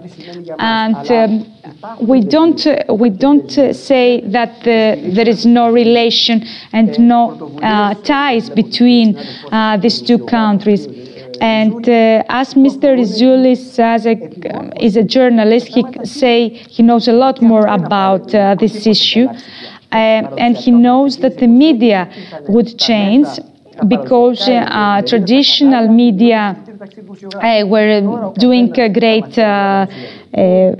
effort on that, but nowadays we are facing the propaganda, and we are facing a lot of misinformation through media. And the point is how we can have good information, the correct information on what we are facing as Greek and Turkish, and how to make some initiatives to reinforce the cooperation between the two countries. And as I told you earlier, the Turkish president presented that some Greek colleagues in Cyprus made an effort in order to prove that the Qatar mentioned, and Mr. Erdogan agree with the dimension of the Qatar, but the voting in Qatar shows that some Turkish didn't agree on that action that the president took. But at the same time, how the media can promote and inform people correctly in order to make them known or their opinions. And I believe, I agree that all regions have a vital role in to this cooperation, and of course the regions that are in the northern part of Greece can understand how the Turkish face all this problem. And I remember in summer that when we had the problems with Castellorizo, the region. Different regions didn't have the same option about the problem that was faced there, because some regions are too close to the island there, and some others were far. So the last thing that I am thinking is maybe it's high time to do something in the region of Dark Sea in order to make an organization that the Russian and Turkish made and founded, and we were part of that, even if we weren't members of there, we weren't, our limits and borders weren't there, even if we've had some problems, we were important in order to see and face and try to find solution to problems that Russian or maybe Turkey has, and of course to have a cooperation through energy, culture, and many other fields.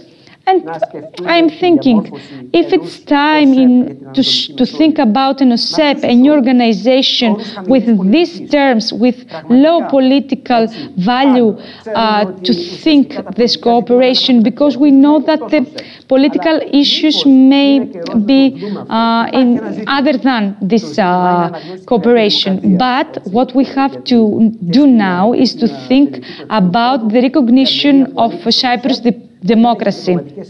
And we know that the example of Armenia, that is member of OSCE, but has nothing to do with freedom, democracy, freedom on its own.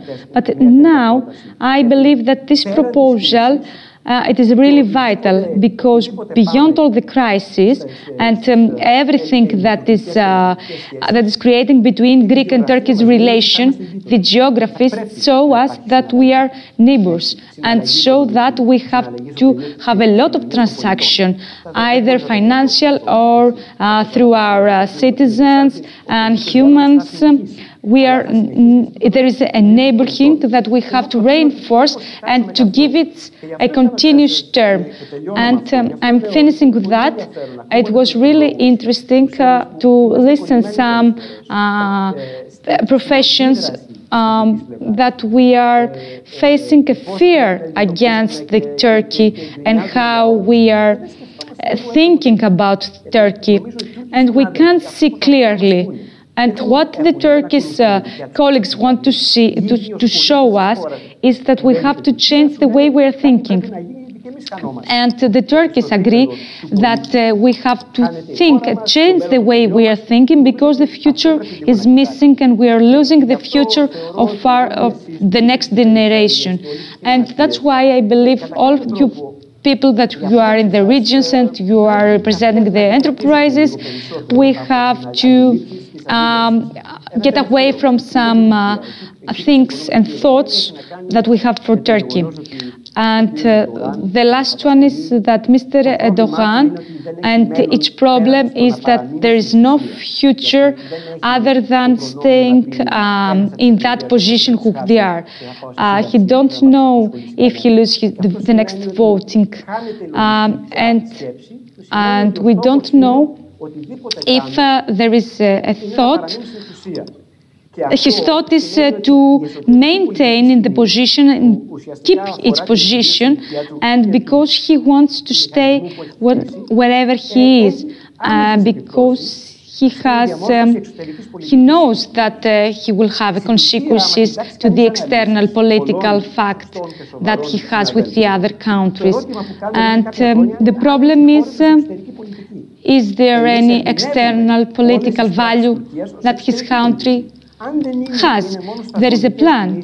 If there is no political plan, and if these actions are determined and are memorized on its own, so we can talk about the reaction and unique reaction that he should rethink again. So I don't think that I am against his defense. I can't talk about Germans or friends that they wouldn't help us.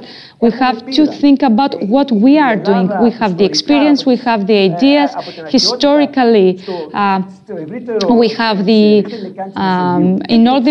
we have a presence in all the Mediterranean area, and all the ports all around the Mediterranean were Hellenic, had the Hellenic experience, and through period of time there were many conflicts that we had there, but that is what is in our DNA at the same time.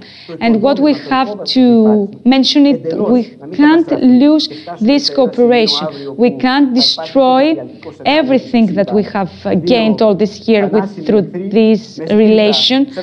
And don't be an enemy with Turkey. Don't be two enemies that try to kill each other. Mr. Zaimis is thanking Mr. Triadafillou. He believes that it depends on how we read the history. He won't disagree with what he said.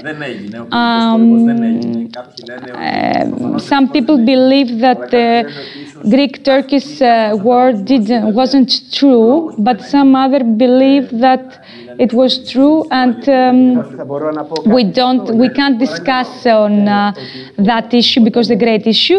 And Mr. Triadafillou wants to add that the film that he mentioned already, Mr. Erdogan was persuaded by the film, and he was thinking about the threat that faces.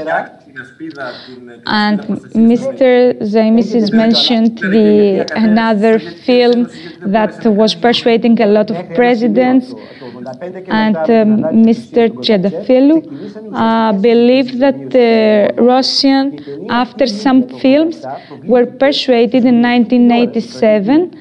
Was persuaded by the film and the meaning of the film, and helped how the external relation. And I'm wondering if we need this kind of some kind of this film in order to have a good production of this kind of film, in order to rethink about the issues.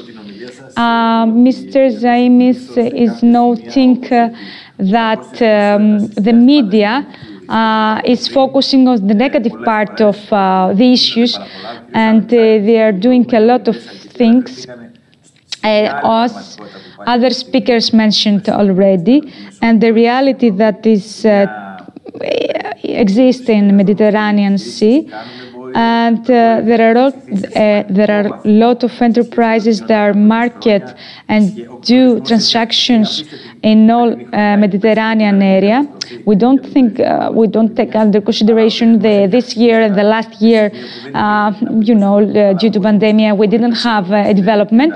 But there is true that the last years we had a great development with this exchange, transporting and transmission for many things, tourists and economies. And we have to agree on that position and agree that countries estimate one each other and what the politicians take as parts of their policies and how the media present them. And the most important thing is to see and understand how the region and all this issue, what we can gain from that, what are the results, even if the result and the end comes through a war or not.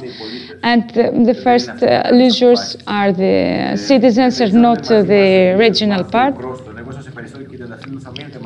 He would like to thank Mr. Triantafylou again for his presence here. He knows that Mr. Triantafylou has election today, and he don't know if he can stay till the finish of the conference. And now Mr. Matthew Cross, who has the floor. He's professor and director of Academic Transformation Office of the Bowie State University, and he's executive vice author at Modern Diplomacy Point EU. Thank you very much. I appreciate the invitation. It's an honor to be here with all of you. The topics we're covering today are incredibly important, and we're constrained to try and speak in 10 minutes when I think the things we have to talk about, we can honestly spend a year, if not more, on each individual presentation. But I will do my best to stay within the time limit so that we do have, where I know we're running a little late, and I'd like to have as much time as possible for our audience to have questions and discussions with us. I was presenting on something that I've called the hydrocarbon hybrid war, not for hyperbole, not trying to make it overly dramatic, but it's the hybrid part that is actually most important. And hybrid in the sense of it amazes me and fascinates me so far when it comes to the tensions and the conflicts, the potential conflicts in the Eastern Mediterranean, how much misinformation is being propagated across certain sides. And not so much misinformation the way we see so often in Western media, in American media, about, say, how the Russian Federation uses misinformation. This seems to be almost misinformation to hide individual actors, individual countries' true intentions or their true concerns behind certain maneuvers revolving around these hydrocarbon resources that are being discovered all the time in the Eastern Mediterranean. Turkey is our main focus, of course. Turkey is the one that is causing the most consternation and the most concern. But I think it's fascinating to me to see what the real issues, besides what Turkey officially says, besides what Turkey officially declares in terms of its public diplomacy, is not nearly as important as what the underlying issues are in terms of what Turkey's long-term ascension, its long-term plans for the future are in terms of not just the region, but in terms of how it envisions itself, right? Turkey, until all of these discoveries, and we've had these massive natural gas discoveries in the Egyptian EEZ, in the Israeli EEZ, in the Cyprus EEZ, each time sort of taking a little chip out of the long-term plans of Turkey. This idea that Turkey had this vision for itself of being the true regional hub for energy, not so much talking about its immediate neighbors in the Eastern Mediterranean. It was actually looking as we're going to try to outflank and outposition the giant gas behemoth to our east, the Russian Federation. And so this idea of being a regional hub for all these brand new pipelines and being the source that brings natural gas en masse to Eastern, Central, and Western Europe has slowly dissipated with all these new discoveries. And that's one of the dangerous things we see, obviously, when you're talking about natural resources and science, is you just can't always predict that the present remains that way as we move into the future. You can't always anticipate what new things come about. And Turkey, I think, has been taken off guard by that, and the fact that these discoveries obviously work very much against its long-term plans of how it saw its own future as an energy hub for the entire region and onward into the greater Western European world. I have a lot of experience actually with issues in conflict in terms of maritime dilemmas in the South China Sea. And I honestly thought in all my days, I would never see a more, trying to be nice here, I guess, more ridiculous, a more ridiculous initiative than what the Sultanate of Brunei did when it came to the redrawing, the supposed redrawing of their territorial waters from the coast of Brunei out into the South China Sea. And if you don't know it, if you look on a map of those redrawings, you'll see Brunei basically just simply carved out this long, thin, almost like a pier, like a maritime waters pier from its coastline, from a tiny part of its coastline, straight out into the middle of the South China Sea. If no one is aware of the issues there, they would look at that map and wonder, what was Brunei even thinking? What is it? And it was literally just an opportunity by Brunei to try and get itself access to some of these discoveries that were happening by other countries in the South China Sea. And it was feeling insecure. It was feeling at risk by not being part of any of these discoveries and potential exploitations of the natural resources. So I never thought I would see something more fascinating and ridiculous than that until I became more aware of the agreement that took place a couple of years ago between Libya and Turkey. So when you look on a map and see what they've drawn as far as their quote unquote territorial maritime waters in the Eastern Mediterranean, what you see is basically what looks like a symbolic maritime highway, or maybe more prophetically, a symbolic maritime blockade using just maps and geography. And again, if you know nothing about it, people would look at that map and be like, well, that's kind of interesting. It certainly doesn't match up with how all the other countries of the region drew up their maritime waters. What's going on here? But it's more, you can see now that if Turkey feels flexed in and constricted as far as being part of any new discoveries, of being able to collaborate on to these new discoveries of natural gas reserves, then they're almost sort of communicating to everyone, well, we'll just simply block any potential new pipelines and shipping lanes that may end up trying to deliver these natural gas discoveries to the West. And when we do it by now, we draw these waters with a partner in tow to be able to literally just blockade off the Eastern Mediterranean proper. It's absolutely ridiculous. No one, of course, I think officially will recognize it, does recognize it, but it does create yet another obstacle and hurdle to deal with when we're talking about the need for cooperation, the need for public diplomacy. This is the reality of why would you do that? What is the misinformation you're putting forth that is hiding the real feelings of insecurity on the part of Turkey as to what's motivating it to act? Germany's issues, as far as some of the frustration that people have expressed across Greece, across France in particular, towards Germany's emphasis on, well, we need diplomacy, we need to be calm, we need to consider all sides, we need to consider all perspectives, while ignoring certain aggressive or hostile or adversarial initiatives that come out of Turkey, isn't so much about Germany's professed desire to be generous and diplomatic and president of the EU and so forth and so on. It's much more about the fact that clearly Germany has the most direct and important security issues to be concerned about domestically when it comes to its Turkish migrant populations inside the borders of Germany. And so their outward official diplomatic stances to the region are in fact much more driven and much more motivated by their own internal, insecure domestic problems that tie back to Turkey. So even Egypt, in this case, Egypt can almost be a positive case where we see Egypt looking much more towards Greece and Israel of all partners in some of these issues. And it's largely because, again, they're masking the fact that they're incredibly displeased with some of Turkey's initiatives that involve the support of Islamist groups, the support of Muslim Brotherhood, which of course Egypt has waged a war against for almost literally ever. So that this hydrocarbon hybrid war is fascinating to me for the fact that we have this direct resource, this physical, tangible, measurable, quantifiable thing, hydrocarbon resources, that can be incredibly important for the development of prosperity, the development of revenue, the development of peace. But so far, it's only caused this sort of hybrid use of misinformation to mask insecurity instead of security, to mask dilemmas instead of prosperity, to mask how do we move forward when we're not willing to discuss and talk about what the real issues underlying these initiatives by so many important countries in the Eastern Mediterranean.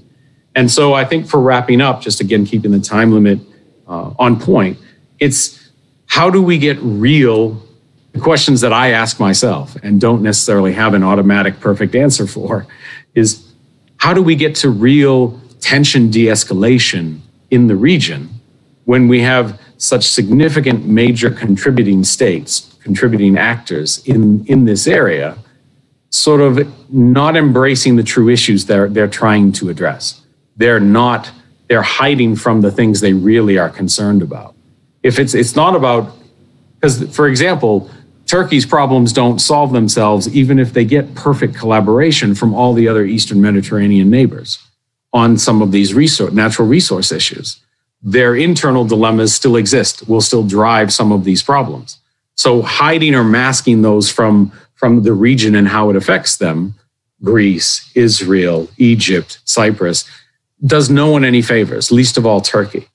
Where does it leave sort of the two players in this, and at least according to my opinion and from what I've seen, Greece and France have been the ones who've been the most upfront and explicitly direct about, here are the real issues, here are the real problems that we need to address. How do we get those voices and the attempts at those discussions coming more forward to places like Turkey, to places like Germany? How do we have all the actors finally agreeing on what's to be talked about and what needs to be addressed? Until we do that, the hybrid part of this potential hydrocarbon hybrid war will just continue. The misinformation, the hiding behind posturing continues. And that, of course, only ends up fogging the clouds, fogging the windows of true diplomacy. It muddies the waters of true collaboration and true progress. And as long as that doesn't get addressed, as long as that doesn't move forward more positively, the Eastern Mediterranean stays a potential for conflict instead of a potential for progress. And with that, I'll wrap that because I've already been slightly over my time limit. So thank you. Thank you very much. I think you were up to the point, and I really like the fact that you said that. In other words, would you say that in a way both sides have created the problem? I mean, you have, like in a classroom, you have a decision made by the class and you neglected some students in the class, and this student apparently is making a lot of fuss about it. If this is what I understand you said with the pipeline. And I do understand that because the question of the pipelines is a very important issue for the economies. And I can tell you that as the region of Western Greece, we're making a tremendous effort to persuade first our government to continue the pipeline that is stopped in the city of Corinth or in the city of Tripoli, in the center of Peloponnese. And we, as the third biggest industrial city of Greece, we still don't have gas. And we are trying to continue the project, and this has nothing to do anymore with financial, about whether to do that. It's not a question about the money. We have been working for a year on that, and we have persuaded the company that constructs the pipelines, and it's a private company today. So we have persuaded them that it is a viable pipeline. And now we're trying to persuade the European Union in order to let us subsidize part of that. And there is countries in the north of Europe that say that we are not going to let you do that. And this is an internal European problem. because they say that you should have done this pipeline 20 years ago. And some people had gas in their village in the 60s and the 70s, while we did not have. But we have been working to have it today, and this is an internal problem in the European Union. So we're trying to solve that, and I believe that we're in the process of convincing the European Commission that we need this pipeline, we need it in order to survive the economy here, especially due to the pandemic now. We have seen that the industry hasn't stopped working 24 hours a day, 365 days per year. So there's no excuse whatsoever not to let us continue this pipeline and bring it to the city and the industrial zone of Patras. And I hope we will be able to do that. So I understand in a much bigger scale the problem within countries and in the Mediterranean especially. So it's a very difficult problem. But on the other hand, we cannot say that because you're not part of the deal, that you have the right to violate the international law and be a bully in the area. I mean, we cannot just go from one side to the other side. I mean, we cannot go from one extreme to the other. Please stay with us. Thank you very much, Mr. Crosson. Please stay with us for the last speaker. Ο τελευταίος ομιλητής είναι ο κύριος Δημήτρης Ριζούλης. Mr. Dimitris Rizoulis. He's journalist and director at the newspaper of Democracy. He has a great experience and now he's the director in the newspaper Democracy. And all over the years of his profession has a great cooperation with a lot of newspapers. He's an author as well, and I would like to welcome for his own option. And I would like to mention that there were already mentions in media and how they are facing the conflicts and the cooperation between the country, and we would like to listen to your opinion. Thank you a lot, Mr. Zaimis. Thank you for your invitation, and I would like to congratulate you, the region of Western Union, and you personally for the dialogue you are starting, because you are succeeding in listening many other voices, many options, and this is something that doesn't happen really usually in Greece, because a lot of conferences are having a same goal or a result, consumption that they have to come out. And here today we don't have this part. And I would like to say that the media, of course, has a vital role in the role they have presenting the conflicts of the war all over the world. And as you know, the problem that we have is not the citizens and the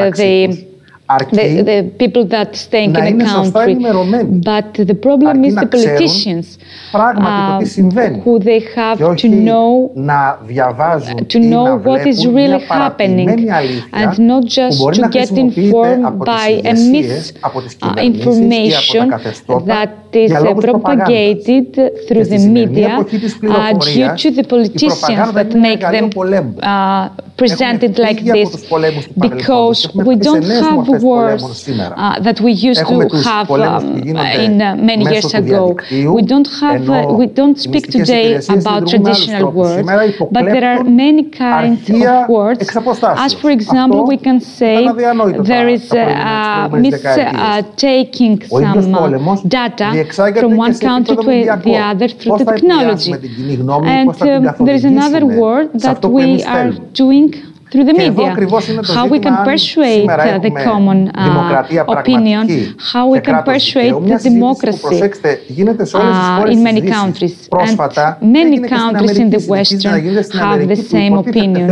And as we know, American is a really progressive and developed country, but the propagate is really exists there, because today the information is manipulated by politicians and the policy. And if we want to talk about the conflicts that we have in the Mediterranean area and the conflicts that Greece is facing with Turkey and the collaboration we have with Cyprus or the cooperation that we have with Israel and Egypt and with the relations that we have with Lebanese, and we know the situation, the complex situation that there is in Iran, and after Gaddafi we are in a tremendous situation and with another approach from Turkey, but we are really close to them, and NATO is trying to find a solution. So the main problem is the Turkey. And when we are talking about the propagator, information or misinformation, and how we are talking what is going on in Turkey, we have to mention that Turkey is a free media. The information in Turkey doesn't transmit it. And if we can talk about statistics, I will present you some things. In 2020, Turkey sentenced in prison 29 journalists, and there were some actions against journalists come to the end. And there were a lot of other hires with employees and journalists that was persuaded by Erdogan. So we can talking about a free country, but citizens are not informed freely on what is going on to their country. How we can talk about free countries when the citizens can find out what's going on to their country, can be informed currently. There were some journalists that went to the islet of Imia and raised the Greek flag in order to calm down the Turkish flag. And so there were some journalists who were used to create this problem and to create the conflict through these two countries.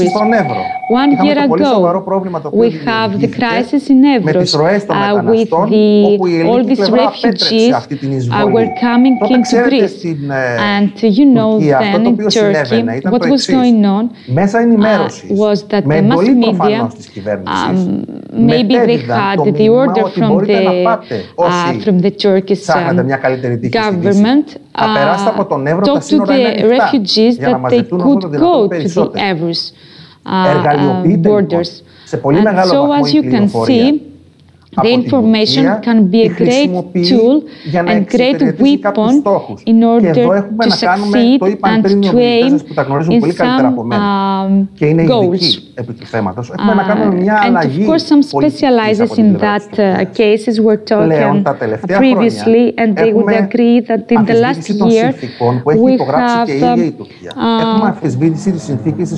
have a misunderstanding, and we are trying to change the treaty that we have made in all European countries, and we are trying to make some other borders because we are having declarations that many islands won't be Greek anymore and would be in Turkish. When, for example, there were some professions in Turkish that they are mentioned that they are going to give us a food Greek people through the islands. There is a challenge that we have to take under consideration, and we have to think about it, because the threats and the defenses should be more straight. So we have a Turkey that challenge other people, that misinform other people, that make fun other people, and of course may have the declaration and create a resolution in its own country with the result that they can be pathetic in what they are listening. Καταλήγουμε στο συμπέρασμα ότι ο Ερντογάν θέλει να κατασκευάσει έναν εχθρό ή μάλλον να επαναφέρει τις παλαιότερες μνήμες του εχθρού, ο οποίος πρέπει να νικηθεί και να πολεμηθεί. Αναβιώνει δηλαδή μια περίοδο πολύ μεγάλης έντασης μεταξύ των δύο χωρών, γιατί αυτό το συμφέρει αυτή τη στιγμή. A warfare between the two countries. He's wanting the purposes and the project of Blue Nation is the change of all the borders that we have. So, the first consumption is that Turkey has no freedom and the people are not informed correctly. But what happened in Greece? Do we have a problem on the misinformation? What's going on with the propaganda today? In Greece, we have free access to media and to all information. But there are a lot of problems throughout the years. There are a lot of big media, systemic media, that they don't permit to some people to speak, to support their view, their reality and the way of thinking, and they don't support the option of cooperate with Turkey. Some people don't want to have a connection with Turkey and have a discussion and an agreement for the petrol and many other issues. These people want to present that if we lose something small, we may gain much more, but it is really dangerous to accept this. And you know, there are a lot of great, big newspapers are presenting this time, this option, and they are having in the newspaper, they are presenting the same option, maybe 2 or 3 options like this. Okay, this option is that we have to don't be so maximalized opinions about some things, and we are doing and we are persuading the propaganda that Turkish people want to have, and Turkish believe that they are right. Turkish media support that Greek people want more and more things, and that's the dangerous actions that in Greece is happening, and it is happening all the time with a great development. And if there are some people who don't agree with that, disagree, can't be listened, or maybe they are listened, but they are not provided in the way they provided other people. Mr. Veremis previously said that we have to listen, Mr. Sirigos and maybe some other 2 or 3 professions, and don't listen other people who don't know what to say. So we have go to a democracy of wise people. Of course, the special and professions on that field have to speak primarily. But what happened to our external issues? Don't we have to give the speech to every citizen here, every person in here who knows correctly what's going on here? And how should a professor in national affairs should be better than a person here that through its vote decides for the future? So the danger of going to a democracy of wise people, of small and little people, less people that have only one option and avoid all other people and the general humans that live in our country, it's really in danger. So this option, it is cultivated by many political parts, and they insist on persuading that part, and that is the danger that Greece faces nowadays, because in that case we would have an homophony opinion about what is going on and for all the affairs that and issues that we are facing. And what is listened nowadays, it is really simply, but it is used in purpose. What you want to do? You want a war? This problematic, this group of people of realism is made a dilemma. On the one hand, we have the war, and on the other hand, we have a backstep. But it's not a dilemma. We don't have to take and get in that trap. There are a lot of solutions. If you have to do with a neighborhood that you can discuss with, and with Turkey today we can't discuss, we don't have a dialogue for all the issues, but how we can do a dialogue with a neighborhood who don't respect our treaties, our agreements, because what happened with this summer was an invasion because the Greek wanted to have to extend its maritime borders, but we set back and we didn't take our dominance in the maritime borders, but at the same time we retouched and we give them the opportunity to permit them to do the research in places and in maritime borders that they didn't in the past.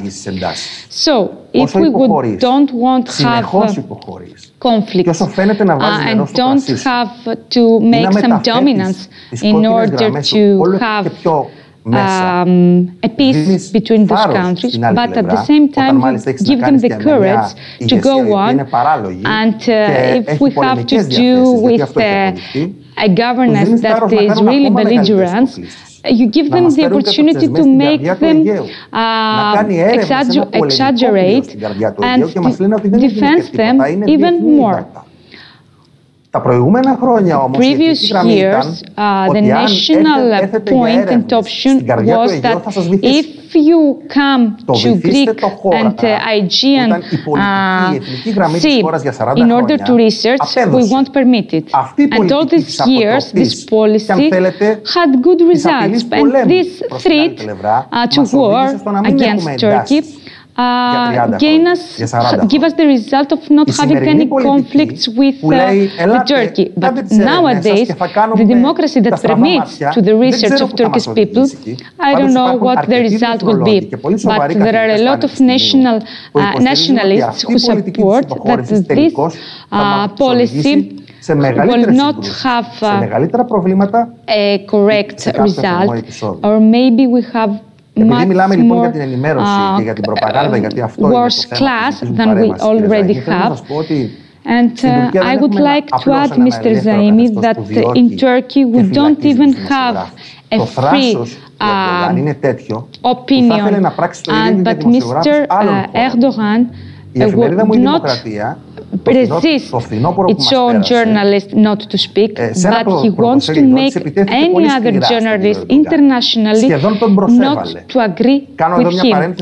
I would like to set a parenthesis because I would like to say that the European judgment has said that the international media can answer to any other government could do, because if there is something welfareness is made, and in his statement, all the media would like to answer to Mr. Erdogan and all the challenges that they made. But as the part of the Turkish, they announced that they make a defension and they are going to make us to the judgment of the Turkish juridification, but at the same time they can't do that because it's not under the Greek and the Hellenic or the European judgment. And that is what the neighborhood is doing. It's not a democracy. We are talking about a dictatorial governor and not a democratic governor. φανατίζεται σκοπίμως από ελεγχόμενη πληροφόρηση από την εξουσία. Δεν μπορείς αυτή τη στιγμή να συζητήσεις ακόμα και δευτερεύοντα ζητήματα, ακούστηκε για παράδειγμα πριν το ζήτημα του τουρισμού. And of course, as you mentioned earlier, as for the tourism, we can have a good relationship with them. And take, for example, the first tourist attraction in Turkey that was in Constantinople became a Jami. How can we go and how can we support these actions that are really challenging for us?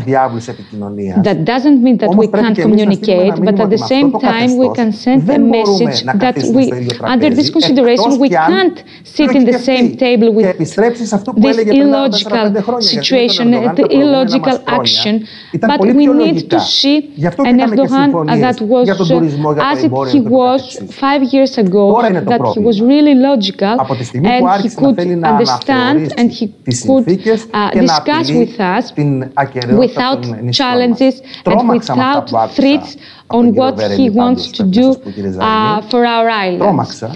I was scared about what I heard about Mr. Verelis because he presents us a scenario that Turkey is going to invade in Castellorizo and Castellorizo will be until the Turkish invasion, but there were tremendous things.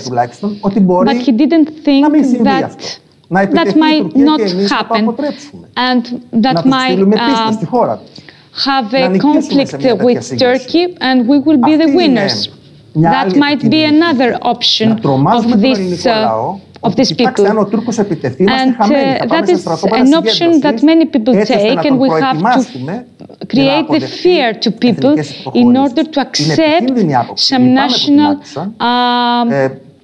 conflict, some natural belligerences. I don't know if Mr. Verelis is here to discuss with me.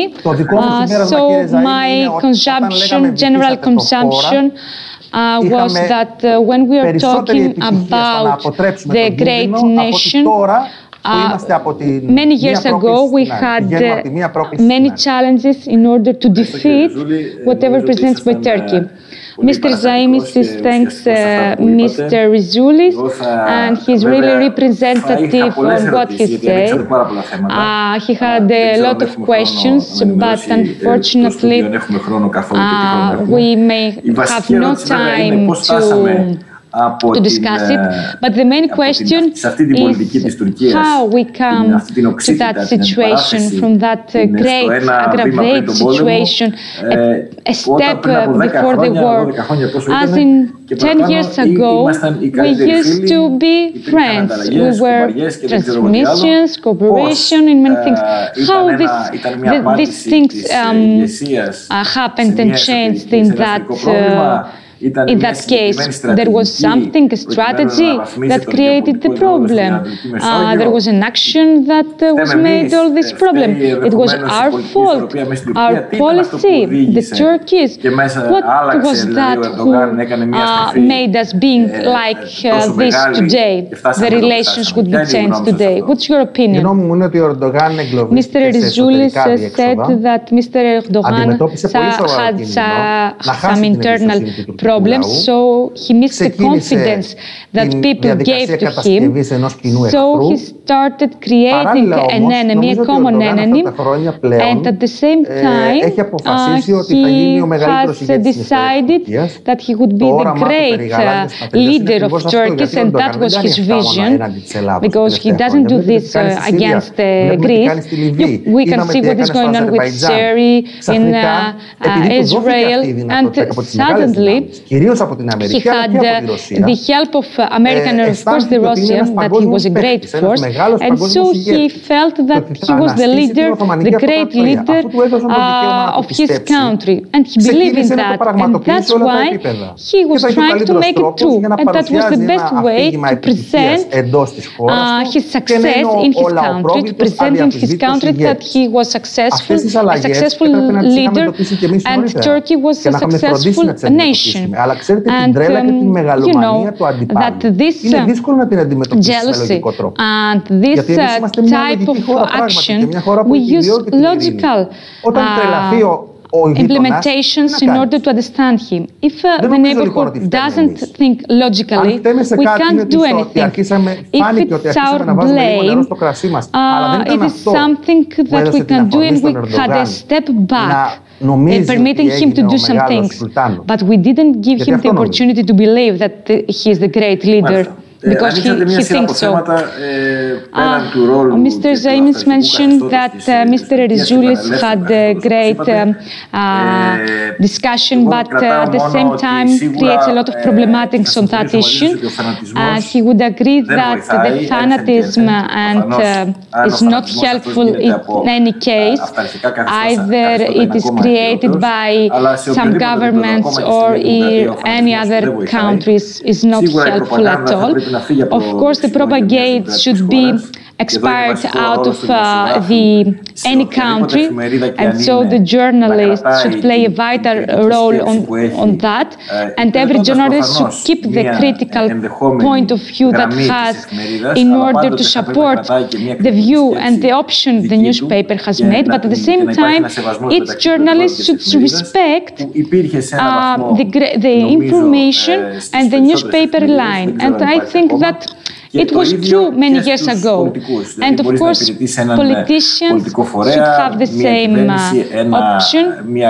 And if you want to be part of a politician member, you have to keep your critical mind and your critical option that might be different of the party that you are belonging to or the member of the governance that you are, because we are going into another step that democracy is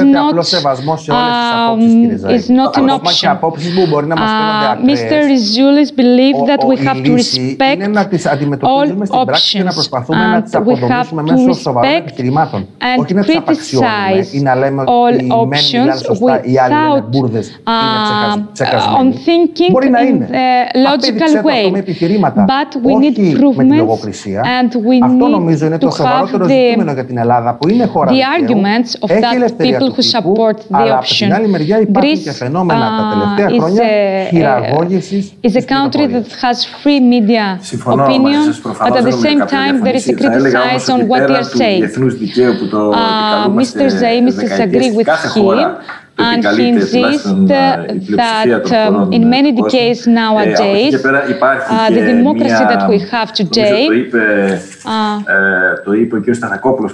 as Mr. Stathakopoulos mentioned, there is the issue on how we have an auto-presenting and the code that every country and every nation is presented on the other countries. We know that nowadays the Muslims had an aggravation, but we don't have to say that the religion is what it's his fault. But many other people who made all this fanatism created and be developed. We have to respect the goals, and we have to think that there are some people who make all these conflicts and or this retaliation. In any case, dialogue and communication should be taken under consideration, and we have to take under consideration that we don't have a flight connection with other Eastern countries. In the past, we don't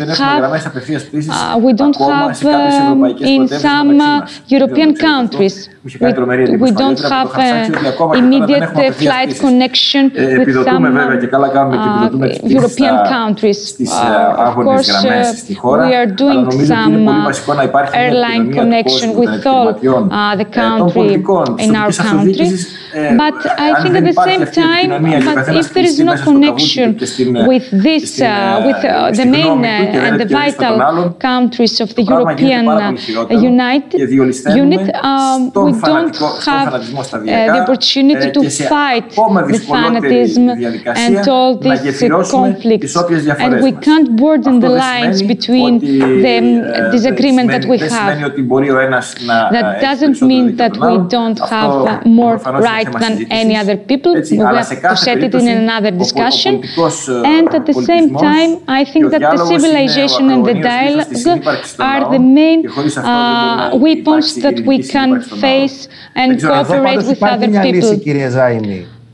Να παρακάμψεις την κεντρική εξουσία και να πας στο δεύτερο επίπεδο εξουσίας. Believing that the regional and the local authorities have a vital force and role in the discussion.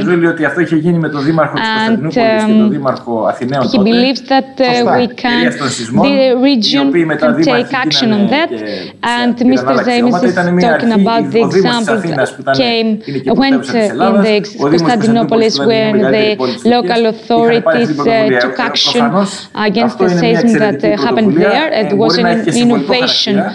Then they might be symbolized, and he agreed that the regional union and all the local authorities would take these initiatives, and he hoped for this message to augment there. If there is a speaker that would like to mention something or take a note or a message or something, or I would like to know if we have the time. Otherwise, I would like to thank all of you, especially all these people that are abroad, in England, in Turkey, in America, and every other who were connected, or in Italy.